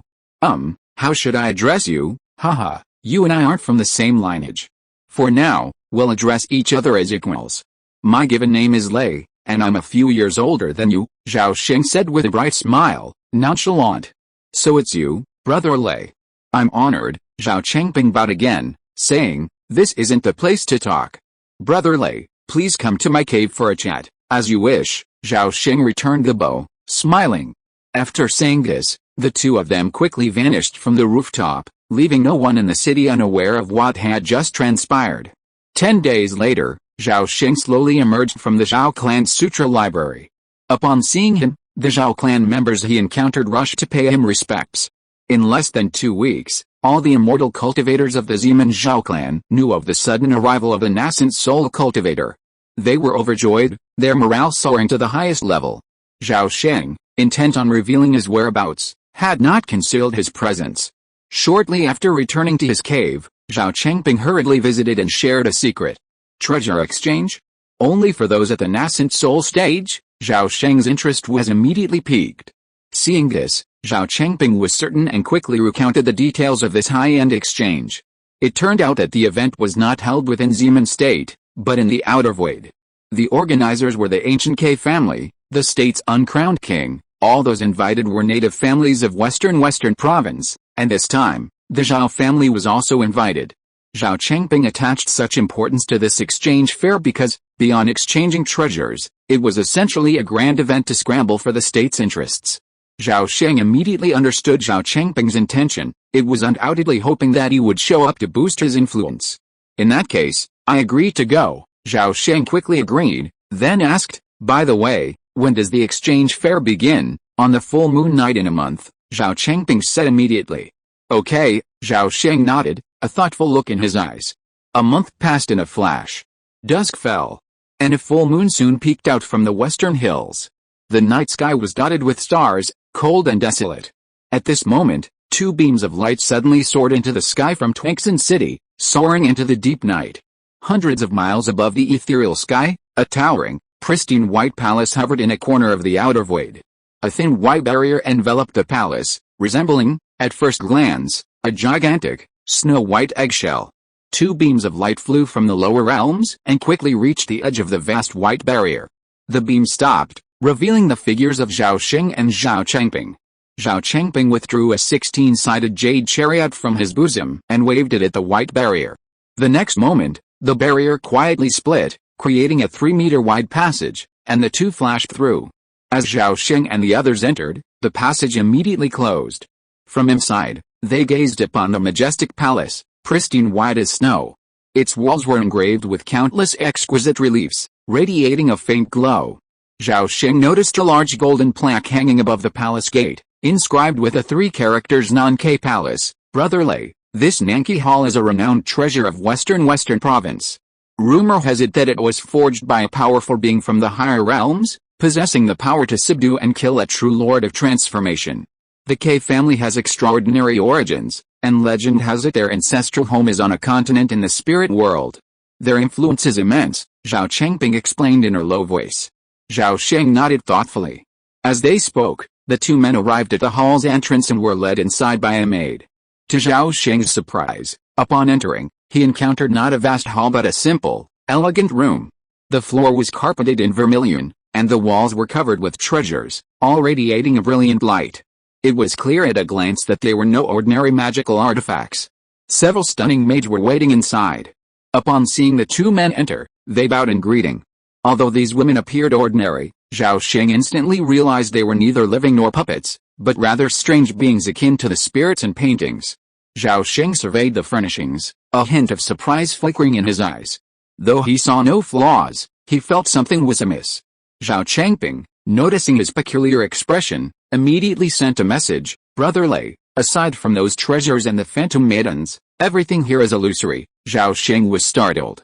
Even with his keen eyesight and intuition, he couldn't discern the reality of this place. Nanke Hall was truly mysterious and mystical, a true work of a powerful master. To ancestors, please rest here for a moment. The exchange will begin shortly. A graceful young woman emerged from the crowd, her voice clear and melodious. You may leave. We won't serve you here. Zhao Changping had been here many times before and was well versed in the local customs. These phantom maidens were there to serve and appease guests, their lives and deaths determined by the guests. As you command, I will take my leave. With those words, the stunning maidens vanished like wisps of smoke. Shortly after the two men sat down, a white light suddenly rose from the center of the room, revealing a voluptuous, beautiful woman. Upon seeing her, Zhao Changping immediately rose and greeted her with a smile. Laughing heartily. So it's fellow Taoist Kingling. I truly don't deserve this title. Ah, the beautiful woman pursed her lips and said, Senior Wuxin, you're joking. I'm truly fortunate to have the opportunity to welcome you too. I believe this must be Senior Lei Shen. Your name is well known, and I offer my respects. As she spoke, the man glanced over, eyes filled with awe. Zhao Changping was known in the Zimen cultivation world as Siping Wudang, earning him the nickname Wudang from his fellow cultivators. Zhao Sheng's nickname, Lei Shen, came about out of nowhere. It was unknown who had orchestrated it, but he had been given the title of Lei Shen, and it spread rapidly throughout the Dajin realm. It was obvious that the person who had done this had a particularly malicious intention, aiming to make Zhao Sheng the target of public criticism. After all, Lei Xiu's position in the Dajin realm was too special and important. If you are listening to this novel on a channel other than Fanfic World, it means it was downloaded and re-uploaded without effort. We warmly invite you to visit our channel, Fanfic World. There you will find the original version of this story and many other novels of various genres. We look forward to seeing you dive into a world of incredible novels. Chapter 614, Treasures appear frequently, but none of them are pleasing to the eye. After exchanging pleasantries, Zhao Chengping eagerly asked, "Fellow Taoist King Glen, has the exchange begun?" The beautiful woman replied solemnly, "Over 20 fellow Taoists have already arrived at Nanki Hall before you two. The first small exchange can begin anytime." "Excellent. Better to arrive early than late. Please open the passageway so we can proceed to the event," Zhao Chengping said with a smile, clapping his hands. "Seniors, please wait a moment." The beautiful woman bowed, then formed hand seals and emitted several beams of white light, which vanished into the surrounding void. Instantly, the room's furnishings, walls, and floor, everything else, disappeared, replaced by a white archway. A long, white passageway was revealed behind it. "Seniors, please enter," the beautiful woman said, pausing her spell. Zhao Chengping nodded. "Thank you, Brother Lei, let's go in." With that, Zhao Chengping took the lead and entered the passageway. As he walked, Zhao Sheng glanced around, a hint of surprise in his eyes. The passage before them was clearly an illusion, but its transformation was so sophisticated that it was impossible to tell the difference, as if it were real. The K family carries the bloodline of the heavenly illusion, particularly skilled in illusion. The Nanki Hall is the clan's most precious treasure, possessing the profound ability to transform illusions into reality, Zhao Chengping whispered, glancing at Zhao Sheng. Zhao Sheng nodded slightly and sent a telepathic message. "It's just a mere exchange meeting, why all the hype? It seems the situation in Western continent is somewhat unstable. The K family's move is intended to show their power, but it's a bit petty, haha." Because of their bloodline, the K family has long practiced intermarriage within the clan, resulting in a small number of members. This is their usual style. You'll see it more often, and it won't surprise you. Zhao Chengping shook his head and explained in a whisper. "I see," Zhao Sheng nodded, a hint of realization. "By the way, this Simon State event will probably last about 3 months. During this time, high-end exchange fairs will be held irregularly.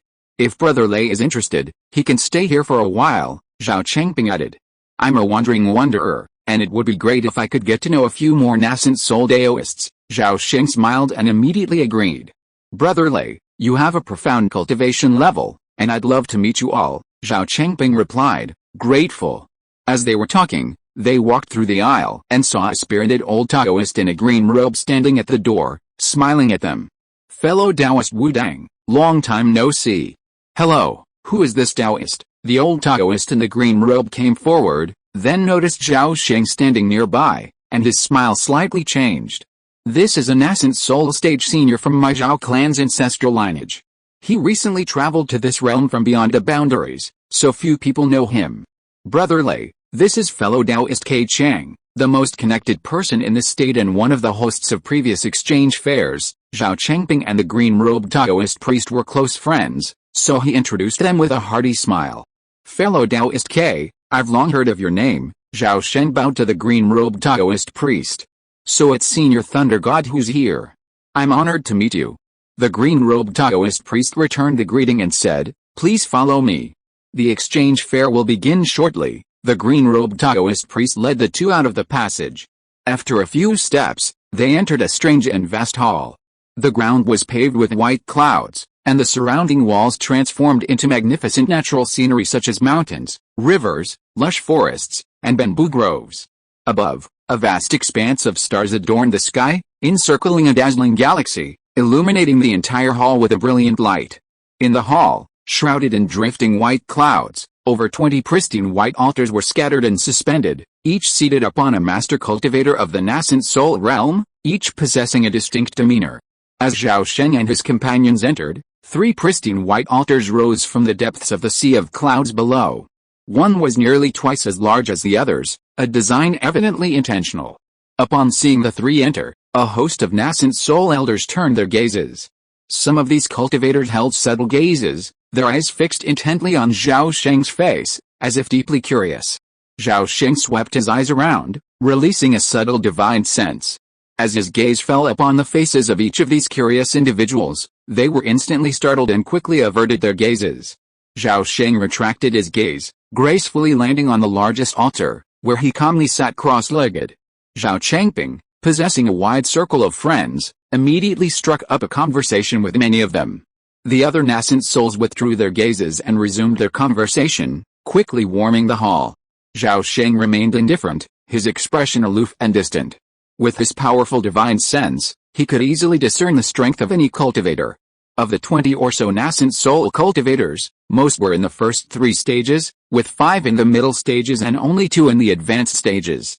One of the advanced cultivators was short and portly, clad in a magnificently embroidered robe. 2 wispy black whiskers fringed his lips, and his eyes darted wildly, resembling a fat rat beckoning wealth and treasure.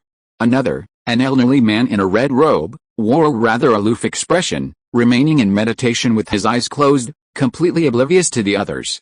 The shifty-eyed man, as if sensing something was amiss, suddenly turned his head, meeting Zhao Sheng's gaze. As their eyes met, he suddenly grinned and nodded at Zhao Sheng, his whiskers twitching a comical twitch. Zhao Sheng, unfazed, nodded as well, and was about to look away when a brilliant light suddenly shone from the depths of his eyes, rapidly swirling into 2 magical, bizarre vortexes. 2 strange forces burst forth from the vortex, following an invisible line of sight before glimmering into Zhao Sheng's eyes. The scene before Zhao Sheng drastically shifted. The crowd in the hall mysteriously vanished, replaced by a luxurious, pink, and ambiguous chamber. Pink gauze curtains gently parted, revealing 10 stunning beauties, barefoot and dressed in thin skirts, dancing with unparalleled grace, flirting with Zhao Sheng. A mere illusion, Zhao Sheng ignored the women, quietly gazing at the scene around him. Suddenly, a dazzling divine light shone between his brows. Boom! Invisible bolts of lightning swept across, dispersing the surrounding beauties. Simultaneously, the pink chamber shattered and vanished, returning his sight to the hall. The fat man with the rat whiskers shuddered, the illusion in his eyes swirling before shattering completely. A strange expression, as if he had seen a ghost, took on his face. Zhao Sheng's eyes, a chilling, lightning-like gaze, returned. The man immediately patted his head and offered Zhao Sheng a series of apologetic smiles. Though the clandestine duel was intended to be secret, everyone present, all nascent soul cultivators, naturally noticed the brief exchange and displayed a certain amount of surprise. Brother Lei, that man is Mr. Denkeo, a renowned figure in this state. He has reached the 8th level of the nascent soul realm and excels in illusion. He's not a bad character, though he can be a bit playful, often showing off his magic and joking with fellow cultivators. He means no harm, Zhao Chengping explained through a silent voice. Yes, he's also from the K family. However, 1,000 years ago, he committed some grievous offense, resulting in his expulsion from the family and his exile. Since then, he's wandered the world, enjoying the pleasures of the world. Zhao Sheng nodded slightly and ignored the man.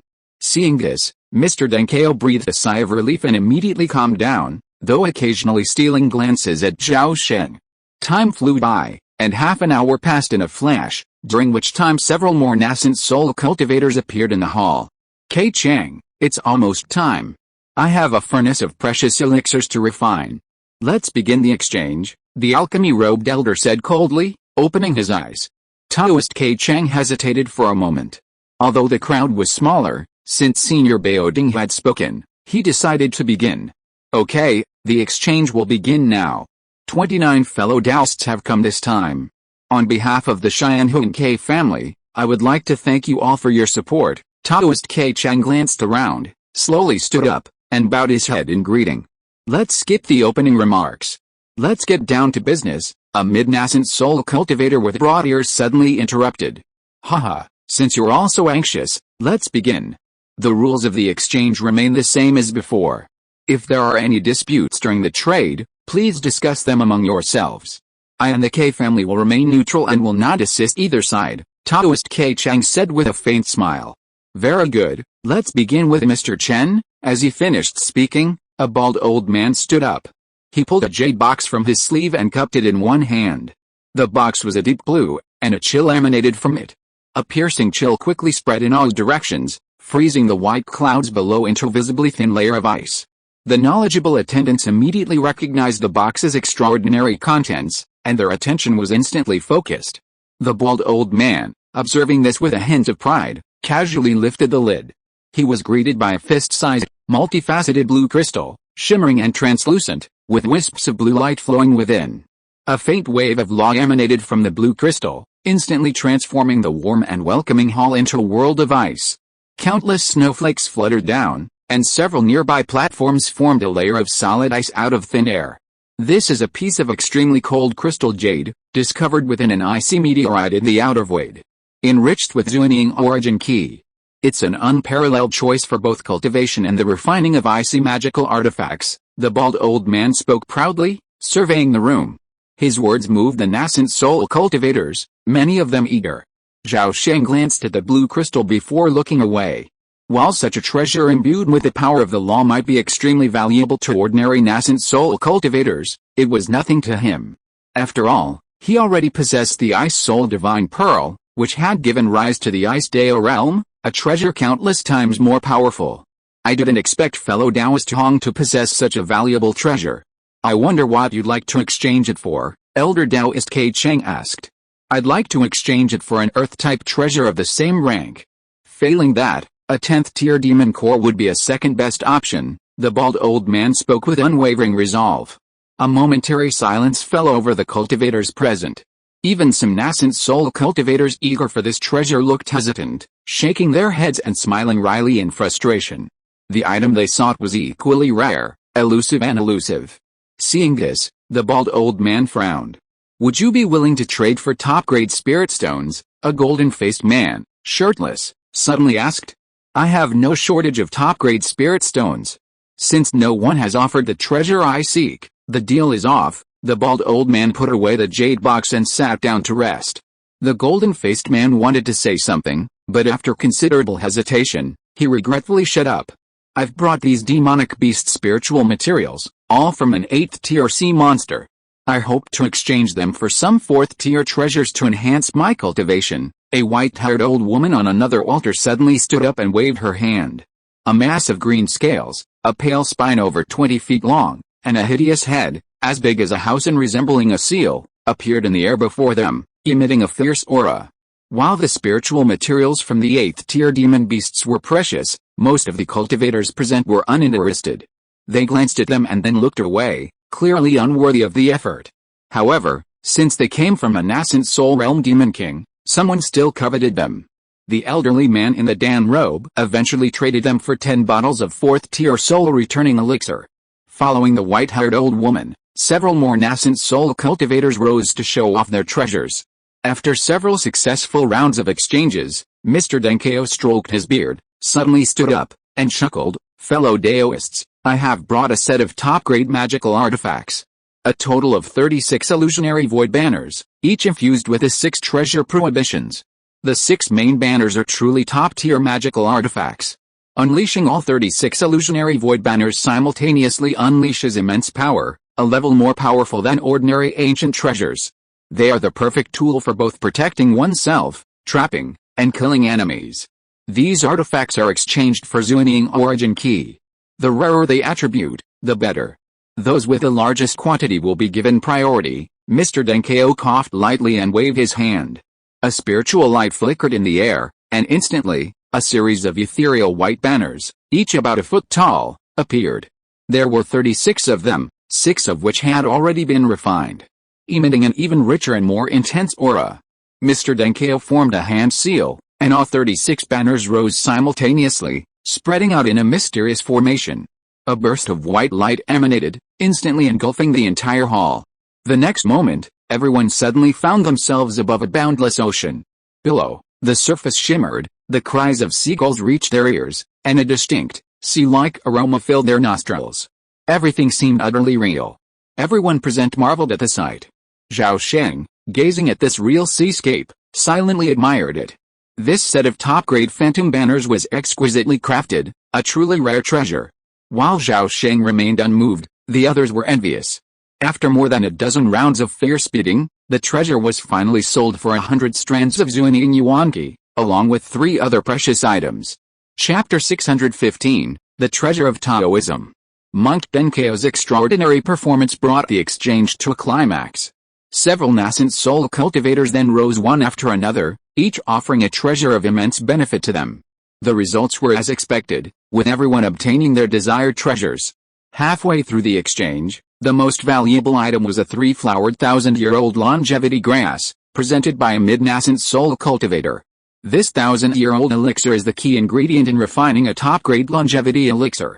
Taking just one can extend one's lifespan by 100 years, making it incredibly valuable. This person wanted to exchange it for 3 4th-grade, top-grade realm-breaking pills, but unfortunately, no one else could produce them. As time passed, the atmosphere in the hall grew increasingly lively. Zhao Sheng also made his move, trading a magical weapon imbued with the 6 treasures prohibition for a 3,000-year-old 9-colored tree. Half an incense stick later, Zhao Sheng finally stood up. With a flick of his sleeve, 9 items suddenly appeared before him. A translucent ice bead, within it a vision of a world of dancing ice and snow, emerged. It was none other than the Ice Soul Divine Pearl. To the left of this treasure stood a 3-inch thick, grayish-white stone tablet, inscribed with over 100 Tai spiritual characters, exuding an indescribable mystical charm. It was the Hedeo stele, crafted by Feng Fengzi. Next to the Hedeo stele, a crystal skull loomed. Those unfamiliar with this object would never imagine it was the remains of a powerful Hidi realm master. Besides these 3 rare treasures of unknown rank, there was also a southern shrimp pearl, 3,000-year-old elixirs, a phantom black stone core, and a 1,000-year-old fire marrow, thick as a man's embrace and weighing a staggering 10,000 kilos. The phantom black stone core, recovered from the endless corridor, imbued with the faint vibrations of the earth principle, and was likely the demon core of a returned to Void Realm Demon King. The enormous piece of 10,000-year-old fire marrow was acquired from the white-robed eerie figure on Grey Mountain Street, at the cost of a single untransmuted cold flame. This object not only imbues the laws of fire but also possesses a subtle spirituality, making it an ideal material for refining fire-based spiritual treasures. Precisely because of this characteristic, the 10,000-year-old fire marrow is a prime spiritual ingredient for alchemy furnaces and instrument refining furnaces. This 10,000-year-old fire marrow is truly exceptional, capable of being refined into a top-grade alchemy furnace, a treasure that could also be a guardian of the sect, guaranteeing the sect's prosperity for eternity. Each of these 9 treasures is exceptionally rare and priceless. Those undiscerning might assume the southern shrimp pearl and the 3 10,000-year-old spiritual herbs are the most precious, but they are gravely mistaken. Across the universe, any treasure imbued with the power of the great Dao is considered a treasure of the Dao, including the Hedeo stele, the Ice Soul Divine Pearl, the Crystal Skull, the Unknown Stone Core, and the 10,000-year-old Fire Marrow. The appearance of the 9 treasures immediately caused a sensation. Taoist Ke Chang's body trembled, his eyes fixed on the Hedeo stele, a gaze blazing with intensity. His hands, hidden within his sleeves, trembled slightly with excitement. Few of the other nascent soul cultivators grasped the stele's mystical power, but under Taoist Ke Chang's divine sense, each of its spiritual inscriptions evoked a certain wind of heaven and earth, a breeze, a gale, a hurricane, a divine wind, a space-time storm, a void vortex. Mr. Denkeo and the old man in the red robe both stared with intense, fiery eyes. However, their focus differed. One was utterly obsessed with the phantom black stone core, while the other stared intently at the 10,000 years fire marrow, unblinking. As for the remaining 20 or so nascent soul cultivators, each took a fancy to one or more of the treasures, with the Ice Soul Divine Pearl and the Crystal Skull being the most sought after. The ancients said that the Dharma is passed down only to the right person, and treasures are bestowed upon those with a predestined relationship.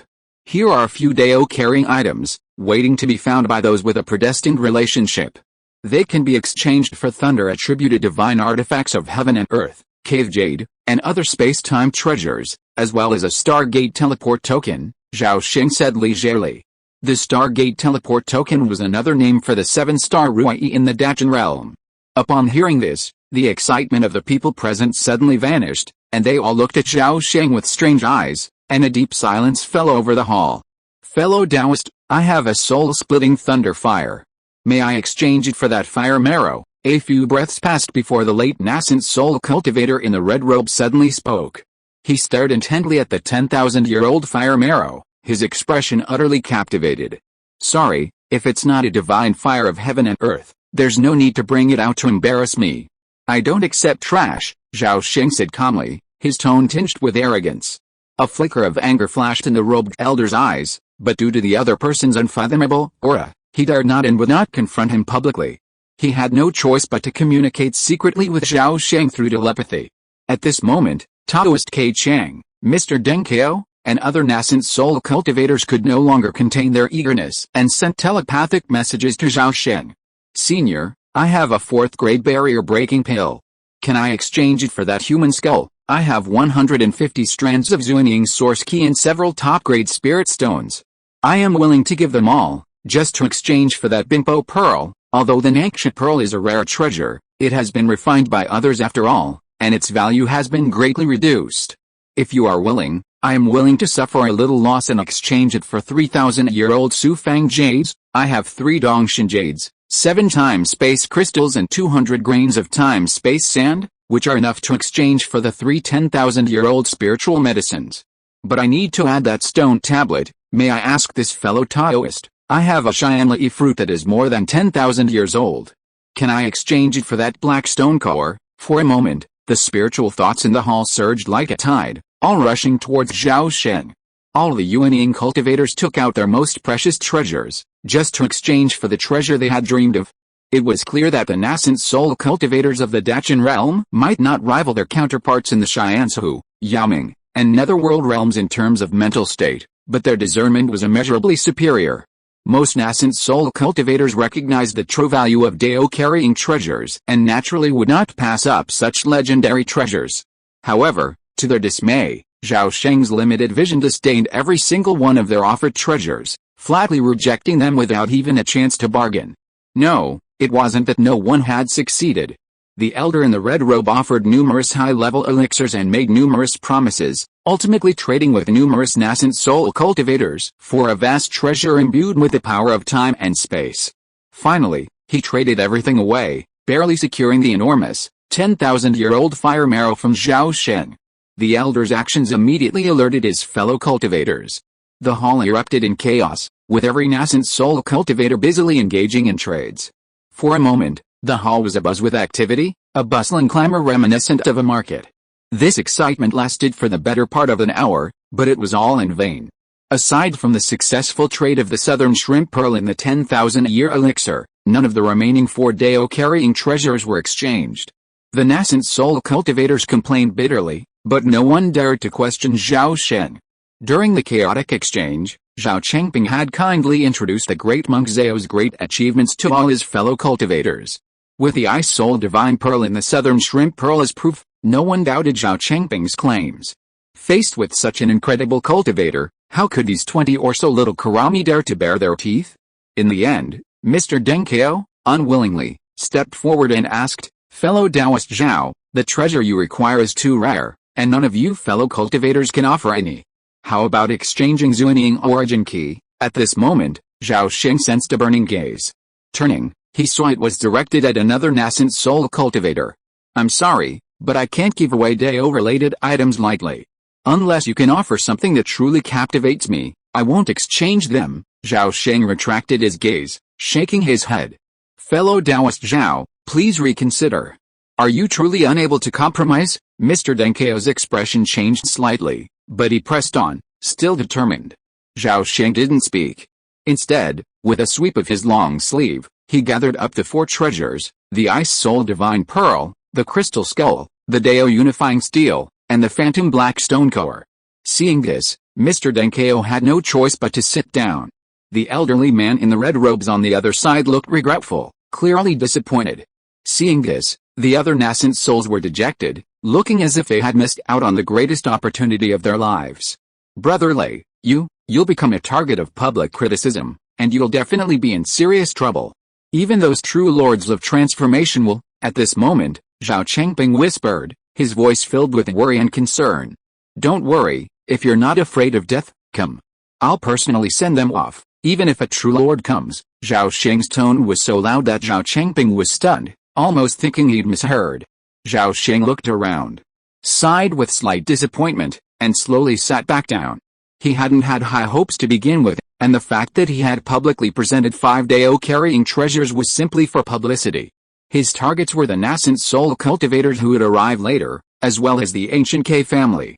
Given the K family's wealth, they surely possessed the Stargate teleportation order, and trading one of them shouldn't be a problem for them.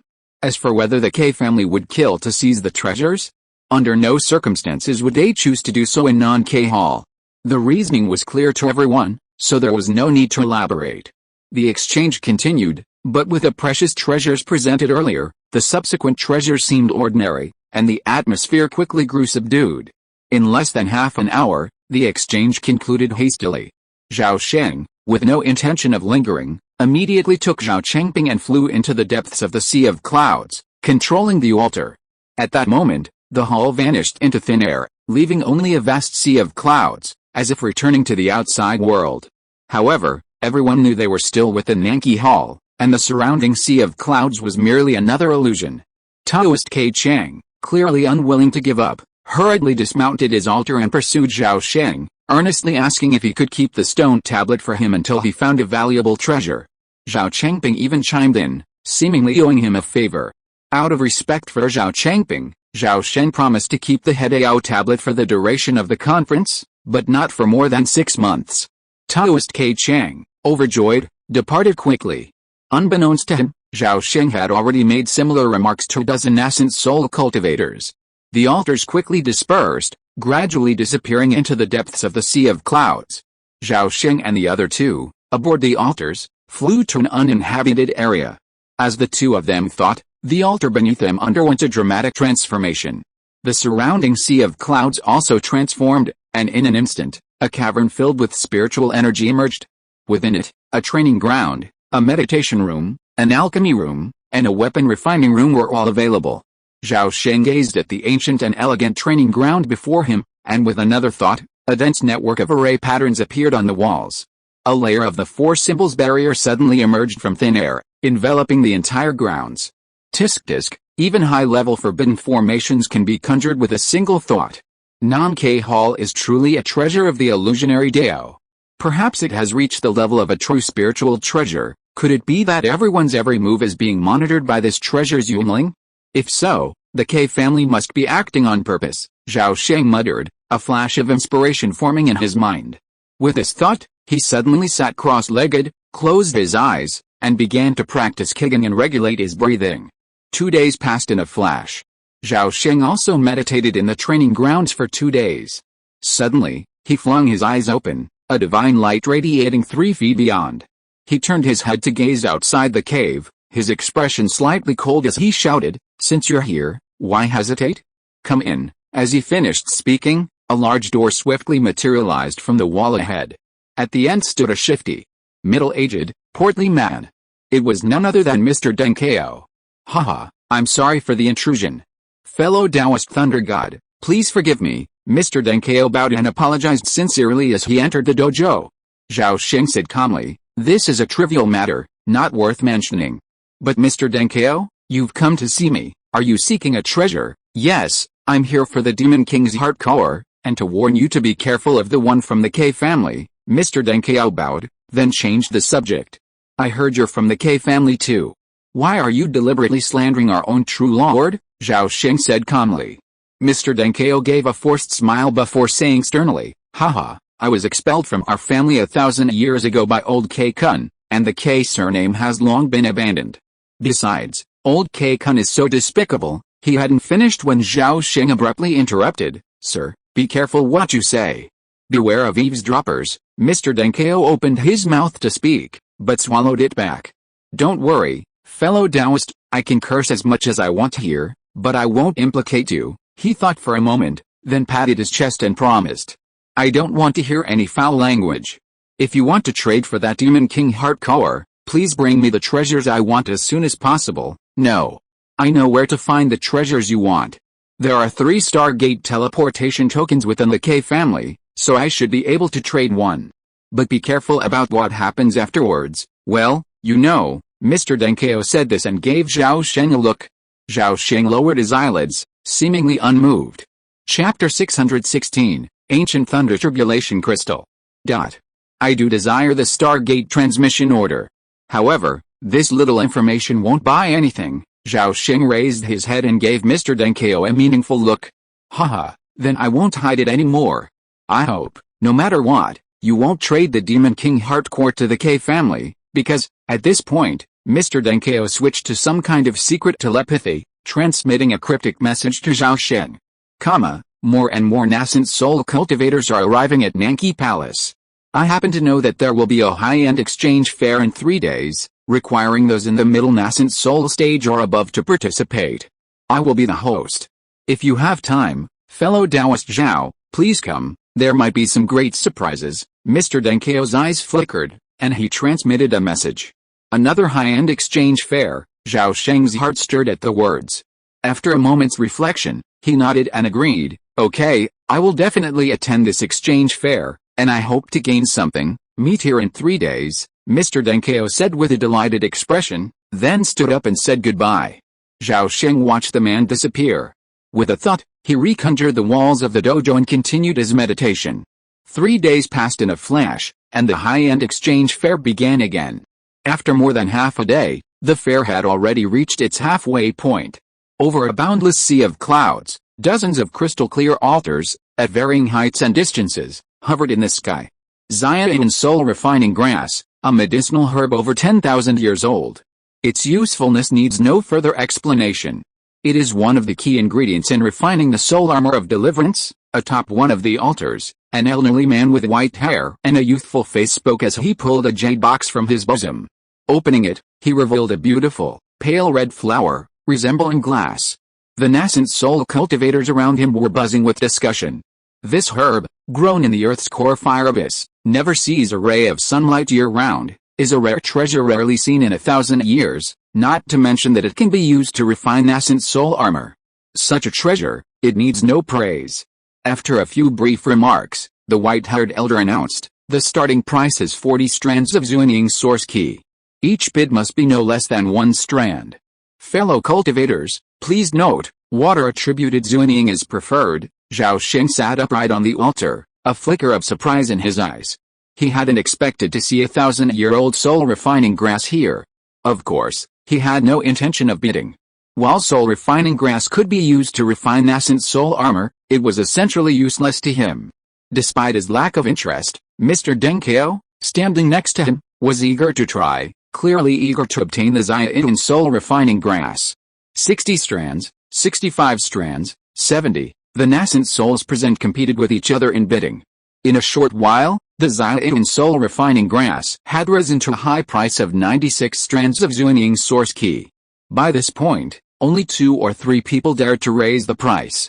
After several more rounds of bidding, it was finally won by a great cultivator for 137 strands of Zuanying source key. The exchange continued, with nascent soul cultivator after nascent soul cultivator unveiling their treasures.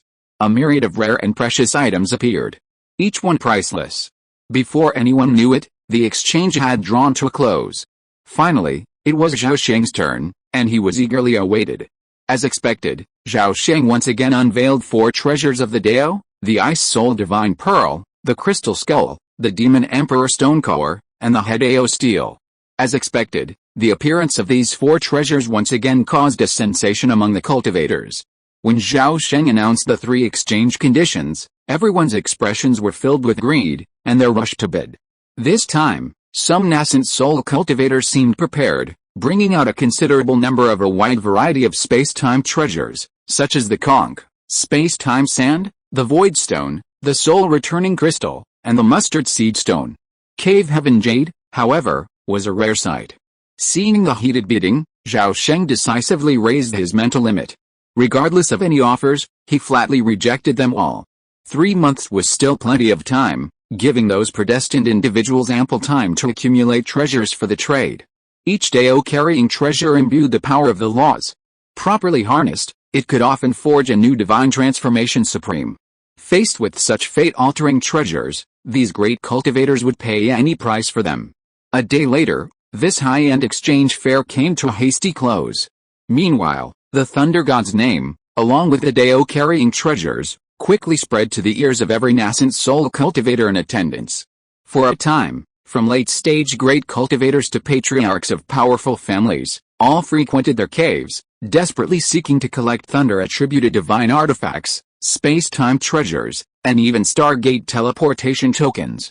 Half a month later, another exchange fair, hosted by a great cultivator of the K family, was held. Over 100 nascent soul cultivators participated in this exchange. Not only did Zhao Sheng attend in person, But there were also 6 late-stage cultivators present. After the exchange began, each cultivator presented treasures increasingly valuable, including 10,000-year-old elixirs, top-grade magic weapons, complete sets of high-level formations, and precious elixirs of 4th rank and above. Even manuals of divine skills claimed to lead directly to the divine transformation appeared frequently.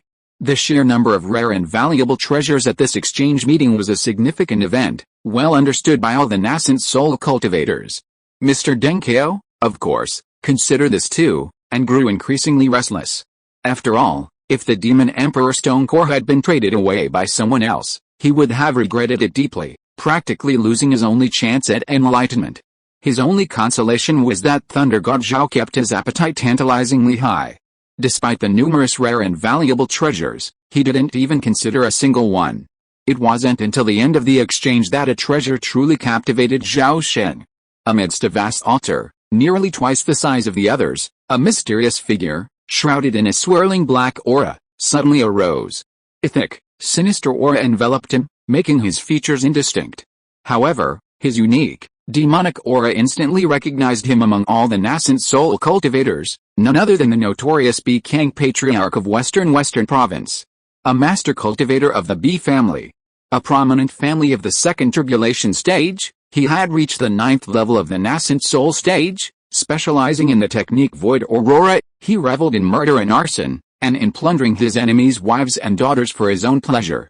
He was truly one of the most formidable demons below the divine transformation stage. Upon seeing Bi Kang's appearance, all cultivators' eyes fell on the figure shrouded in sinister aura, each eager to see what treasures he might possess. Bi Kang smiled proudly and casually produced 2 sealed jade boxes.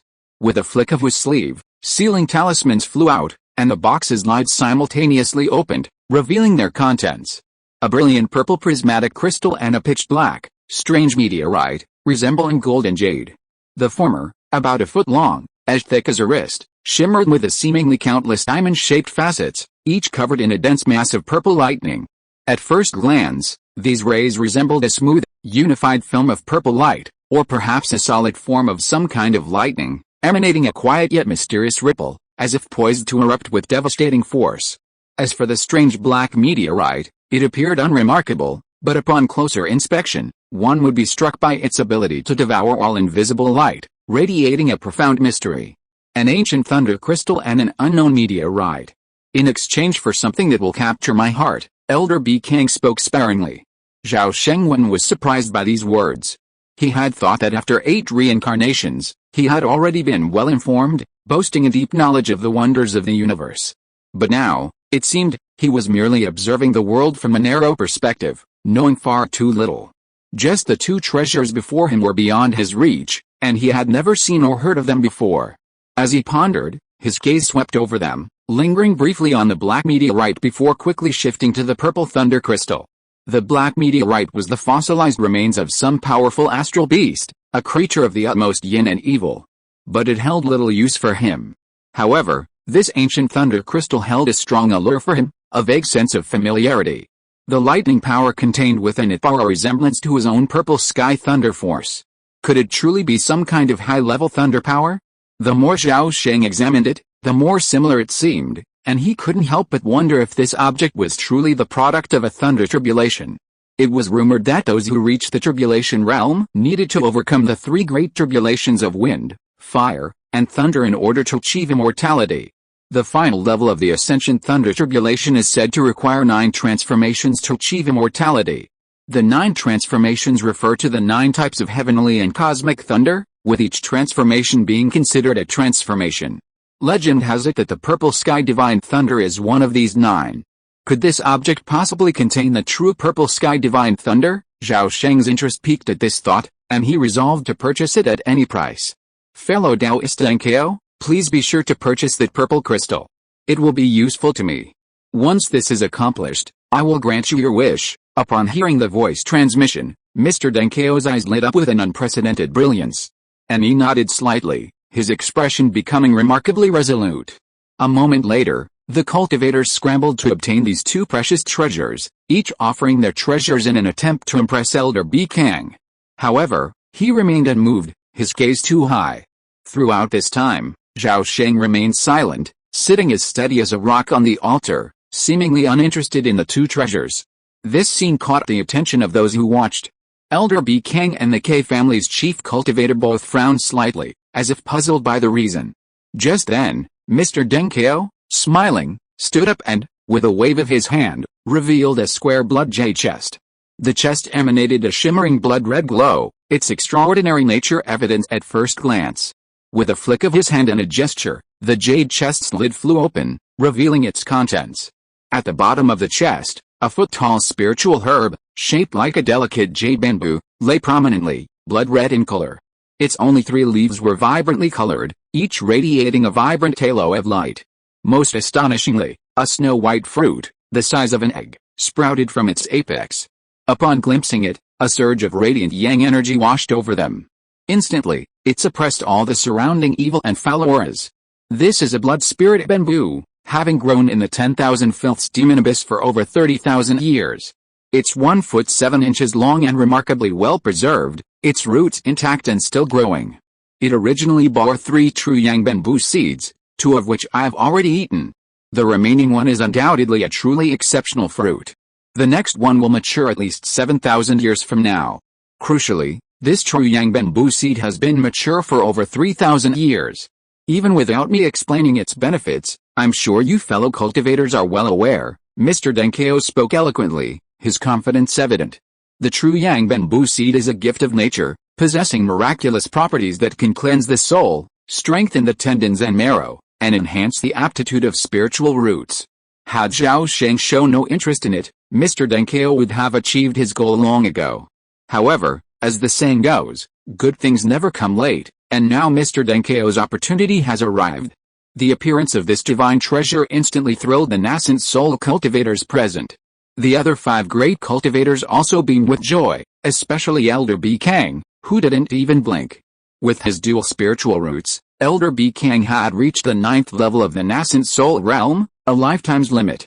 His cultivation had stagnated for over 700 years, and as his lifespan neared, he saw no sign of a breakthrough.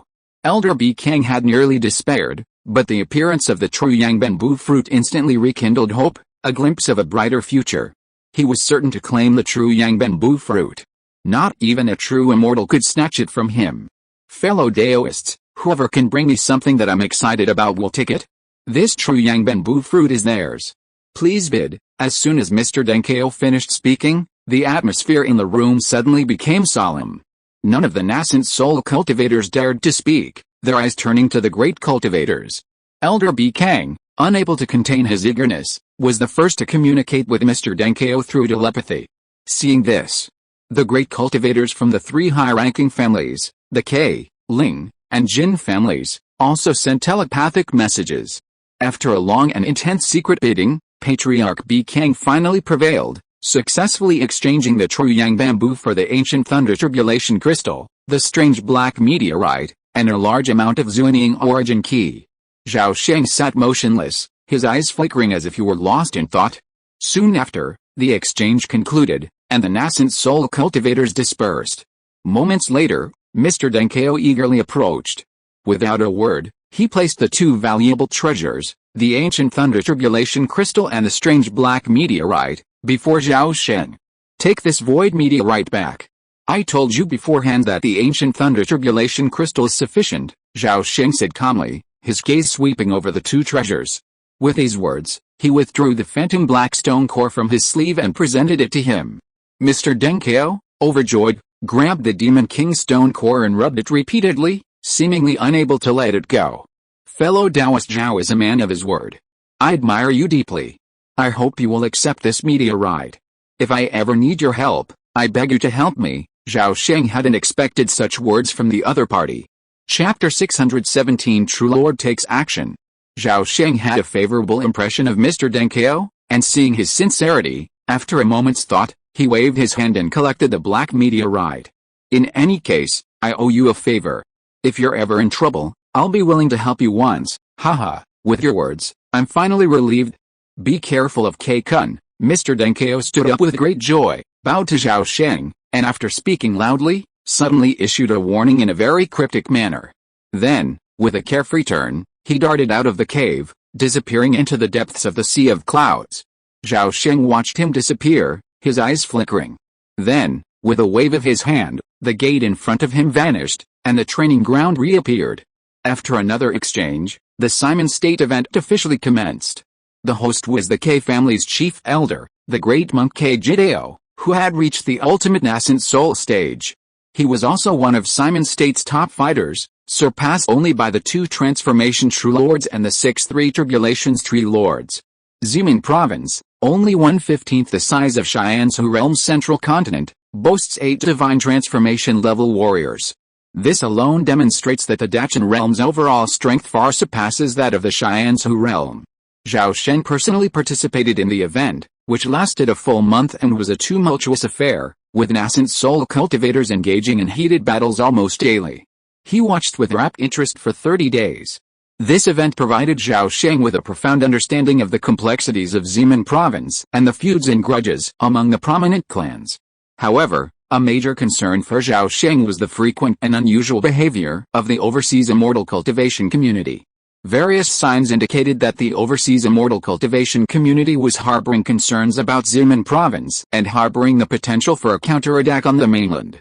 Zhao Sheng had previously learned from Zhao Chengping that the inter-realm teleportation array, Stargate, was located on Lycan Island, where it had been guarded since ancient times by generations of reclusive divine transformation true lords. Since the sudden emergence of the Lycan Island Master, the situation had undergone a drastic change. No one could use the Stargate to teleport to other realms anymore. Zhao Sheng recalled the golden armored man he had caught a fleeting glimpse of that time, and a headache gripped him. The golden armored man's cultivation was unfathomable, at least in the late stage of the spiritual transformation realm. Even at his peak in his previous life, he would have been no match for him, let alone in this life where he hadn't even broken through to the spiritual transformation realm. Generally speaking, in the Dachan realm, almost all resident true lords were at around the 1st or 2nd level of the spiritual transformation realm. The vast majority would hastily ascend to the spirit realm before reaching the 3rd level, never remaining in the lower realms for more than 300 years. In other words, the golden armored man was a complete swindler, capable of sweeping the Dachan realm single-handedly. Fortunately, he seemed cautious, making only a few appearances to pacify the Jinghe Palace and other dominant overseas forces before mysteriously returning to Lycan Island, his whereabouts shrouded in mystery. Zhao Sheng had originally planned to obtain a 7-star Ruai first, then use the inter-realm teleportation array to reach the Black Sand realm and uncover his origins. However, Lycan Island had become a dangerous place, and Zhao Sheng absolutely did not want to encounter the Lycan Island Master upon landing. He clearly remembered that person's covetousness for his body, and if he rashly landed on the island, he would be walking into a trap. After much deliberation, Zhao Sheng decided to put his return to the Black Sand realm on hold, reconsidering it after reaching the spiritual transformation realm. A few days later, the Simon State event finally concluded, and over 100 nascent soul cultivators gradually left Nanki Palace, returning to their respective family territories. Shortly thereafter, 2 balls of light, one purple and one white, suddenly flew out from the towering white palace and plummeted towards the boundary membrane below. After traveling hundreds of miles, the 2 balls of light suddenly stopped at the edge of the boundary membrane, revealing the figures of Zhao Sheng and Zhao Chengping. "Chengping, you and I will go our separate ways," Zhao Sheng said sternly. Zhao Chengping nodded and said solemnly, "Brother Lei, you must take care." After a moment's hesitation, Zhao Chengping suddenly sighed deeply, clasped his fists, and saluted, saying, "As the ancients said, as long as the Green Mountains remain, there's no need to worry about running out of firewood. I hope Brother Lei will remember this. I will welcome you back safely to Twangxin City." With that, Zhao Chengping suddenly turned, instantly transforming into a streak of light that pierced through the barrier and disappeared into the Xiangang aura. Zhao Sheng understood the hidden meaning behind this man's words. He was now in a perilous situation, carrying a valuable treasure. Not only were some mid-nascent soul cultivators eyeing him covetously, but other late-stage great cultivators were even more treacherous, undoubtedly plotting to kill and seize the treasure. Although the surroundings seemed calm, the journey home was already filled with murderous intent and fraught with danger. Of course, if Zhao Sheng wanted to leave, he could do so safely with a simple space-time teleport. But he chose not to follow the usual path, seemingly unfazed by his precarious situation, and so openly departed Nanki Palace. Why did he act this way? Simply because of Li Wire. Zhao Sheng watched Zhao Chengping's fading light and deliberately paused for a moment. However, from beginning to end, not a single enemy had stepped forward to seek death. Zhao Sheng reconsidered, and instantly understood the old thieves' subtle intentions. They simply wanted to be the fisherman without being the first bird to step out. HMPH, I don't have time to waste with you. Since you won't step out, don't blame me for not accompanying you. Zhao Sheng's gaze swept across the surrounding dark void, muttering to himself. With that, he suddenly transformed into a purple lightning rainbow, plummeting into the realm, and sped away in an instant.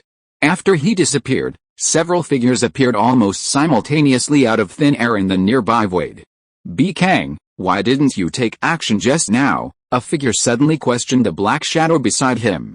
Haha, old man K, who can you fool with your cunning tricks? You want to trick me? No way. Okay, don't waste your breath. Are you just going to watch that man leave? He has several treasures of Taoism on him. Once this news leaks out, everyone must know the consequences. We are old friends who have been friends for more than 1,000 years. We all know each other's character and thoughts very well. Fang, might as well speak frankly. Old man K, the one in your family must have arrived a long time ago. Why haven't you made a move yet? If not for, old thief Fang Qing dare not say it, but I have no scruples. The K family is trying to smash you and me together under the guise of putting the blame on others. I am smart enough, how could I fall into this evil trap? Mr. Denkeo's words immediately attracted the nods of agreement from several other great monks. No one expected that Mr. Denkeo, originally from the K family, would not hide his dislike for the K family at all, and actually directly revealed the K family's conspiracy. Denkeo, how dare you? Seeing this, the K family's senior monk almost lost his temper and immediately shouted angrily. Hey, what's the matter? You want to fight? You old loser are no match for me, Mr. Denkeo deliberately said provocatively, as if trying to lure the other party into action. Who knew that the K family's senior monk was so cunning that he actually swallowed his anger? After a cold snort, his figure disappeared. Seeing his powerful enemy driven away, Bi Kang smiled coldly and shouted, Everyone, I have something to do, so I'll leave first. After saying this, the man suddenly burst into a ball of black light, and in an instant merged into the surrounding darkness, disappearing without a trace. Mr. Denkeo looked at the two great monks who hadn't left yet and muttered nonchalantly, Let's go. With Great Master K's intervention, we won't gain anything. We might as well just leave and avoid being chased like a dog later. As soon as he finished speaking, Mr. Denkeo's figure suddenly exploded, bursting into countless faint flames. The flames extinguished in an instant, and he was gone. Watching the others leave one after another, the two remaining great monks seemed deeply unwilling, but there was nothing they could do. They exchanged a few moments of telepathy before departing, both filled with resentment. A vast sea of clouds, a strong wind howled past, and the sky was a boundless azure. At this moment, a ball of purple lightning plummeted towards the earth at high speed, like a brilliant meteor. Suddenly, the purple lightning flashed and dissipated, and Zhao Sheng suddenly stopped in midair, his eyes scanning the surrounding void with a sharp gaze. Suddenly, a vast expanse of mist arose from the vast, empty sky. It spread, transforming into dense fog that obscured even the most distant view. Zhao Sheng surveyed the dense fog, his lips curled as he thought, Finally, my wait paid off. I finally caught a fish, but the next moment, his brow furrowed slightly as he unleashed a divine sense sweep across 100 miles, but detected no enemy presence. HMPH, who's playing tricks here? Get out and die. Zhao Sheng's gaze icy, his body shrouded in lightning, as he suddenly roared. As his words fell, a sinister laugh echoed from the mist. Immediately, the void within 100 miles of the sky vibrated slightly, and a powerful wave of divine sense rose from the surrounding mist. The mist rolled and surged like a tide, and a gigantic, ancient face suddenly appeared before Zhao Sheng. Made entirely of mist, it filled most of the sky, seemingly the entirety of the heavens. Unfortunately, this celestial phenomenon didn't frighten Zhao Sheng, who had already witnessed a bloody face of the heavenly Dao. Instead, it made him think the other party was playing tricks and lacking in character. Zhao Sheng remained composed, silently observing the other party's actions without saying a word. Seeing that his threat wasn't working, the feminine voice resounded through the air again, Hand over your treasures, bind yourself, and surrender, and I'll spare your life. Otherwise, today will be your burial day, haha." Zhao Sheng laughed, his laughter carefree, a hint of disdain evident on his face. His unspoken contempt immediately angered the person behind the scenes. A massive, old face suddenly opened its mouth, and a billowing mist erupted. A figure, in a state of disarray, emerged from the mist. Zhao Sheng's gaze fixed on Zhao Changping, who had departed earlier. "Brother Lei, save me," Zhao Changping cried out in terror, his face pale. But before he could utter a few words, he was enveloped in countless chains of fog, his mouth blocked and unable to speak. Seeing this, Zhao Sheng's expression grew serious. After using various methods to investigate, he discovered that the person before him was a living person, not some illusion. However, Zhao Sheng still couldn't be sure that Zhao Changping was Zhao Changping. After all, the Ke family was renowned for their magical powers, and the person who came was undoubtedly the Ke family's true lord of transformation, whose mastery of illusion remained unknown. "Changping, I will avenge you." Zhao Sheng's eyes darkened, and suddenly transformed into a streak of lightning, plummeting downward. Strangely, the Ke family true lord made no move to stop him, allowing him to escape. A moment later, Zhao Sheng paused with a gloomy expression. The mist still enveloped him and his surroundings, seemingly unchanged. Yet, he was certain he had flown at least 2,000 miles downward. Common sense would have dictated that he should have reached the surface long ago. However, the surrounding fog slapped him in the face. Zhao Sheng's mind raced, and a terrifying possibility suddenly occurred to him. Could it be that my 5 senses and 7 consciousnesses have also been bewildered by some kind of illusion, completely confusing up and down, left and right? A mere transformation god true lord couldn't possibly achieve this. Could it be Non-K Palace? At this thought, Zhao Sheng's face darkened, and he muttered to himself, when exactly did this happen? Simultaneously, he concentrated his mind, actively relaxing his thoughts. Countless points of light suddenly appeared in his mind, time and space beacons. Zhao Sheng felt relieved at this. As long as the time and space shift could be activated at any time, everything would be fine. At that moment, the sky suddenly changed color, and then a mighty pressure descended from nowhere. In an instant, the fog that filled the sky suddenly surged and swirled. A fierce murderous intent pierced the air, and countless turbid mist swords emerged, slashing down at Zhao Sheng, blocking all his escape routes. Zhao Sheng's body tensed, his eyes blazing with fighting spirit. A brilliant flash of lightning erupted from his body as he unleashed a fist at the misty swords. The fist's light, like the crumbling of a mountain, roared with awe-inspiring momentum as it soared upwards. A resounding boom erupted. The void twisted violently, followed by a series of crackling sounds, as if the very walls of time and space were about to shatter. The misty swords collided head-on with the fist's light, shattering countless swords into vast mist. A black hole the size of half an acre suddenly appeared in the nearby void. Zhao Sheng's body shot towards the black hole like lightning. Before he reached the hole's entrance, the smog that permeated the sky suddenly thickened countless times. Above the black hole, the mist swirled and coalesced, instantly revealing a stern face. Its eyes shone with a piercing divine light, which not only obliterated the black hole but also stabbed at him. Zhao Sheng's brow furrowed, his hands blazing with lightning, held in front of him like a sealed barrier. A vast expanse of lightning burst forth, and simultaneously, his arms rapidly expanded, transforming into 2 massive arms over 3 feet long in the blink of an eye. The giant hands were as large as dustpans, their fingers spread wide like 2 shields, effectively blocking the sudden onslaught of the invisible divine light. Chapter 618, Magical Magic. Boom! A ball of divine light exploded, accompanied by a resounding roar. Zhao Sheng moved aside, a giant hand blocking his head, his gaze piercing the heavens. "Sneaky old fellow, use whatever tricks you have. I'm growing impatient." As soon as he finished speaking, a sneer of disdain echoed from all directions, from heaven to earth. Instantly, the turbid mist permeating the sky, the ground, and all directions surged, suddenly converging into countless turbid mist swords, densely packed like millions. Zhao Sheng's expression was extremely solemn. The lightning shrouded his body erupted in all directions, transforming into a dazzling sea of lightning nearly 1,000 feet across. Simultaneously, his aura surged, his strength increasing at an unimaginable rate. His body also expanded further, transforming into a thunderous giant over 3 feet tall. As millions of mist swords hurled themselves at him from all sides, Zhao Sheng's cultivation had already reached the limit of the nascent soul stage, his combat power immeasurable.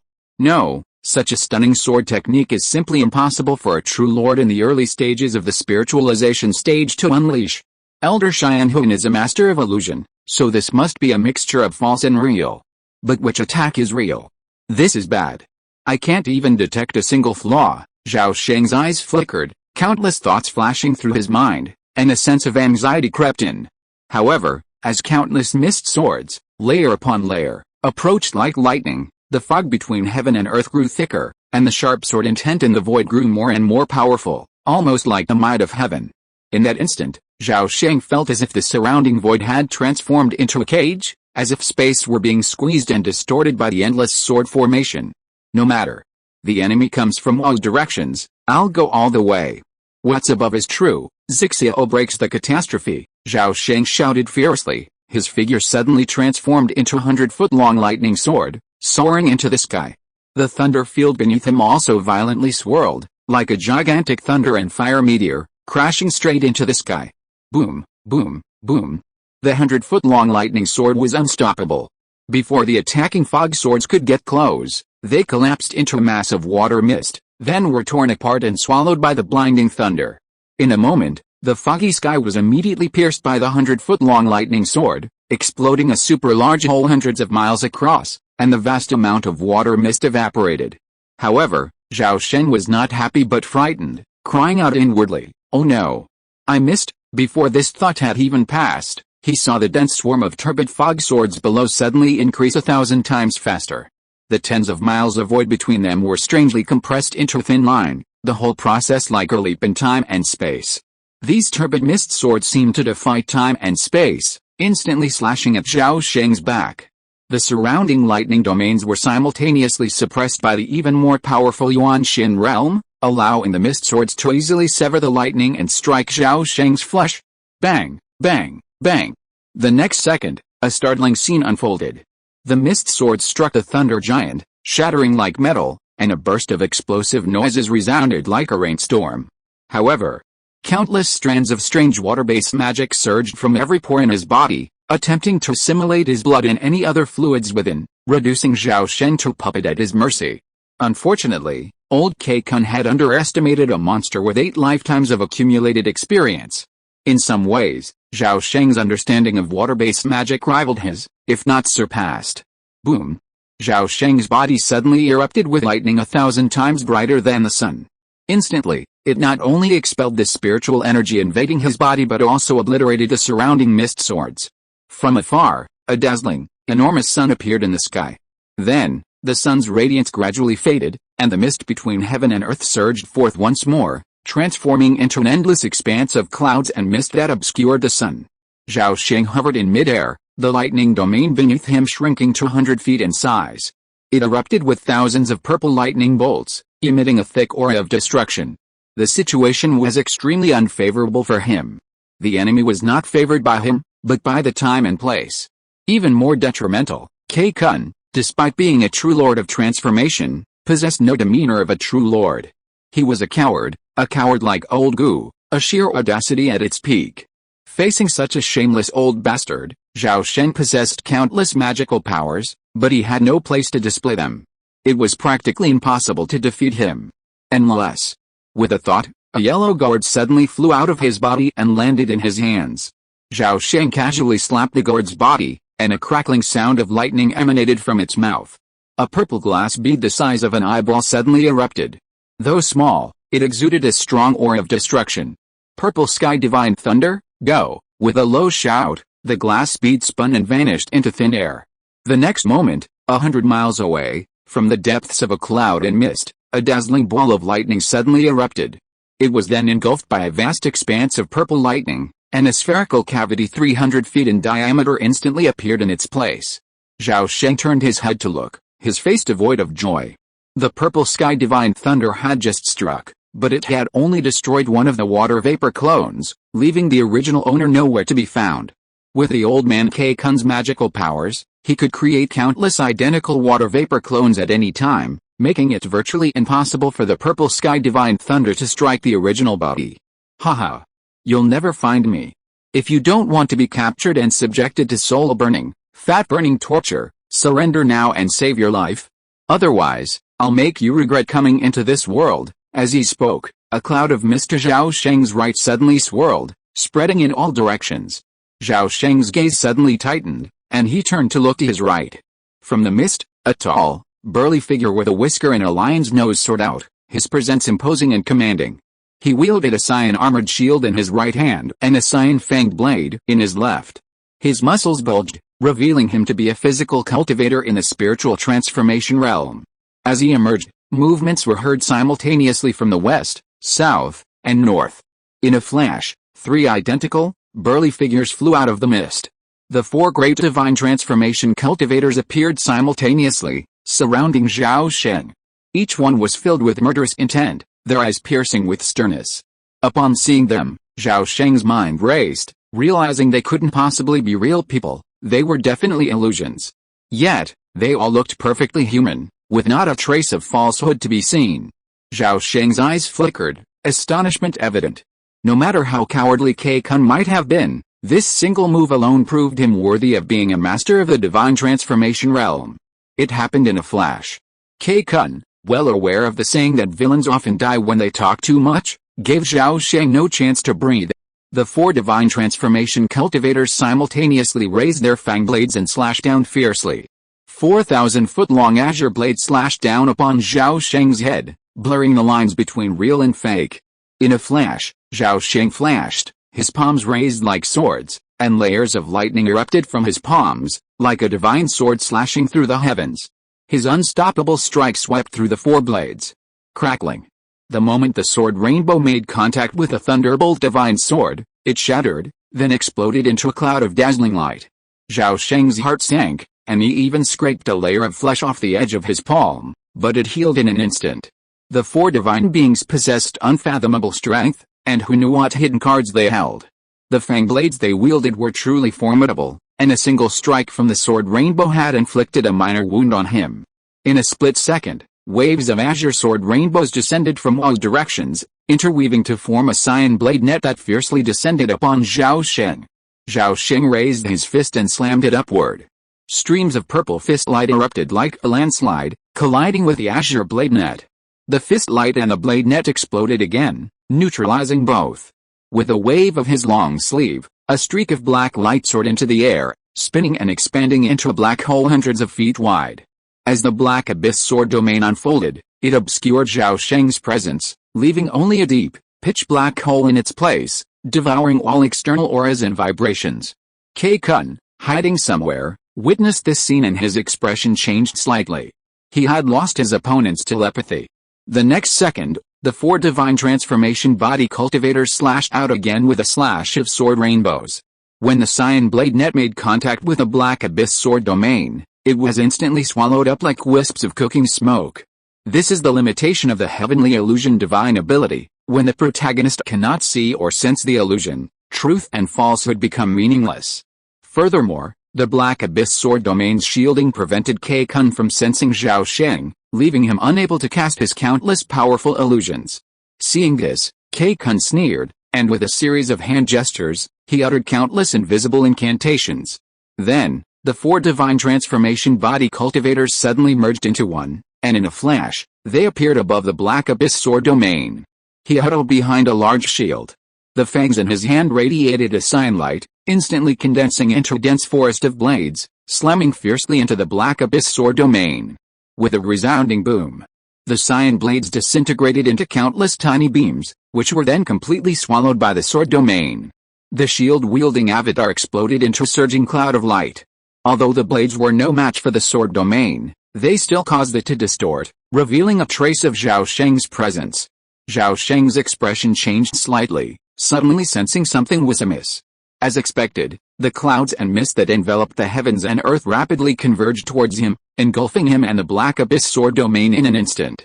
After a moment of upheaval, he was plunged into endless darkness. Before he could comprehend his surroundings, Zhao Sheng's heart sank as he realized he had lost all sense of the black abyss sword. This was unbelievable. He had been cultivating the black abyss sword for decades, and they were already connected.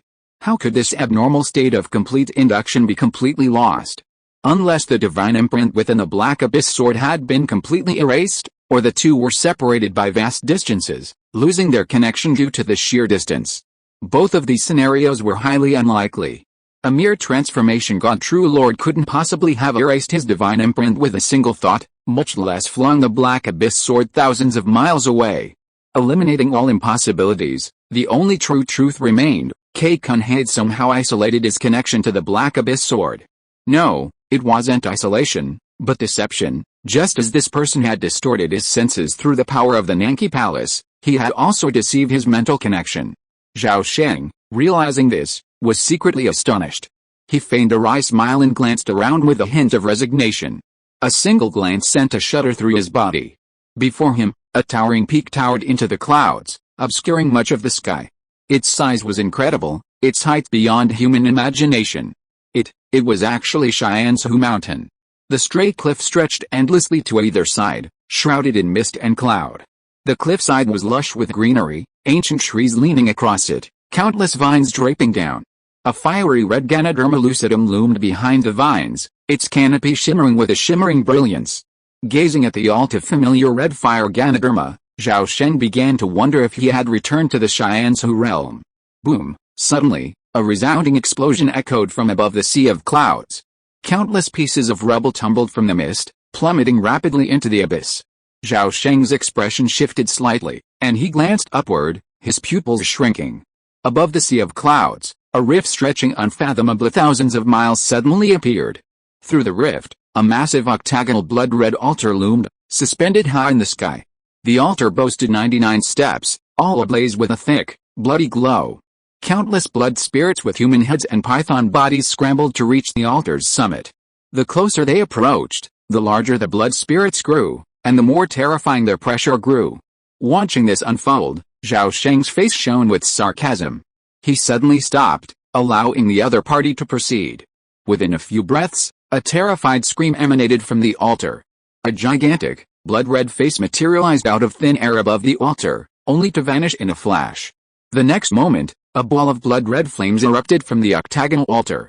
Dazzlingly bright, it spread rapidly in all directions, instantly transforming the vast sea of clouds into a sea of blood-red inferno. At that moment, the sky erupted in flames, and Xianzhou Mountain, rising from the sky and descending from the ground, rapidly ignited into a towering pillar of fire. In a blink, the entire world was transformed into a boundless sea of blood. Suddenly, Zhao Sheng's vision shifted dramatically, the world before him distorting and blurring before fading back into darkness. Opening his eyes again, he saw a short, middle-aged man over 100 feet away, spitting blood and gazing at him in terror. It was none other than Kun himself. How could it be in your memory? What is it? No, it's definitely not human, it's a demon, a world-destroying demon. Kun extended a trembling finger and pointed it at Zhao Sheng, shouting in horror, as if terrified. Just moments earlier, he had used his celestial illusion ability to quietly infiltrate his enemy's mind, intending to locate the enemy he feared most. However, even as he penetrated the surface of his consciousness, he suddenly seen an extremely terrifying being. Kun was overjoyed. He had originally intended to use this terrifying existence to destroy his enemy's consciousness and soul, but at the very beginning, he was met with a fierce backlash, severely damaging his consciousness. HMPH, your cleverness backfired. Now that you've secretly peeked into my memories, I will not let you live. Zhao Sheng looked at Kun with an icy gaze, as if looking at a dead man. How shameless. How can you, a mere nascent soul, kill me? Surrender now, or I will make you suffer a fate worse than death. Kun's panic gradually calmed, and his eyes immediately became extremely greedy. The brief intrusion of his consciousness had unexpectedly led him to discover a huge secret. Chapter 619 The Strongest and the Weakest. Clouds and mists swirled between heaven and earth, and an aura of immense murderous force descended upon the two men. Upon hearing this, Zhao Sheng's gaze grew indifferent, and without warning, he vanished. The next moment, he suddenly materialized from thin air behind Kun, raised his hand, and delivered a punch, piercing Kun's back with a blinding flash of lightning. The punch was heavy as a mountain, swift as lightning. Even a mountain of gold would be easily shattered by it. However, this unexpected and powerful blow missed. As soon as the fist's light reached K Kun, his body shattered like a ball of vapor, instantly consumed by the lightning. Huh? Fake.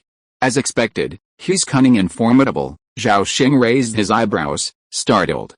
You foolish child, you dare to dream of discovering my true form? You must know that within Nanki Palace, I have countless incarnations, and my true form is omnipresent. He, accompanied by strange laughter, waves of incomprehensible chanting echoed between heaven and earth. Everywhere they looked, clouds and mists whirled violently, transforming into a vast expanse of frost. The air plummeted, and waves of visible cold rolled in, stirring up a blizzard. Vast swathes of ice formed from thin air and rapidly approached Zhao Sheng. Zhao Sheng frowned, surveying the icy world around him. A sudden realization dawned within him. Heaven and earth are spiritual. Return my spirit. A roar suddenly rang out from the depths of the vast ice and snow. The sound was like thunder, a resounding roar that caused the icy peaks to shake and threaten to collapse. In an instant, the icy peaks trembled violently, and rays of divine light burst forth, flowing through the ice like clouds. Immediately, divine light suffused much of the air, transforming it into an indescribable rosy sky. Countless illusory figures emerged in a continuous stream. There were towering golden-armored giants, white-haired Taoist priests with sage-like demeanor, elders in Confucian robes adorned with tall caps and wide belts, and peerless beauties as graceful as celestial beings. Their demeanor was unparalleled, their auras majestic.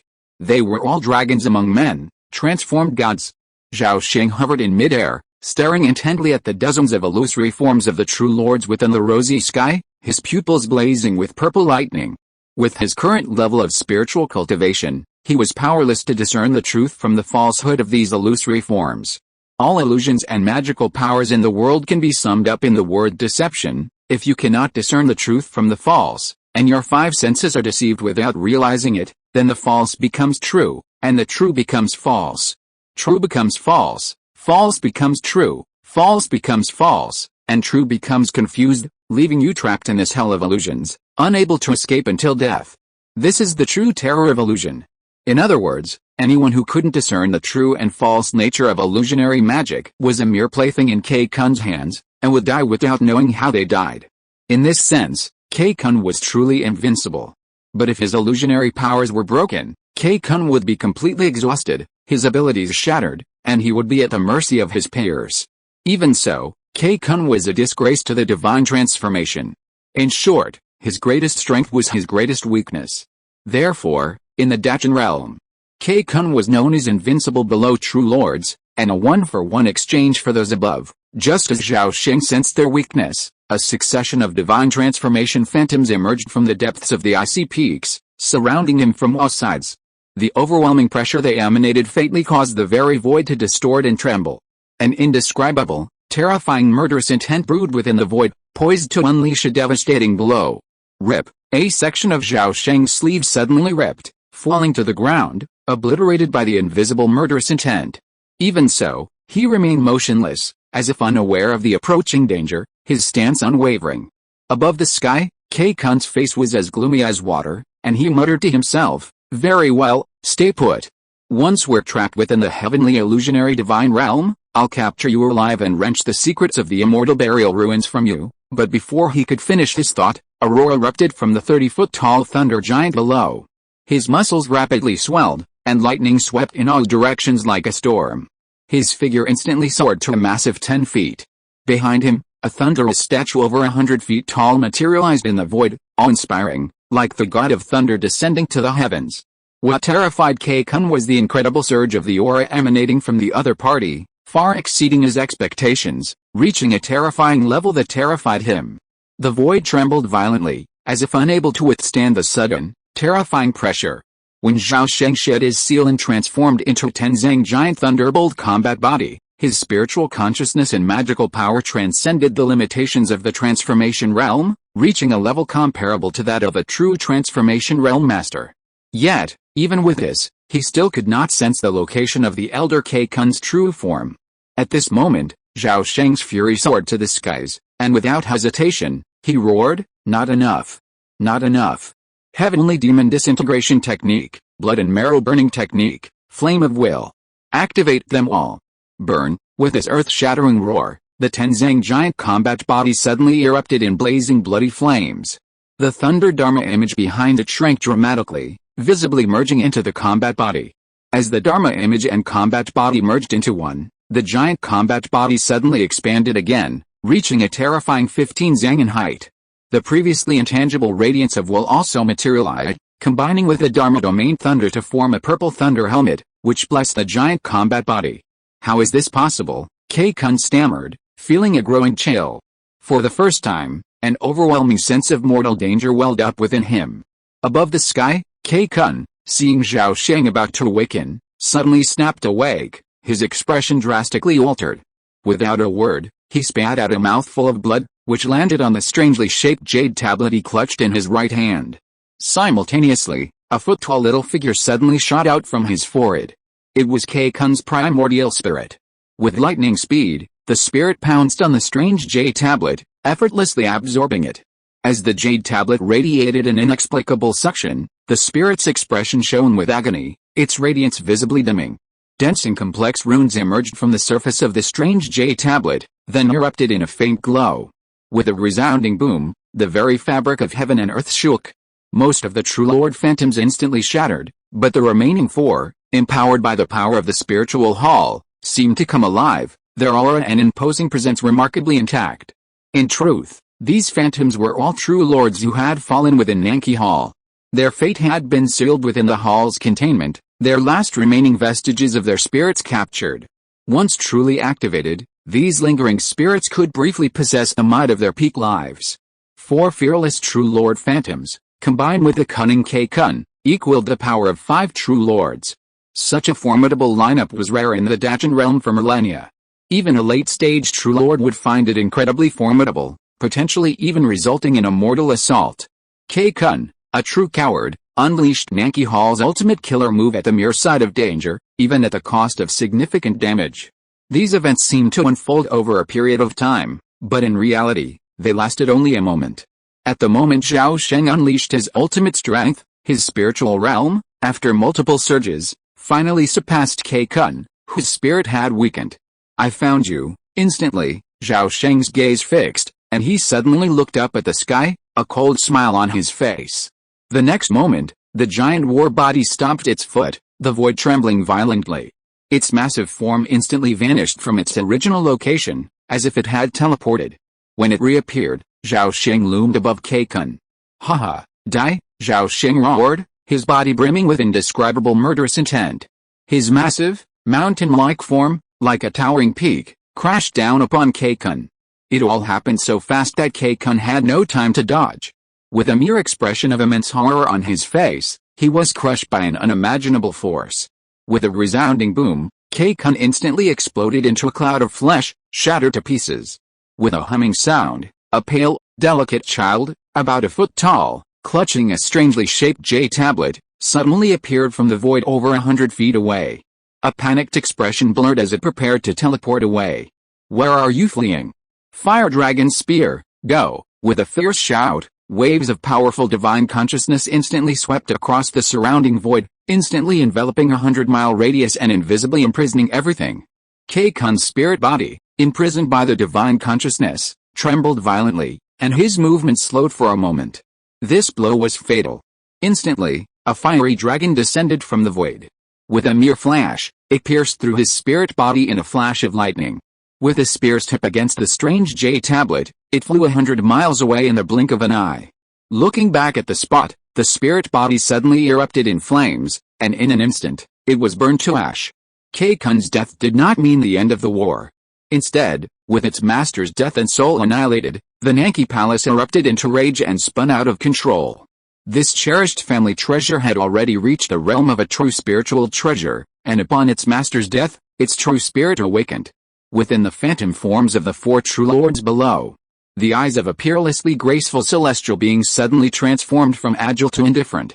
With a slight wave of her hand, the entire world shook.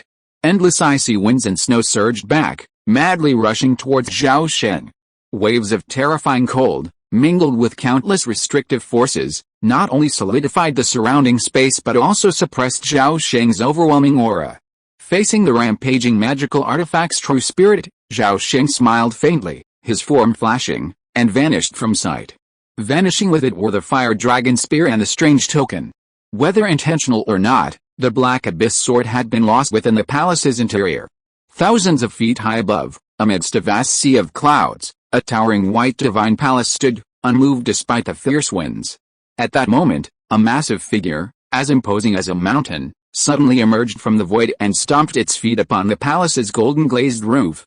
Zhao Sheng's appearance sent a trembling tremor through the vast divine palace, sending it plummeting over 3 feet. Instantly, a vast sea of purple lightning swept in all directions, instantly enveloping the palace below. With a resounding rumble, countless purple lightning bolts transformed into dense, 5-clawed lightning dragons, intertwining and overlapping to form layers of a thunder net, tightly encircling Nanki Palace. Nanki Palace struggled violently, swelling to the size of a mountain, shrinking to the size of a mustard seed, emanating a dazzling white light. Within this white light, countless exotic beasts, demons, and powerful cultivators emerged, attempting to break free from the lightning net. However, this true-form spiritual treasure was a support-type spiritual treasure, never renowned for its combat prowess. Furthermore, with its limited combat experience, Zhao Sheng anticipated every reaction. Therefore, no matter how it struggled, it was firmly suppressed by the dual attacks from both within and without, constantly being suppressed. Zhao Sheng grasped the strange J token with one hand, pouring a vast amount of divine consciousness and magical power into it. As layer after layer of restrictions collapsed, the Nanki Palace gradually began to emit mournful cries, and the white light it had emanated rapidly dimmed. After a long time, the Nanki Palace suddenly shook, and the white light it had emanated completely dissipated. The palace suddenly shrank to the size of a fist, falling into Zhao Sheng's hands. Zhao Sheng's face was devoid of joy at this, for he had not subdued the treasure. Instead, the Nanki Palace had actively sealed its true spirit, plunging into a state of complete silence. This also meant that until the true refining technique was discovered, the treasure had become a dead object, completely useless. Seeing this, Zhao Sheng flashed, and a pitch-black longsword suddenly appeared in his hand. The next second, the Black Abyss sword slipped into his sleeve, and Nanki Hall was also absorbed into the Zumi dimension. Time flashed back half a day. After Kei Kun's death, hundreds of thousands of miles away, a towering, earth-shattering great chun tree, brimming with blossoms, radiated a magnificent, brilliant divine light. Amidst the mist and clouds, countless wondrous scenes emerged, like a mirage. At that moment, from a vast cave nestled in the tree's waist, a roar of shock and fury suddenly erupted. No, Kuner. Impossible, who is it? Which damned idiot, a divine transformation master, secretly attacked? No matter who kills Kuner, I swear, on the dignity of the Xianhun K family, I will make you pay 10-fold or 100-fold. Come, quickly convey this decree. Gather all nascent souls of the family. No matter where they are now, drop your current tasks and return to your ancestral lands without delay. Order all tree lords to be on guard and guard against sudden enemy attacks. The entire clan must proactively shrink their sphere of influence. All external provocations, conflicts, and territorial expansion must cease. Upon discovering Kei Kun's demise, the Kei family tree lord, seated at the Three Tribulations ancestral tree, briefly vented his emotions before issuing a series of decrees to the entire clan. Soon, the entire Kei family was plunged into a flurry of activity and chaos, spurred by the great tree lord's stern decrees. The vast majority of the clan, unaware of the true circumstances, were filled with resentment and slowed to act. Consequently, the nascent soul-level ancestors of the Kei family, among the few who had been secretly informed of their ancestors' sudden demise, erupted in fury and brutally executed a large number of members, even their closest bloodline descendants. This ruthless approach immediately silenced the entire Kei family, and their speed of action increased exponentially. The ancient Kei family's unusual behavior quickly alerted spies within its ranks, who relayed the news of the Kei family's unusual activities through the most secretive channels to the highest levels of their respective factions. Within a few days, all 11 of the two tribulation families in Western Simon State received the latest intelligence, but most were baffled and speculated on the possibility of a major new move by the Kei family. Chapter 620 Simon's Great Change, 3 Treasures Acquired. For a long time afterwards, virtually no one knew of True Lord Kei Kun's demise. For various reasons, Zhao Sheng kept the news secret, informing only Zhao Changping. He kept it a secret because, firstly, The K family possessed immense influence, and the combined strength of the clan and its vassal forces was enough to easily crush the Zhao family. Secondly, if the situation became strained, the K family would likely resort to summoning several true lords of transformation to attack him, or even, at a dire cost, summon a K family ancestor from the spirit realm. While Zhao Sheng feared no enemy, the Zhao family could not afford to be destroyed by him. Therefore, as long as the K family remained resistant to exposing their flaws, he was unwilling to make any further advances. He simply let things take their own course, keeping the news secret for as long as possible. If the news were to leak, it would be a private matter within the K family, none of his business. A day later, under a bright, cloudless sky, a streak of light plummeted from the outer void, landing in an instant on the towering sacred tree behind Tongxin City, then vanished in a flash. Another half-day passed, and as dusk fell, Zhao Chengping finally returned from the horizon, riding his light of escape. With a heavy face, he stepped into the tree cave abode. Unexpectedly, upon entering, he saw a familiar figure, giving him a great surprise. Brother Lei, Zhao Chengping's eyes widened in shock, but he soon became overjoyed, laughing. Good, I'm glad you're okay, Zhao Sheng smiled calmly, saying, I'm fine, but the K family is in big trouble. Brother Cheng, I couldn't help myself and accidentally killed old man K-kun. This incident could implicate the Zhao family. What? Zhao Chengping froze at the words, demanding in disbelief. Brother Lei, what did you just say? K-kun was killed by you. Are you talking about the same person as me? We can't have the same name. No way, no way. Oh no. At this point, Zhao Chengping suddenly saw the non-K temple that Zhao Sheng was playing with. His face turned pale instantly, and his voice suddenly became countless times smaller. Finally, he slapped his thigh with his right hand, and his expression was so complicated. Old man K-kun wanted to kill people and steal the treasure, but he was so weak. He simply disrespected the reputation of the true Lord Huishan. Zhao Sheng put away the non-K temple and said solemnly. Upon hearing this, Zhao Chengping was immediately amused and said helplessly, Brother Lei, you are really. Who would have thought that you would be so powerful, defeating the true Lord Huishan with the strength of the nascent soul realm?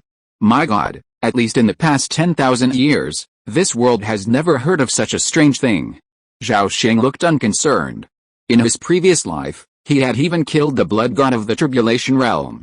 In this life, he even killed several return-to-void semi-immortals in the endless corridor. How could he take a small true Lord Huishan seriously now? Well, it's just killing a true Lord Huishan who doesn't live up to his name.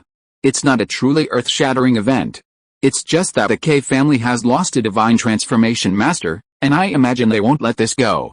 I'm not afraid, but I'm afraid they'll vent their anger on others, and the Zhao family will struggle in the future. Upon hearing this, Zhao Chengping's expression suddenly changed, instantly conjuring up a multitude of sinister scenarios and dire consequences that could unfold in the future. The Zhao family is weak and powerless, and could never withstand the relentless oppression of the ancient K family. However, the sudden realization that the real culprit was right before his eyes eased his anxiety, and he forced a wry smile. Brother Lei, what should we do? Alright, don't make such a face. I won't just leave without a care in the world. If the K family dares to attack us, I'll handle it. If they anger me, I'm sure the K family won't be able to withstand my retaliation. Zhao Sheng finished, then changed the subject. Of course, old man K-kun's death should be known only to you and me. Don't tell the younger generation yet. The K family will naturally keep this a secret.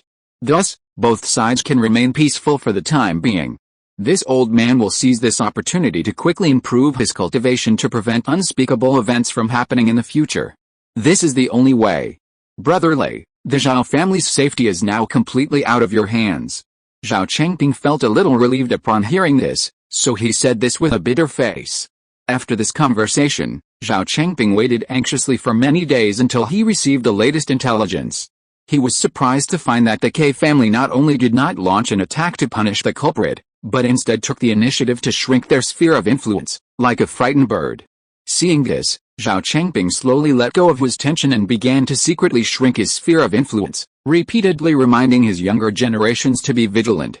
To this end, he shamelessly visited his family's thunder god True Lord many times, and each time he returned not empty-handed, He successfully retrieved a large number of high-level escape talismans and other mid to high-grade magic weapons for the younger giant generation.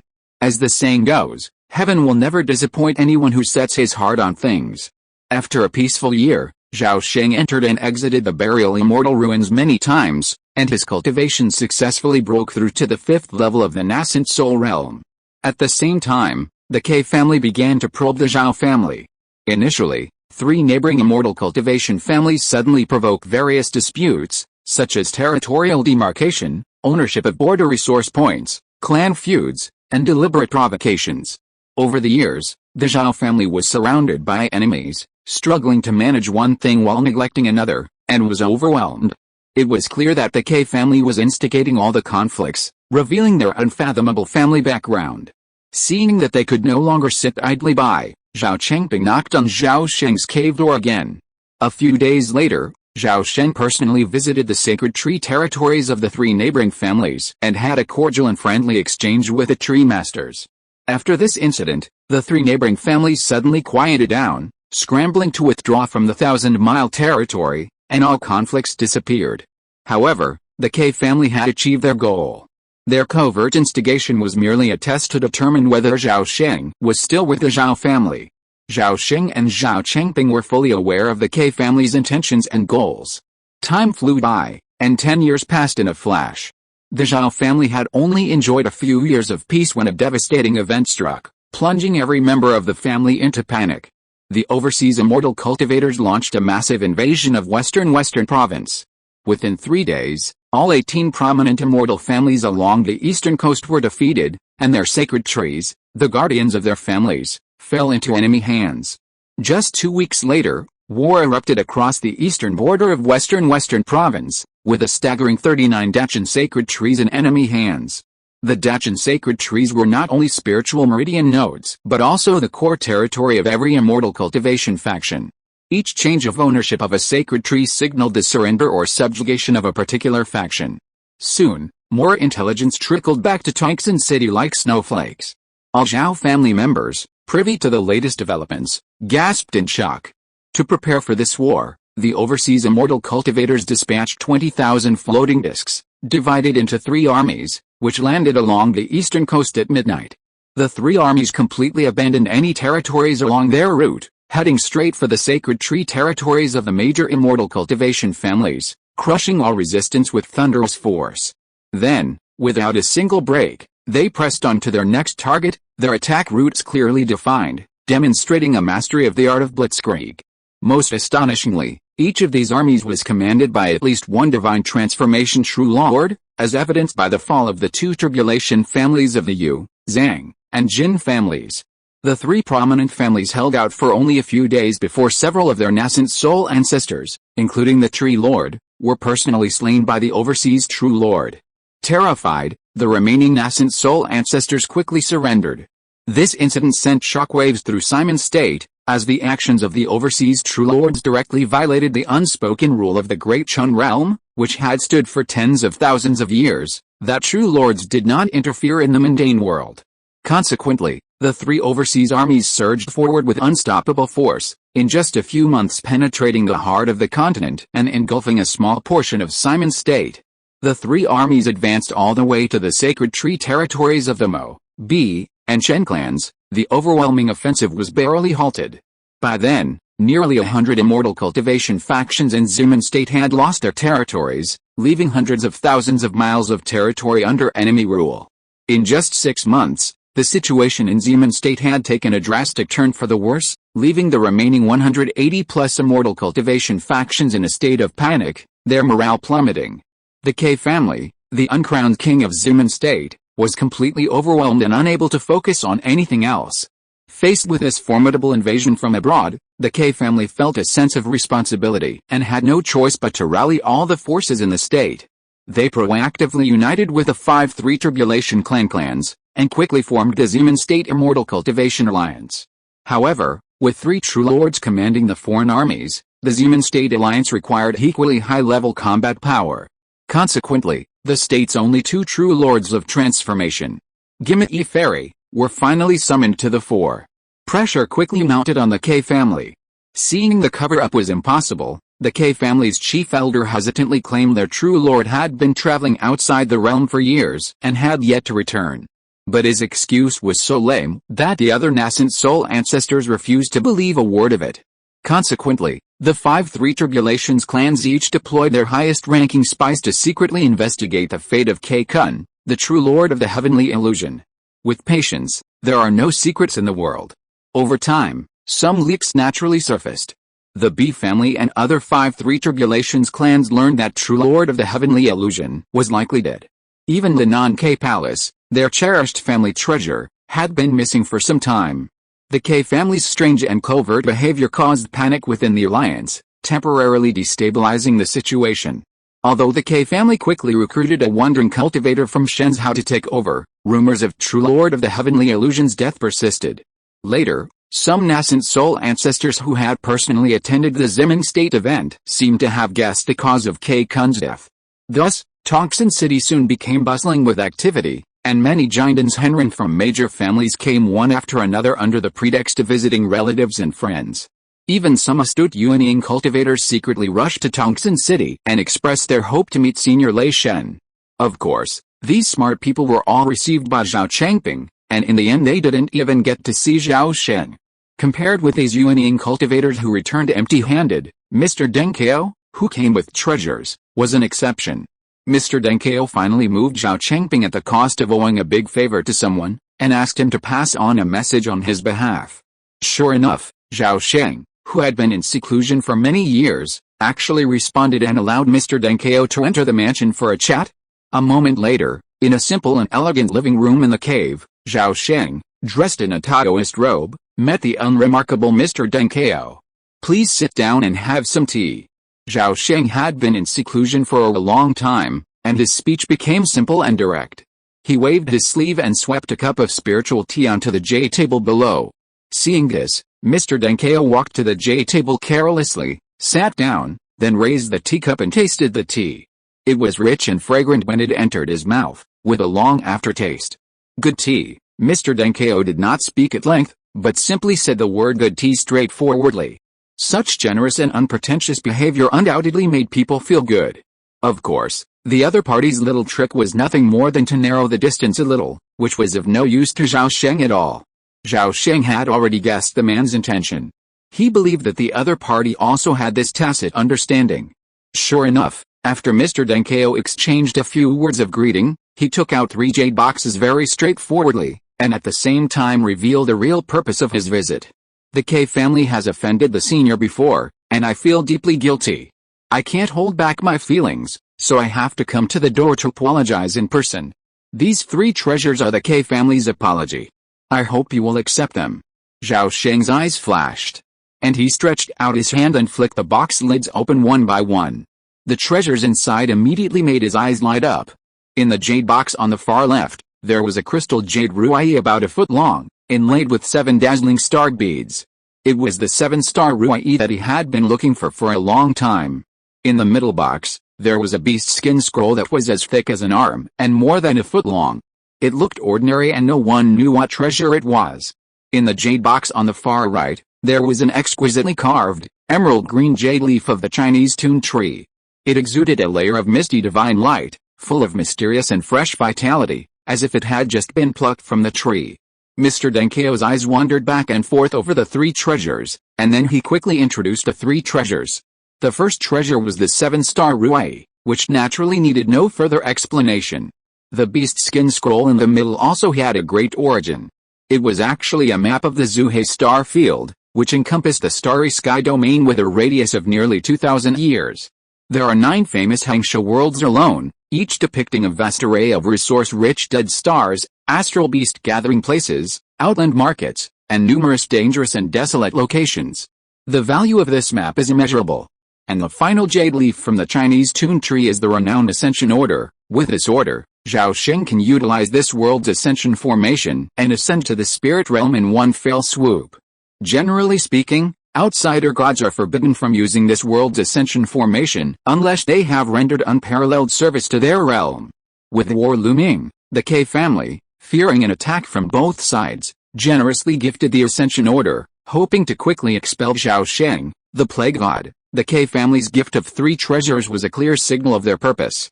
Unfortunately, they had completely miscalculated. Zhao Sheng wasn't even a great cultivator, so how could he possibly achieve the full ascension stage? Zhao Sheng readily accepted the treasures presented to him. But he remained equivocal, never making a clear statement, merely offering perfunctory remarks like peace is the most precious thing and I admire the K family's fine traditions. Half a day later, Mr. Deng Kao left Huangxin City with a mixture of joy and sorrow. After he returned with Zhao Sheng's message, the K family's tree master, Great Elder K Jidao, and the others breathed a sigh of relief. No one understood better than them the immense pressure the family was currently under. If the family's weaknesses were exposed during the war, they could be attacked by all. In a chain reaction, the K family's multi-millennium legacy could be destroyed in an instant. After appeasing the Thunder God, the K family immediately devoted most of their energy to the war ahead. Compared to the K family's misfortune, the Zhao family was far more fortunate. The Difu Mountains, where Huangxin City was located, lay nestled in the western interior of Zeman continent. Unless the majority of Zeman continent fell, their territory wouldn't be affected by the war. Time flew by, and the war had already lasted for 16 years. 7 years ago, after the Zimengzhao Immortal cultivation alliance spent a fortune recruiting several divine transformation masters from Shenzhou and Donglishao. The alliance stabilized its position, and the 2 warring factions have since been locked in a standoff. To this day, nearly all of Zimengzhao's eastern 2 million square kilometers has been lost, with millions of people relocated to 3 major archipelagos overseas. Over the past decade or so, the alliance and the overseas armies have engaged in numerous battles, resulting in countless casualties. If you are listening to this novel on a channel other than Fanfic World, it means it was downloaded and re-uploaded without effort. We warmly invite you to visit our channel, Fanfic World. There you will find the original version of this story and many other novels of various genres. We look forward to seeing you dive into a world of incredible novels. Chapter 621, the 5th level Divine Pale is completed, and the ruins of the Yuanigan ruins are first heard. The sky above the Difu Mountains was clear and azure. A warm sun hung high in the sky, bringing a touch of warmth to the snow-capped peaks. Soon after, a streak of white light darted out from the towering Great Chun sacred tree and headed for a hot spring valley hundreds of miles away. The mountains passed by in an instant, revealing a vast valley below, steaming with clouds and lush greenery, a scene of vibrant life. The white light paused, then quickly descended into a medicinal herb field within the valley. Then, the light dissipated. Zhao Changping, with a solemn expression, approached a tall figure a dozen steps away, bowed, and respectfully said, "True Lord." Zhao Sheng, without even turning, waved his hand, signaling no further formalities were necessary, his gaze fixed on the small, snow-white beast in the herb field. Seeing this, Zhao Changping fell silent and stood still. Over the years, as the alliance's envoys came more and more frequently, Zhao Changping, for some unknown reason, grew increasingly awed by the presence of these people. His demeanor gradually became respectful and courteous, no longer daring to hold himself up as a peer. Zhao Changping followed his gaze, gazing at the small, snow-white beast, aroused by curiosity. The beast had an enormous head, very much like a dog's. Its neck was slender, and its body was only 3 feet long. It possessed a round, furry belly, and a pair of bean-sized black eyes, darting around, gleaming with a bright, intelligent light. At this moment, it was sifting through the medicinal oil for spiritual ginseng, glancing around with a sly, shifty air. Zhao Changping knew that the small, snow-white beast was a low-level demon beast called a dog-like beast. It was not only timid, greedy, and lazy, but also incredibly stupid, and was now endangered in the Difu Mountains. Yet, the dog before him was unusual. One glance revealed this beast to be 1 in a million, a unique creature, for it possessed intelligence. It was a fact that inferior demonic beasts like these could hardly break through the 3rd-level heavenly pass, let alone awaken intelligence. The fact that this beast possessed such a remarkable feat was clearly the work of Zhao Sheng. At this thought, Zhao Changping was struck by a wave of fear, his awe for the man before him growing even stronger. Did they send the people away? Zhao Sheng observed the exotic dog's movements with great interest, asking casually without even turning his head. "Master, that special envoy is still lingering in the city, and it seems that he will not give up until he achieves his goal. Haha, let him be. No matter how long this war lasts, No matter how brutal the fighting is, it has nothing to do with you and me. Instead of being a good bystander, he had to step into the cesspool. How wise is that? Zhao Chengping heard this and became anxious, and said, but, as the saying goes, when the city gate is on fire, the fish in the pond will be affected. If the army arrives at Twixen City one day, it will be too late to regret it then. Humph, with me here, the Zhao family will not be in danger of collapse. The ones who are anxious now should be the K family, the B family and other wealthy families. Don't be fooled by those people's sweet words. After Zhao Chengping finished listening, his worried mood suddenly dissipated. He suddenly realized that he had just been blinded by the temptation of the extremely lucrative benefits and almost fell into the trap of the special envoy. It made sense. True Lord Thunder held such a transcendent status that neither the local alliance nor the overseas cultivation community would provoke a true lord without clear alignment. Alright, the envoy can stay as long as he wishes. When you return, tell him I'm visiting friends in Shenzhou and won't be back for long, Zhao Sheng said calmly, turning around. Zhao Chengping nodded in agreement, bowed, and suddenly transformed into a streak of light, soaring into the sky, flying towards the great Shun sacred tree hundreds of miles southwest. After watching him depart, Zhao Sheng didn't even glance at the exotic dog. In a flash, he vanished from the scene. Deep within a 1,000-foot-high peak lay a large cave. Within an alchemy room within the cave, Zhao Sheng suddenly emerged. He floated to a stone bed half a man's height, sat cross-legged, and with a single hand, a mirror-like white jade plate appeared in his hand. Zhao Sheng lifted the jade plate and examined it closely. This seemingly smooth jade plate was inscribed with a dense mass of strange, tadpole-like symbols. Staring at them for too long often gave rise to a certain illusion, as if these tadpole symbols had suddenly come alive, swimming before his eyes and emitting a mysterious aura. Zhao Sheng concentrated his mind, focusing his consciousness into a single line, and directed it towards the jade plate. As soon as his consciousness touched the jade plate, it immediately shone with a jade-colored radiance, and thousands of shimmering tadpoles flew out, flooding into his mind. Instantly, an extremely complex and unique elixir formula materialized in his mind.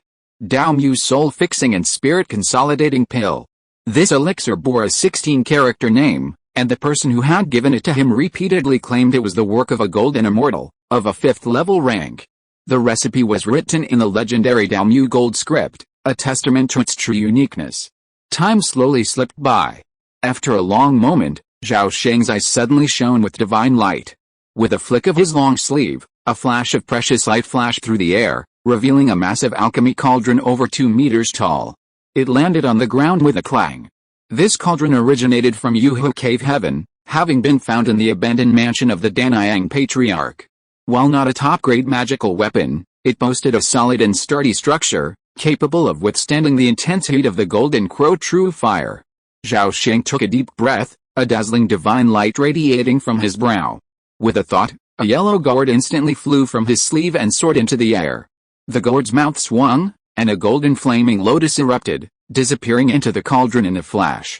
The next second, the Golden Crow True Fire erupted, shattering into 9 blazing clouds that rapidly moved within the cauldron.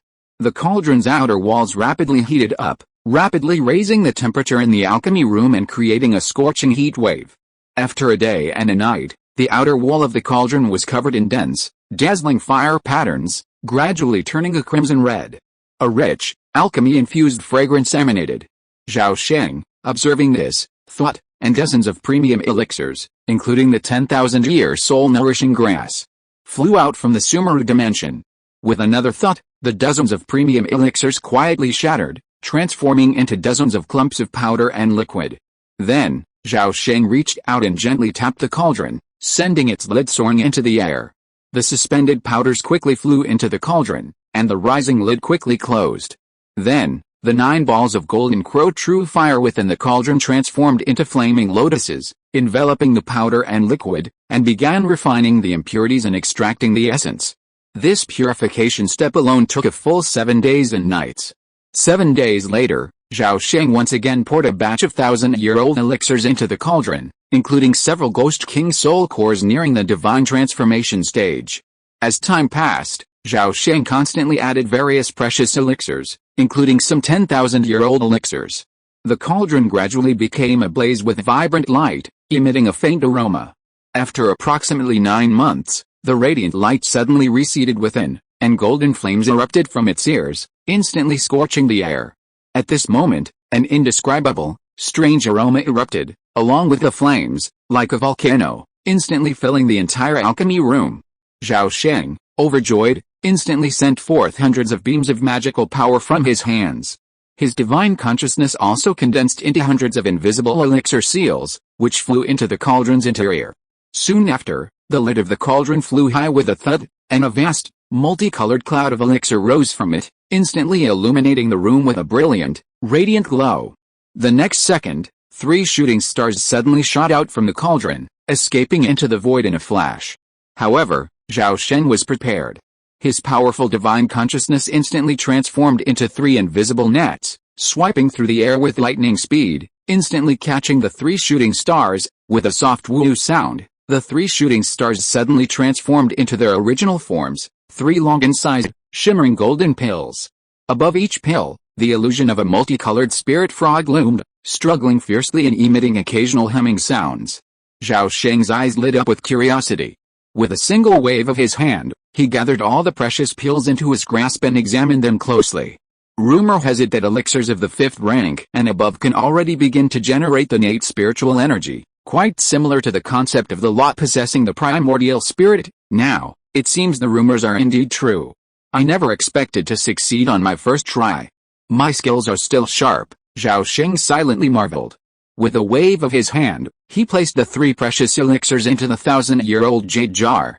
After affixing several seals, he carefully placed them in the jade box and finally placed them in the Sumeru dimension, ensuring their safekeeping. Endless Tower, corridor on the 237th floor. After a moment of dizziness, Zhao Sheng opened his eyes to see figures swaying back and forth before him, and a clamorous noise filled his ears. He saw stalls of various sizes lined the inner wall of the corridor, stretching out for nearly a mile. The miles-wide corridor was bustling with people, their voices humming loudly. A rough count revealed hundreds of people. Zhao Sheng was astonished. He had not expected the market to be so bustling. The sheer number of people present was truly rare. Could it be that a new group of people have come recently? Zhao Sheng looked around, thinking secretly, while walking out of the crowd. However, his arrival immediately alarmed many street vendors.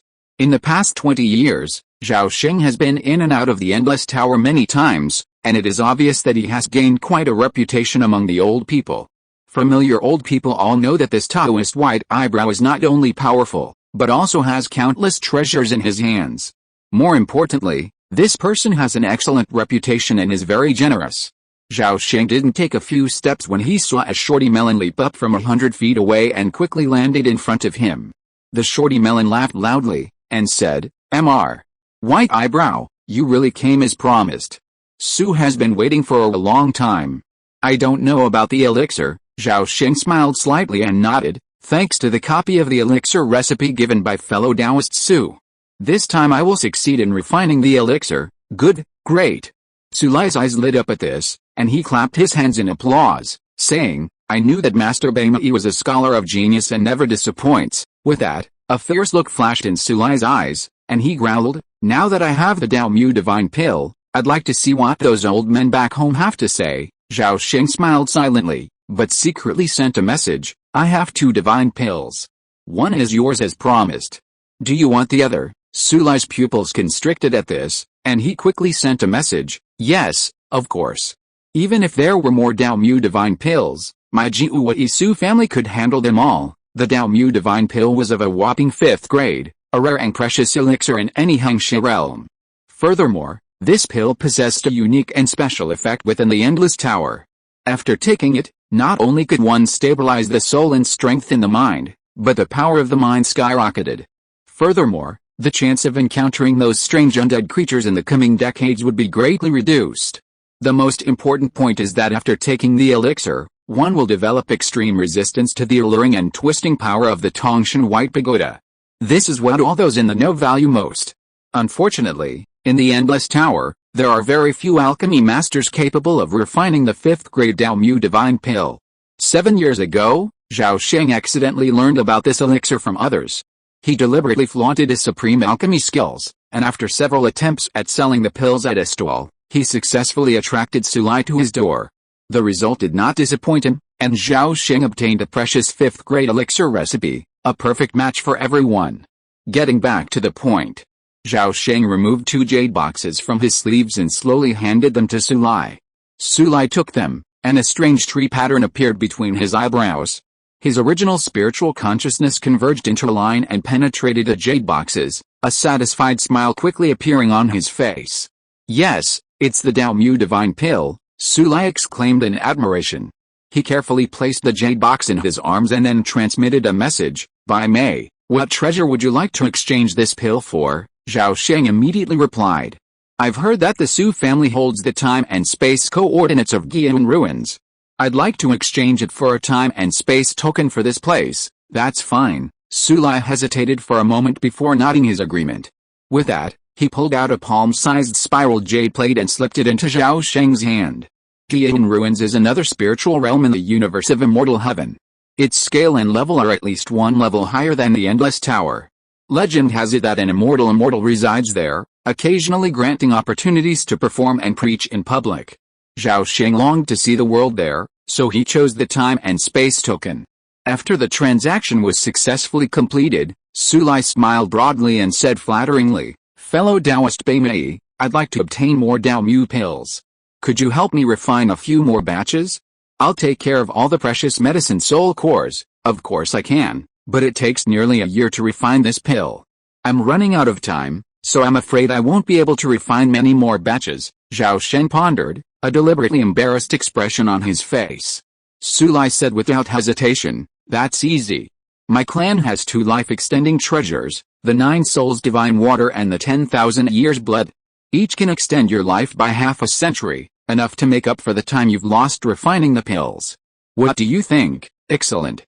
I agree." Zhao Sheng stroked his long beard and smiled at Sulai. Chapter 622, The Great Dao is unique, the true words are infinite. After a short while, the repulsive force of the surrounding space had reached its limit. Seeing this, Zhao Sheng brushed his long sleeves across the floor before him, effortlessly collecting the scattered treasures. Then, as he relaxed his body, a grayish-white vortex materialized, instantly engulfing him. Within the cave dwelling in the mountain's belly, a figure emerged from a stone chamber. Zhao Sheng opened his eyes and felt wisps of pure spiritual energy suddenly emanate from his limbs and bones, rapidly being drawn into the sea of qi in his danshan. With a subtle thought, a gentle rain of sweetness began to fall over his sea of qi. His cultivation level gradually improved amidst this gentle drizzle, steadily approaching the 7th level of the nascent soul stage. Zhao Sheng, unconcerned with his own progress, walked directly to the shattered spiral jade plate, lost in thought. As his cultivation advanced, the price of traversing the celestial immortal realm grew ever greater. Back when he was only at the key refining stage, he only needed to sacrifice 7 or 8 grains of spacetime sand to successfully traverse. By the time one reaches the 6th level of the nascent soul, at least 1 spacetime crystal is required for a successful sacrifice. For example, he sacrificed an entire piece of cave heaven jade in one go, yet spent less than half a day in the Endless Tower. This is the vast difference in size.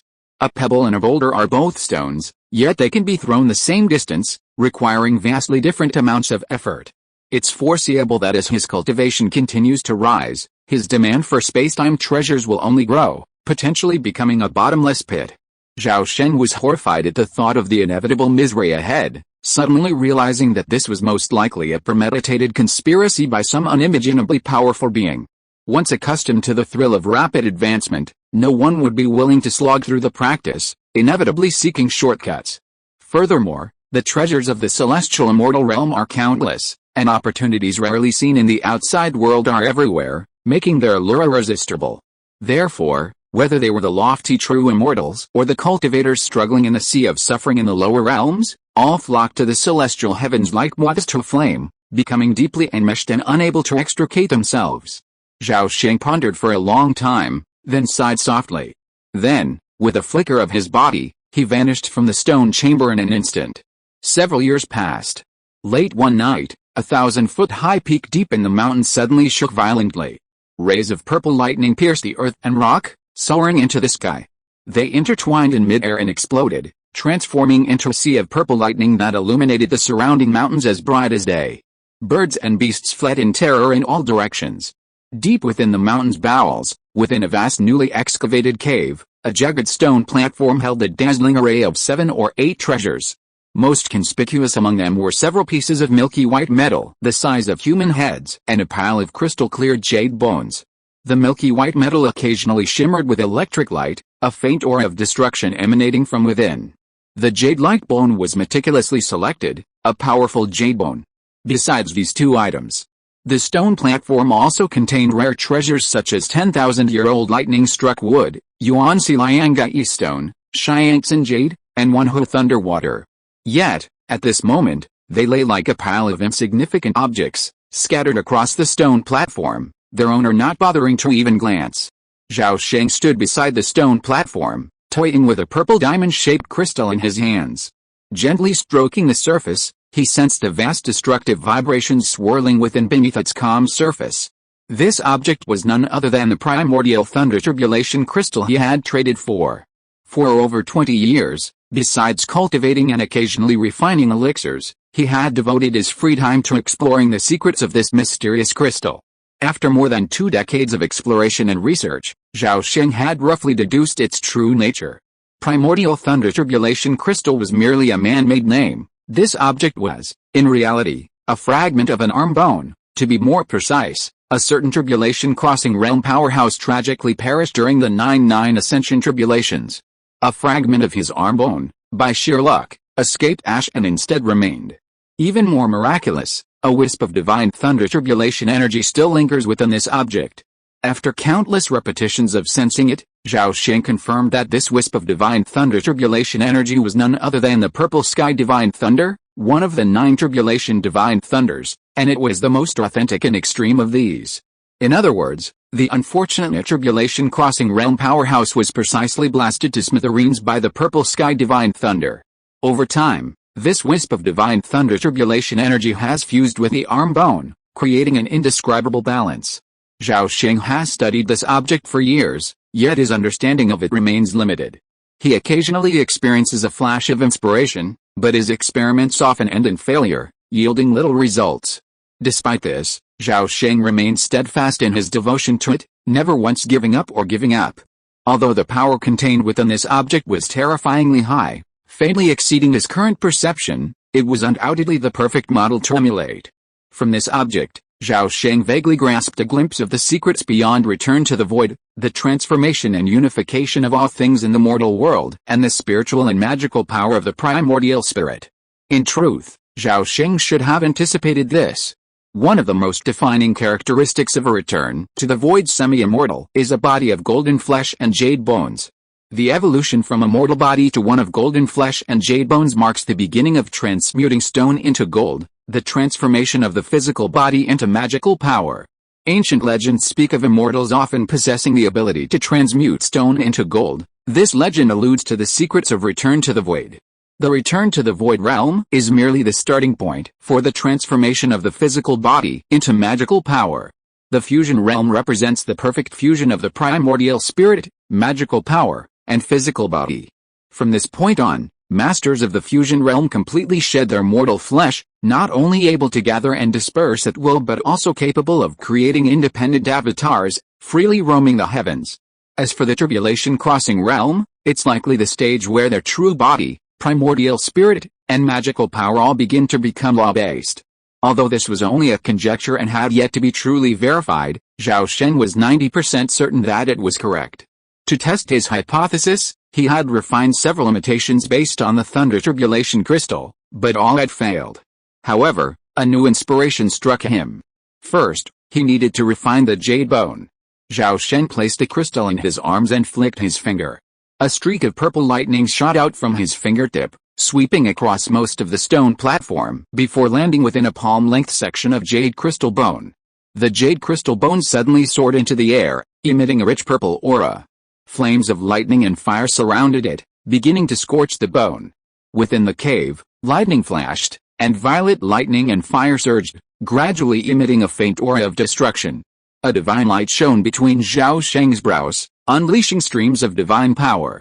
He directed the purple thunder energy to draw one Deo-like true symbol, tribulation, after another, within the jade bone. Although the literal character only lasts a moment before vanishing into thin air, Zhao Sheng patiently inscribed the incredibly complex three-dimensional structure again and again. As time passed, the jade-like crystal bone remained unchanged, seemingly unchanged. However, with the ancient thunder crystal as a comparison, Zhao Sheng was delighted to discover that the jade bone's essence seemed to have undergone some subtle shift, faintly tinged with purple, gradually emitting a faint aura of destruction. Everything was unfolding as he had envisioned, and Zhao Sheng suddenly had a premonition that this experiment would yield results. 20 days passed in a flash. The cavern was as scorching as a furnace, and the walls melted into a smooth, glass-like molten substance, reflecting a dazzling array of purple light. In mid-air, a diamond-shaped jade bead, the size of an egg, shimmering purple throughout, slowly swirled. A layer of purple lightning enveloped its exterior, while wisps of viscous lightning fluid flowed within, distinctly emitting a strange, law-like fluctuation. As this wave of fluctuations intensified, the diamond-shaped jade bead finally reached its limit. Suddenly, with a crackling sound, countless cracks appeared on its surface. From these cracks, countless blinding flashes of lightning shot forth, and the aura of destruction suddenly surged countless times. Oh no! Zhao Sheng, startled by the scene, thrust his right hand upward. The diamond-shaped jade bead, on the verge of exploding, shot up like lightning, then vanished into the cavernous rockwork in a flash, leaving a perfectly smooth hole in its place.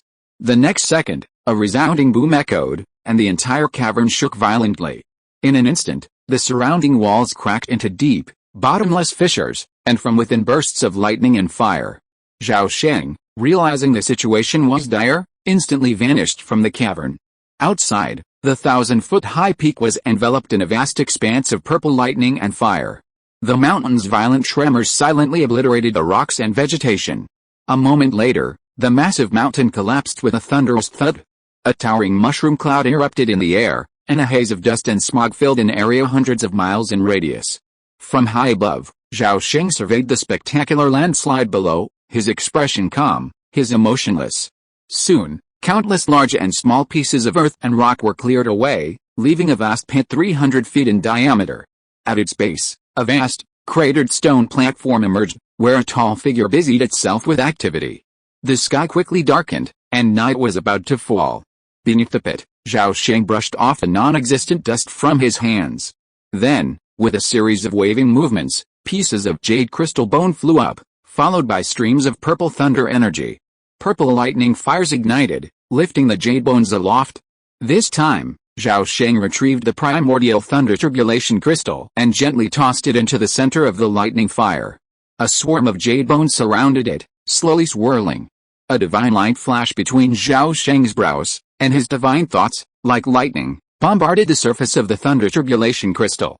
Under the repeated bombardment of his divine thoughts, the countless diamond-shaped facets of the thunder turbulation crystal occasionally shone with tiny flashes of lightning, magnificent and mysterious.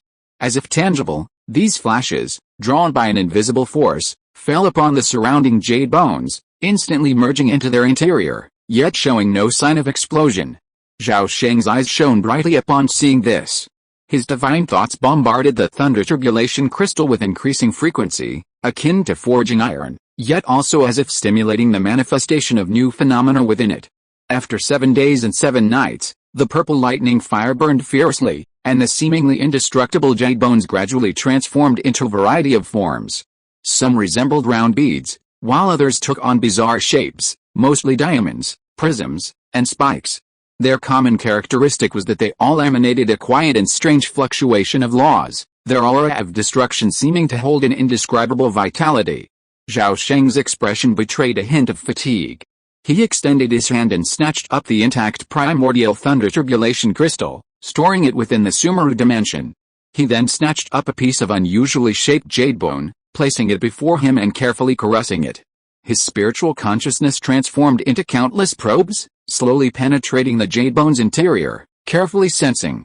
3 months later, deep within the newly opened cave, Zhao Sheng sat cross-legged on the ground, a beast hide spread out before him.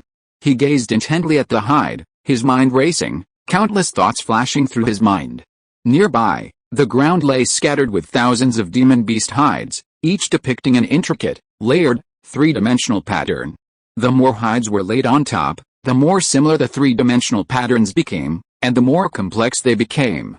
Outsiders could not fathom the meaning of these three-dimensional patterns, but the more Zhao Sheng retraced them, the more his emotions grew. For only he knew that all three-dimensional patterns were, in essence, isomorphs of the true text of the Great Dao of Destruction. They could represent the same Dao text, or they could be numerous fragmented doomsday texts. In Zhao Sheng's view, everything evolved from the character, catastrophe, encompassing everything. It was only then that he realized he had nearly strayed from the right path. The Dao text wasn't eternal and unchanging.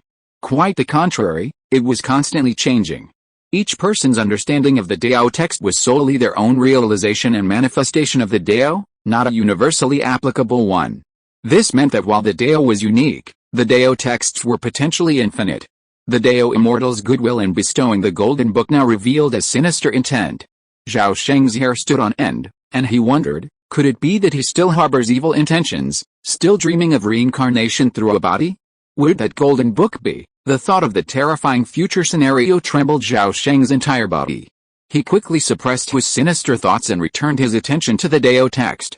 However, after this distraction, his thinking efficiency plummeted, and the spiritual light in his mind gradually dried up.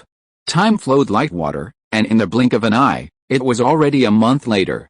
That day, in the stone chamber of the cave, Zhao Sheng sat cross-legged with his eyes closed, motionless. Only dense lightning flashes flickered and condensed in the air, as if striving to form a concrete image. After an unknown amount of time, a flash of inspiration came to him, and his eyes suddenly opened. Deep in his pupils, two intricate three-dimensional patterns, full of the essence of Tao, were reflected. Chapter 623 Lei Chang, first entering the ruins of the Yuan. Crash. From the depths of the void, an inexplicable roar echoed, like waves crashing against the shore. Behind Zhao Sheng, a mysterious sea of lightning suddenly appeared, its surface a purple aura rising to the sky. Seemingly silent and tranquil, it seemed to hold unimaginable destructive power.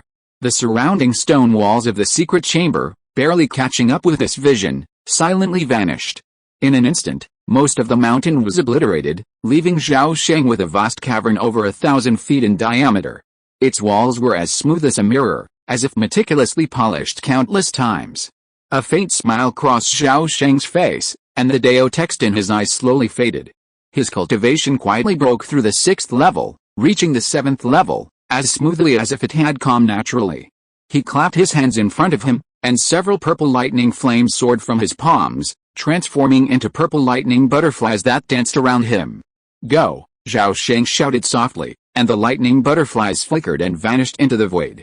A moment later, thousands of feet away, blinding flashes of lightning suddenly blazed from the 4 directions of the cave, east, south, west, and north. Instantly, 4 purple thunder clouds, nearly 1,000 feet across, rose from the cave. Just then, a series of loud rumblings echoed from within the cave. Zhao Sheng observed this scene, and with a flash of his body, he instantly reached the summit. His gaze swept down upon the towering mountain below. He watched as the imposing mass was engulfed by countless bursts of purple lightning.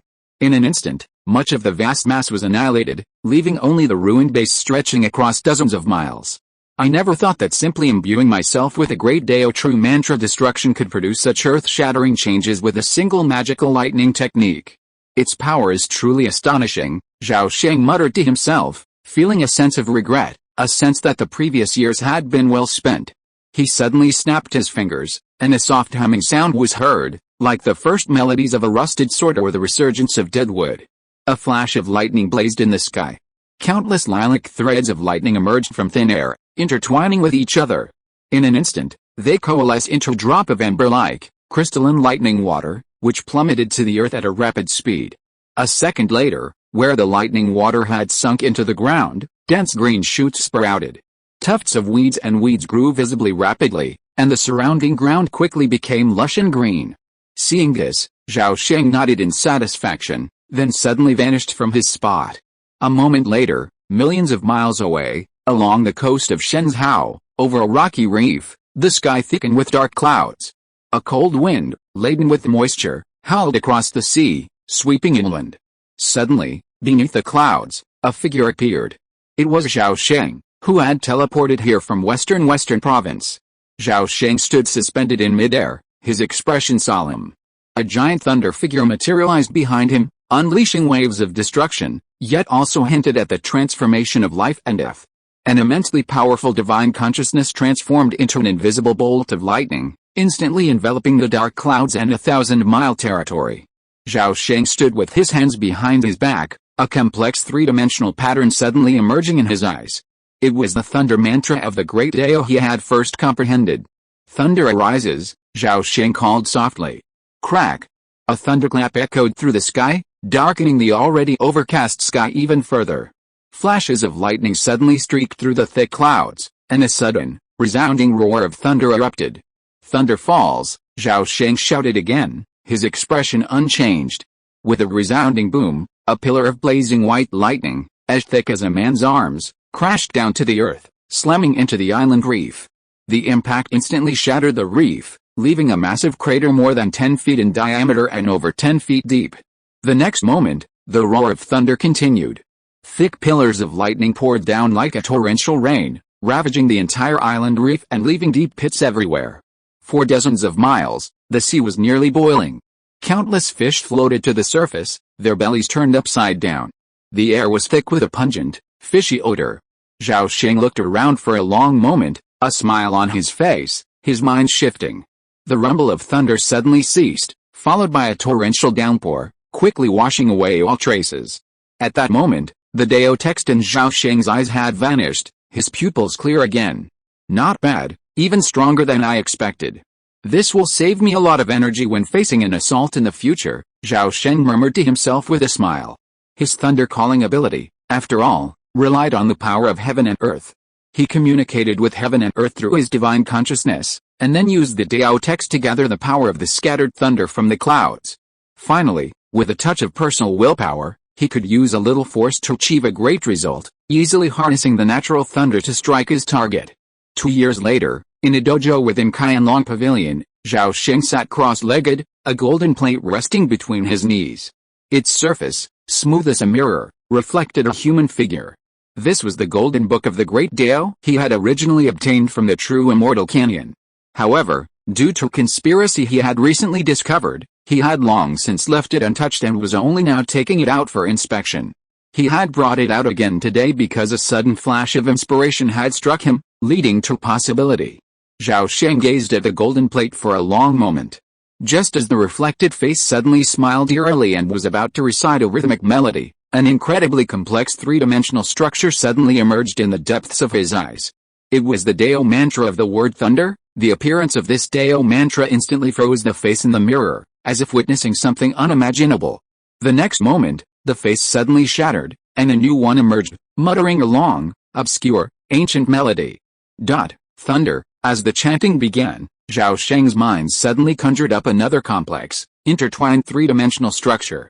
A cursory glance revealed that this new thunder character structure was strikingly similar to the one Zhao Sheng had comprehended, yet with vast differences in countless details, such as the nodes and the direction of the lines. Zhao Sheng simultaneously chanted the ancient rhythm. But halfway through, he was horrified to find he could no longer continue. Two thunder characters suddenly appeared in his mind, colliding countless times. During these collisions, the thunder character Zhao Sheng had comprehended gradually absorbed the other, collapsing and rebuilding, gradually forming a brand new three-dimensional structure. At this moment, a unique and profound rhythm resonated in Zhao Sheng's mind, and he instantly understood and mastered it completely.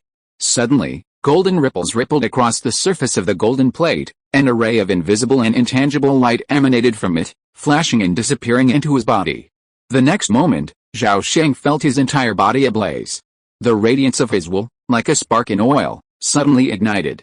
The blazing flame of his will, unexpectedly manifesting in reality for the first time, resembled a dazzling, multicolored ball of sparks. At that moment, all living beings within Qianlong Pavilion and the surrounding area, dozens of miles in radius, suddenly looked in one direction.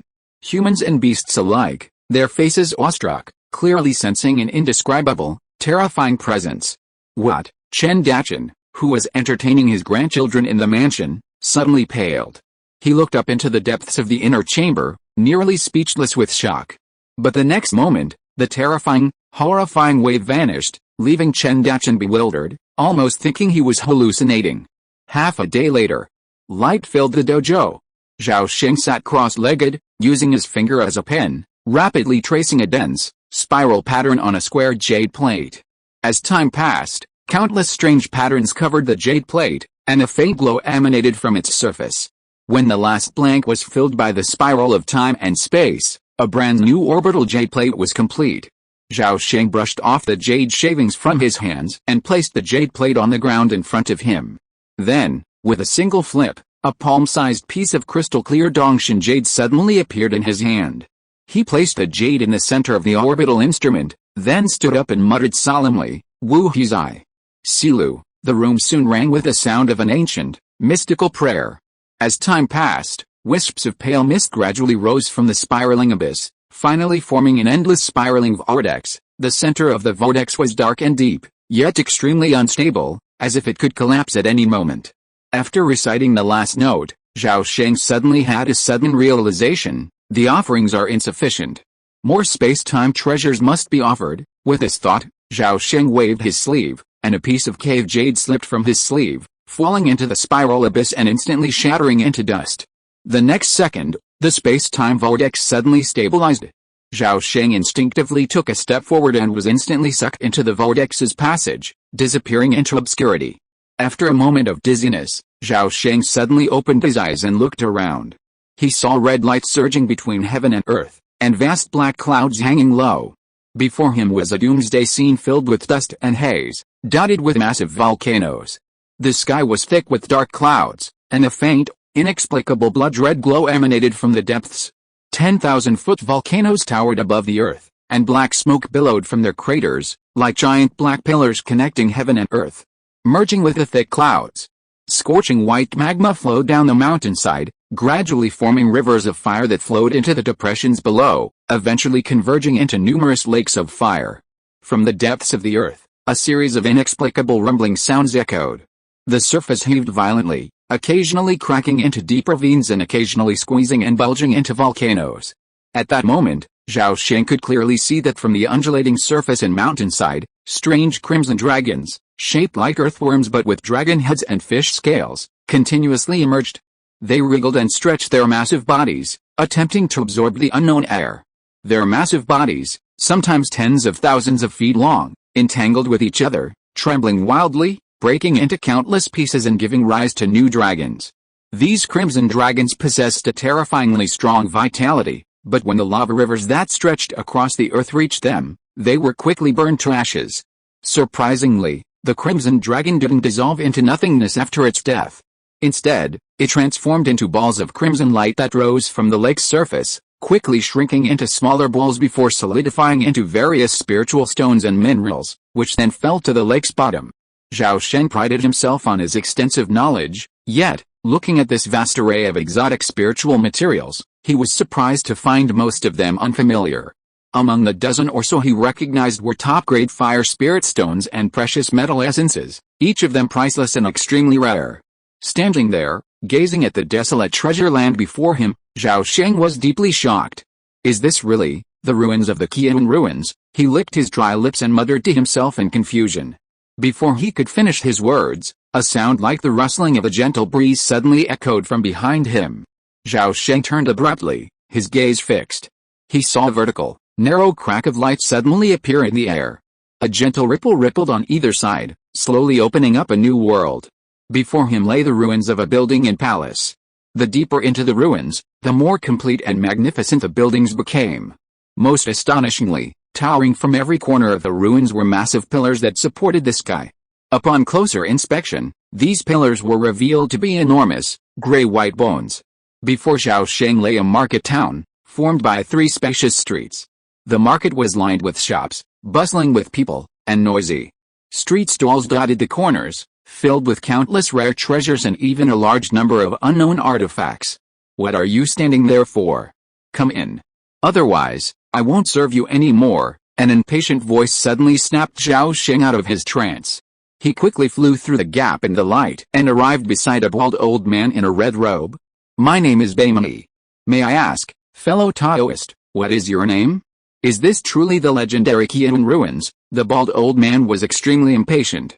Bullshit. I don't have time for your nonsense. Remember, next time you come in, you'll have to pay a space-time crystal. This is the rule set by the Immortal Venerable. Do you understand? Zhao Sheng's eyes flashed, and he nodded without further questioning. The bald old man waved his hand, signaling him to leave. Seeing this, Zhao Sheng walked towards the market, but countless doubts arose in his mind. According to Su Lai, the legendary Qian ruins was a ruined immortal city built in the chaotic void, not what he saw before. What went wrong? Is Su Lai deliberately lying? Then, what is his purpose? And here, Zhao Sheng pondered as he joined the crowd and began to slowly move along the long street. Chapter 624, One Shop, One Cave, Baekyeoshin is born. The market was small, with fewer than 100 shops, yet the streets were bustling with activity. Zhao Sheng, after a brief tour, was astonished to discover that everywhere along the street, crimson pillars, some round and some square, were engraved with layers of immortal symbols and countless mysterious patterns. The flat ground was also inlaid with countless intricate formation patterns. Strangely, Zhao Sheng couldn't sense a single ripple of the formations, as if the pillars were inanimate. Even more strange, he quickly noticed that most of the people passing by had cold, indifferent expressions, looking less and less like living people. Instead, they looked like puppets, indistinguishable from real people. The remaining few, however, were the complete opposite. They all looked menacing and ominous, like the deities of age-old demons. The longer Zhao Sheng spent in the market, the more he felt something was amiss, and a strange feeling welled up within him. At that moment, a series of rumbling sounds erupted from an open space at the far edge of the market. Immediately, the surrounding ground surged and cracked, revealing a dilapidated, grayish-white stone building rising from the ground. The building had 3 floors, each covered in dark red blood stains. A plaque in the center of the doorway prominently read Baekyeoshin in celestial seal script. Upon seeing the stone building emerge, a bearded man selling treasures nearby suddenly rolled up his stall, looked up to the sky and laughed wildly. Haha, the Immortal Venerable's power is boundless. He's even transported another dilapidated cave heaven. This time, no one dares to compete with me for this immortal opportunity. As soon as he finished speaking, the atmosphere in the market suddenly became utterly grim, and the air was filled with a thick, indissoluble murderous aura. As ferocious demons silently rose from various parts of the market, Zhao Sheng suddenly sensed a surge of powerful will rising from all corners of the market. Certain exceptionally powerful waves of will could materialize from nothingness, condensing into one mystical and terrifying giant form after another, all of them legendary gods, demons, immortals, and ancient sacred beasts. Suddenly, Zhao Sheng heard a cracking sound. Turning to look, he saw the person next to him tear off his entire skin, transforming into a rock puppet standing 2 meters tall. The puppet had a tiger head and a human body, its body as white as jade, covered in intricate Taoist patterns, and emanated a startling surge of will. At this moment, most of the pedestrians in the market did the same, shedding their disguises and transforming into puppets of various shapes and forms. The patterns, colors, and shapes of these puppets varied. Some were covered in dark golden spirals, others in hexagrams, and still others in dark blue water patterns. A few puppets were engraved with dense, earthworm-like patterns, resembling the Dao Mu divine script. But what remained the same, every puppet emanated a startling surge of will. Damn it! How could I not have realized they were all living puppets? Could this be the art of refining souls into puppets? Such a stunning feat must have been created by that immortal. Oh no! Where on earth have I landed? The ruins of Inun shouldn't be like this. Zhao Sheng was secretly shocked, suddenly realizing that the willpower of each puppet here was no less powerful than his own. And many of them were far more terrifying than his. At this moment, the closest living beings to Zhao Sheng were 3 figures standing side by side. The one in the center was disfigured, his cheeks covered in horrific scars, as if scratched by an animal's claws. His forehead and chin exposed the white bones, yet the texture was as smooth as jade. To his right stood a bloated, one-eyed old man, clutching a massive axe. His smooth head was branded with a dark blue, hideous, ghostly tattoo. His eyes, all white, shone frighteningly bright, and he exuded a menacing aura. The wills of these 2 men surged with immense power, likely transcending the limits of the spirit transformation realm, to the return to void realm semi-immortals. As for the final figure, a roughly meter-tall, sickly, charred-faced man draped in a cloak and a palm-wide silver-white forehead protector. While his aura was imperceptible, the fact that he could stand alongside two return-to-void semi-immortals spoke volumes about his profound cultivation. A moment later, amidst a rumbling roar, the dilapidated three-story stone building firmly planted on the ground, seamlessly blending into the marketplace. By this point, Zhao Sheng was well aware that the nearly 100 shops in the market were all formed from caves. The thought of this filled Zhao Sheng with a profound sense of awe and respect for the immortal venerable. In a matter of moments, dozens of living beings had gathered in front of the dilapidated stone building. 3 nearby figures also strode over. Zhao Sheng immediately followed, ready to approach and strike up a conversation. But before he could open his mouth, a terrifying murderous aura erupted from the scarred man, which immediately deterred him and made him hide far away. Later, Zhao Sheng landed at the back of the crowd, tiptoed and looked at the stone building in front. A large number of puppets were scattered on the periphery, forming a larger circle, as if protecting something, and seemed to be on guard against unknown threats rushing out of the stone building. The door of the stone building slowly opened, and a graceful woman in a palace skirt walked out from behind the door. She had delicate features, flawless white skin, and a hint of charm in her purity. Zhao Sheng looked her up and down and found that this woman had a lively aura, just like a living person. But judging from the aura expressions on other people's faces, this woman was probably not a real person, but also a soul-refining puppet. I'm sorry to have kept you waiting. Vacation is about to open, and we welcome you all to visit. Within this building are countless exotic flowers and plants, rare treasures. The Immortal Master has already placed several rare beast artifacts in the shop. I wish you all great fortune and may all your wishes come true. The graceful woman bowed slightly to the crowd and spoke. Fairy, can we go in now? Shopkeeper, is the grand opening promotion still the same as usual? Immortal Master, may I ask, Fairy, how many divine beast faces have been placed in the cave? Are there any immortal amulets for sale? I'd like to buy one. At this moment, the group of old demons gathered at the front shouted out, each asking the same question, clearly sharing some kind of tacit understanding. The graceful woman smiled slightly, bowed again, and flew back through the door without answering any of the questions. Seeing the gate open, the most powerful old demons exchanged glances before harnessing their wills and dharma forms to charge through the gate's light curtain, disappearing. Seeing this, the others rushed in, fearing to be the first to arrive. Zhao Sheng wanted to wait, but suddenly, a terrifying murderous aura emanated from behind him. A large number of soul-refining puppets on the periphery advanced towards him, their momentum growing stronger and stronger. Seeing this, Zhao Sheng's eyes flashed, and he leaped decisively, diving into the gate like a bird. The world spun around, and then a new one emerged. Zhao Sheng opened his eyes to a vast expanse of green. Ancient trees towered, vines tangled and drooped, and the ground was covered in a vibrant array of various spiritual herbs and flowers. A few dozen steps ahead, he discovered a spiritual field of approximately 10 acres. Sadly, the field lay barren, with only gray-black soil visible, and no spiritual herbs in sight, as if it had been long abandoned. At the edge of the spiritual field stood 5 or 6 lush, verdant spiritual trees, their vines tangling and clinging to their trunks. From the dense vines dangled several gourds, some yellow and some green. The largest stood a man's height, while the smallest was barely the size of a palm. Their bodies were emerald green, like jade. The air was thick with mist, permeated with an alluring aroma, yet teeming with countless insects invisible to the naked eye. Zhao Sheng glanced around warily, his will transforming into an invisible barrier that enveloped him. Every time his gaze passed over the gourds, it paused, then quickly shifted away. After repeatedly confirming that the area was safe, Zhao Sheng felt a sense of relief and once again looked at the strange spiritual field. It seemed out of place, as if it had been shoved into the landscape. 2 breaths later, Zhao Sheng's eyes lit up, and he suddenly realized something was different about the spiritual field. Looking intently again, he suddenly discovered something remarkable. His face lit up with joy as he quickly stepped into the wasteland, taking 2 steps at a time to the edge of the field. Suddenly, he squatted down. A silver-white mask, half sunk into the soil, appeared.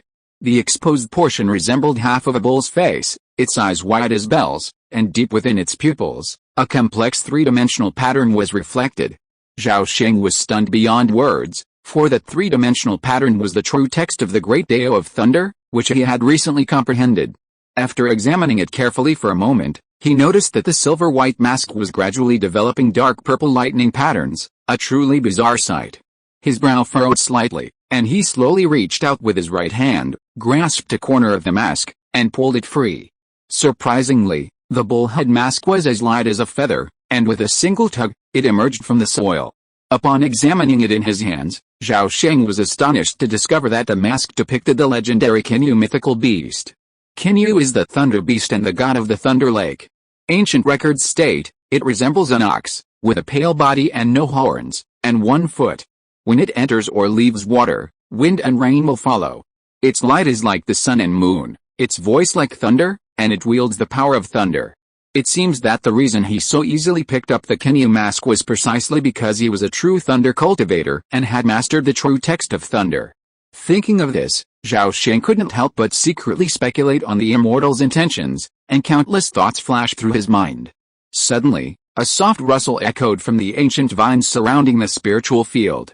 Zhao Sheng looked up and saw the largest gourd swaying violently and falling from the tree. In a flash of light, the gourd vanished, replaced by a portly old man in an emerald green Taoist robe, with green eyebrows and green hair. He had a red nose and a hint of drunkenness on his face. With a hint of anger on his face, the fat old man staggered towards them. "Hey, you thief! Return the beast's artifact now, or I'll make you suffer." Zhao Sheng looked at the green-browed old man who had come to question him and coughed twice.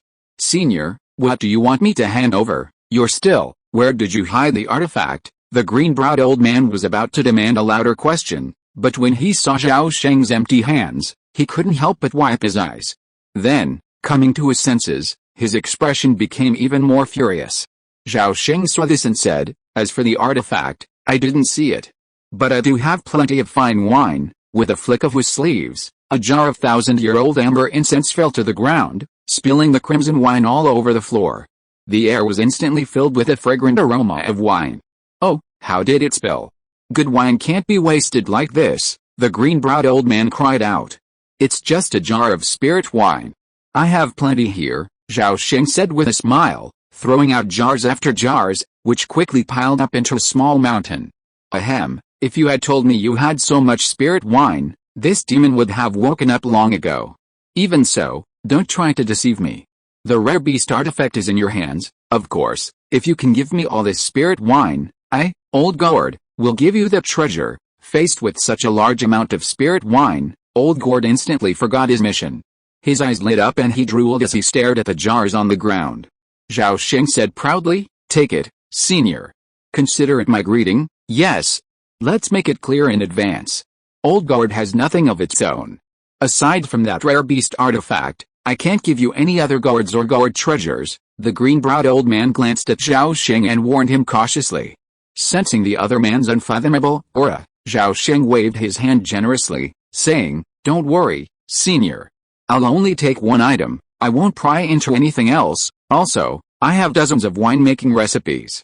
They're useless to me anyway, so I might as well give them to you, senior." Zhao Sheng smiled faintly, flipped his right hand, and a stack of jade slips appeared, which he handed over. "Oh, you offered to give them to me.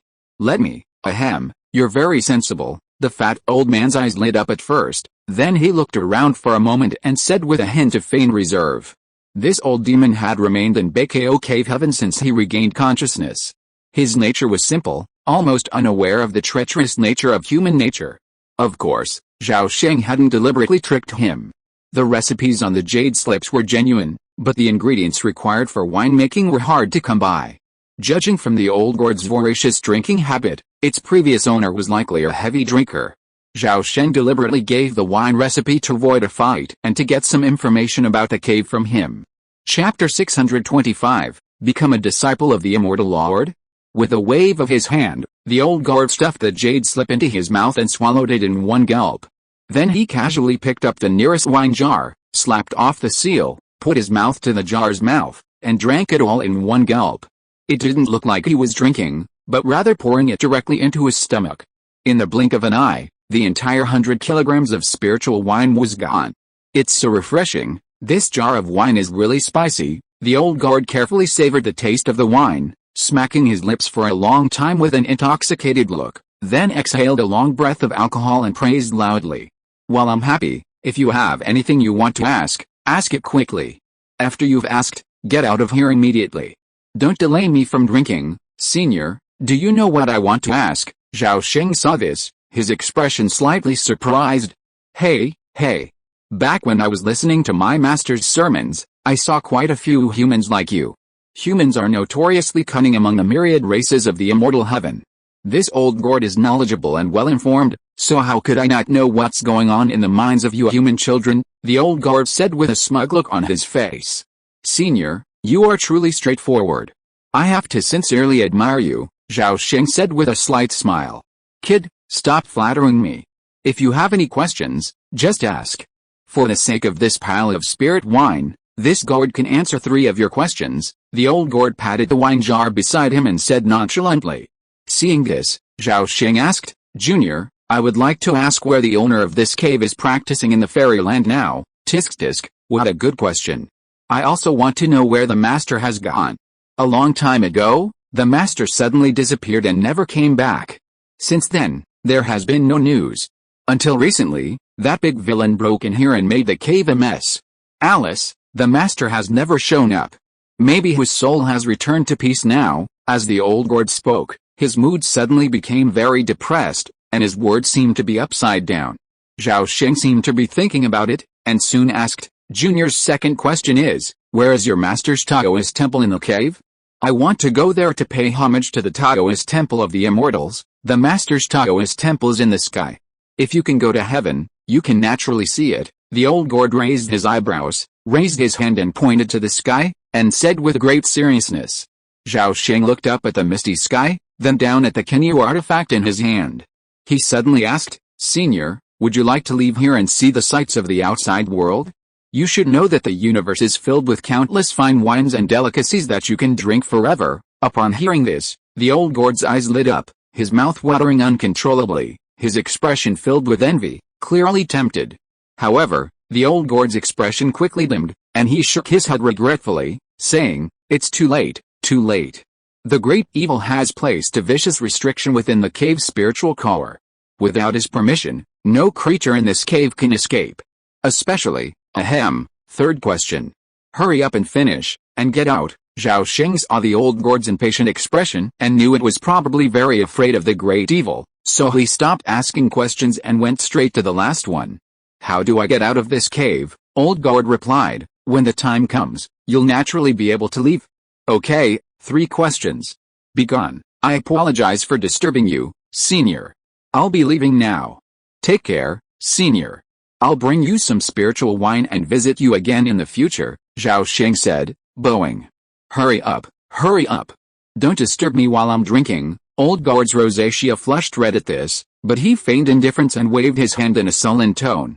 Zhao Sheng smiled helplessly, a radiant will coursing through his body, propelling his body upwards, rapidly soaring towards the heavens. As he rose further and further from the ground, a green world, a round sky and square earth, came into view. To his surprise, this cave was incredibly small, covering only 10,000 miles. The vast white barrier of the cave was visible at a glance. Zhao Sheng quickly soared into the clouds, reaching the mist-shrouded heavens. The omnipresent mist and clouds suppressed the radiance of his will, compressing it to a mere 10 feet. Furthermore, the higher he flew, the stronger the surrounding pressure grew. In a matter of moments, Zhao Sheng's original spiritual consciousness, will, had dwindled to about 3 feet. A wave of unease washed over him, and he wondered if old Gord was deliberately deceiving him. Had he not been able to sense the growing repulsive force of space and had the ability to disconnect with a single thought, he likely wouldn't have been so stubborn and would have turned back. Fortunately, old Gord was true to his word and hadn't lied. After soaring another 100 miles, the vast mist and clouds suddenly dissipated, and Zhao Sheng's vision suddenly opened up. 100-foot tall, suspended mountain loomed overhead. The mountain was in ruins, its surface riddled with cracks, revealing uneven patches of earth and rock. A large hole, about 7 or 8 feet wide, jutted out from the mountainside, offering views of both sides. Zhao Sheng took one look at the mountain and knew it had once been the site of an incredibly brutal battle. At that moment, several figures stood midway up Hanging Mountain, next to the large cave. Their faces, without exception, were covered by silver-white masks depicting mythical beasts. Only the slender woman standing in the foreground had a clear, maskless face. Not far away stood a mysterious woman in a green lotus skirt, her face veiled by a white veil, obscuring her features. Though distinct from the others, the aura they exuded was exceptionally powerful, causing the several masked figures nearby to appear tense and solemn, standing still in silence. Just then, Zhao Sheng rapidly approached the mountain and descended towards it. Gazing at the queenly treasured artifact in his hand, the graceful woman smiled broadly and spoke in a gentle voice, "Congratulations, sir, on receiving this opportunity bestowed upon you by the Immortal Lord. From now on, you will be a distinguished guest of Baekhyoshan. I pay my respects to you." With this, the graceful woman bowed. Zhao Sheng returned the greeting and said, "You are very polite, sir. I have countless unanswered questions, and I hope you can help me." The graceful woman smiled and said, "I will answer all your questions, sir. But as all the distinguished guests have not yet arrived, I hope you will be patient and wait for a moment." Zhao Sheng's eyes flickered, and he nodded. "In that case, it will not be a problem for me to wait a moment." With that, he walked away to a deserted corner and quietly waited like the others. However, several eyes soon fell on him, or more precisely, on the queenly treasured artifact in his hand. Some of these gazes were clearly curious, others filled with malice, and still others with brutality and cold-bloodedness. Sensing the gazes of those around him, Zhao Sheng's mind raced, and he placed the queenly treasure on his face. As soon as the treasure touched his skin, an indescribable surge of will surged, instantly merging with Zhao Sheng's willpower field. Instantly, Zhao Sheng felt his field of vision expand infinitely, his willpower field surged several times, and even the surrounding repressive force instantly vanished. At this moment, a powerful compulsion seized him, as if a single thought were all it took for his willpower field to condense from nothingness into a unique will form. And with a high probability, it would condense into the form of the Kenya mythical beast. Zhao Sheng was startled, but he didn't give in to the impulse. Instead, he forcibly suppressed it, suppressing the urge to remove the Kenya treasure. A cup of tea later, a massive, 9-winged Guharo bird Dharma image burst forth from the vast sea of clouds, ignoring the surrounding pressure and soaring directly above Lingshan Mountain, quickly landing in the open space before the crowd. The image's light faded, revealing a massive man nearly 10 feet tall, draped in a vast cloak and crowned with a Guharo bird artifact. Upon his appearance, he quickly approached and bowed to the slender woman. The woman nodded, and after a few quiet words, the man stepped aside and stood still. Zhao Sheng examined the newcomer and confirmed his identity. It was the sickly-looking man with the forward protector from the 3 men who had appeared earlier. A few breaths later, another figure streaked across the sea of clouds in the distant sky, landing midway up Lingshan Mountain. Before them all appeared a slender man wearing a 10-snake artifact. In his arms, he clutched a massive axe. It was the one-eyed old man from the 3. The successive appearances of the 2 did not cause much commotion. Everyone just glanced at them a few times and then stopped paying attention. Instead, Zhao Sheng was wary of the 2, vaguely feeling that they were very dangerous. Despite this, he did not show any abnormality on the surface. The man holding the giant axe did not recognize Zhao Sheng. After all, Zhao Sheng had put on a mask before. But the sickly-looking man looked at Zhao Sheng intentionally or unintentionally, his eyes flashing, as if he recognized him, and no one knew what he was thinking. In less than half an hour, 2 more beast masters arrived one after another. At this time, there were already 7 lucky people who got the opportunity here. The slender woman looked around, then glanced at the masked woman, and the 2 communicated secretly for a while. The graceful woman immediately addressed the 7 people present. "Well, the distinguished guests have arrived. I will now announce the Immortal Master's final test. Whoever ultimately obtains the spiritual pivot of this cave heaven will become the Immortal Master's disciple and receive the elixir of immortality. The spiritual pivot is currently hidden somewhere within this hanging mountain. All of you may use whatever means you can to find it." Upon hearing this, everyone's spirits rose in intensity, quickly distancing themselves from the others and condensing their own divine beast forms. However, Zhao Sheng did not unleash his will form. Glancing around at the other 6, he suddenly realized something. None of the old demons who had condensed their will forms before entering the cave heaven had appeared here. Seeing a chaotic battle imminent, Zhao Sheng stood still and suddenly asked, "Boss, may I withdraw?" "Of course. If you do not wish to become the Immortal Master's disciple, you may leave at any time." "Do you wish to withdraw?" the graceful woman said.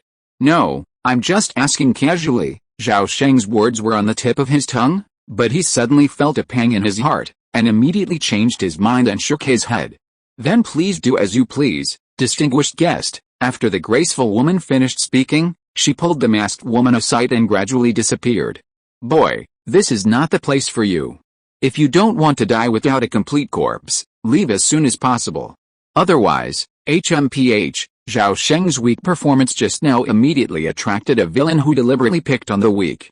This person had a Bashan mask on his face, and his will dharma image was a huge snake head, with a dark and deep snake mouth, like a black hole. I don't want to do this, but there are always people who don't have eyes. After saying this, Zhao Sheng took a step forward, his figure flashed, and disappeared into thin air. Hundreds of feet away, a roar erupted suddenly. Golden light and thick scales clashed, colliding thousands of times in an instant. Countless sharp explosions erupted almost simultaneously, shaking and distorting the surrounding void, nearly shattering it. Zutan, how about we two team up? Seeing the others rushing to their opponents and engaging in fierce combat, the sickly-looking man named Chong Zhuan whispered to the one-eyed old man across from him. With that, a black feather blade slipped from his sleeve, and the image of the Guharo bird enveloped him, carrying him into the air. Haha, if you and I join forces, I believe it won't take long to clear out these scoundrels. The one-eyed man, clutching a massive axe, seemed incredibly arrogant. He laughed heartily and suddenly swung his hand. The axe shot out like a flash of lightning. In an instant, the razor-sharp axe blade struck the void 100 feet away. Just then, Zhao Sheng appeared. Seeing the axe blade coming down on his head, he was immediately startled and quickly moved away again. In this life so far, his ability to move through time and space has been unstoppable, but today was the first time that his trace was discovered.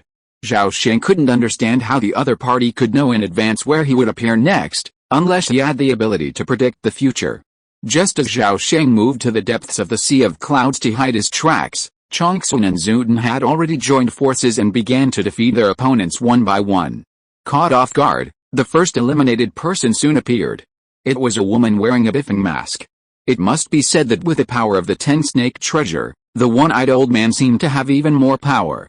Every time he dropped his axe, it was always hit, and often hit the vital point, as if he had completely predicted the opponent's next move.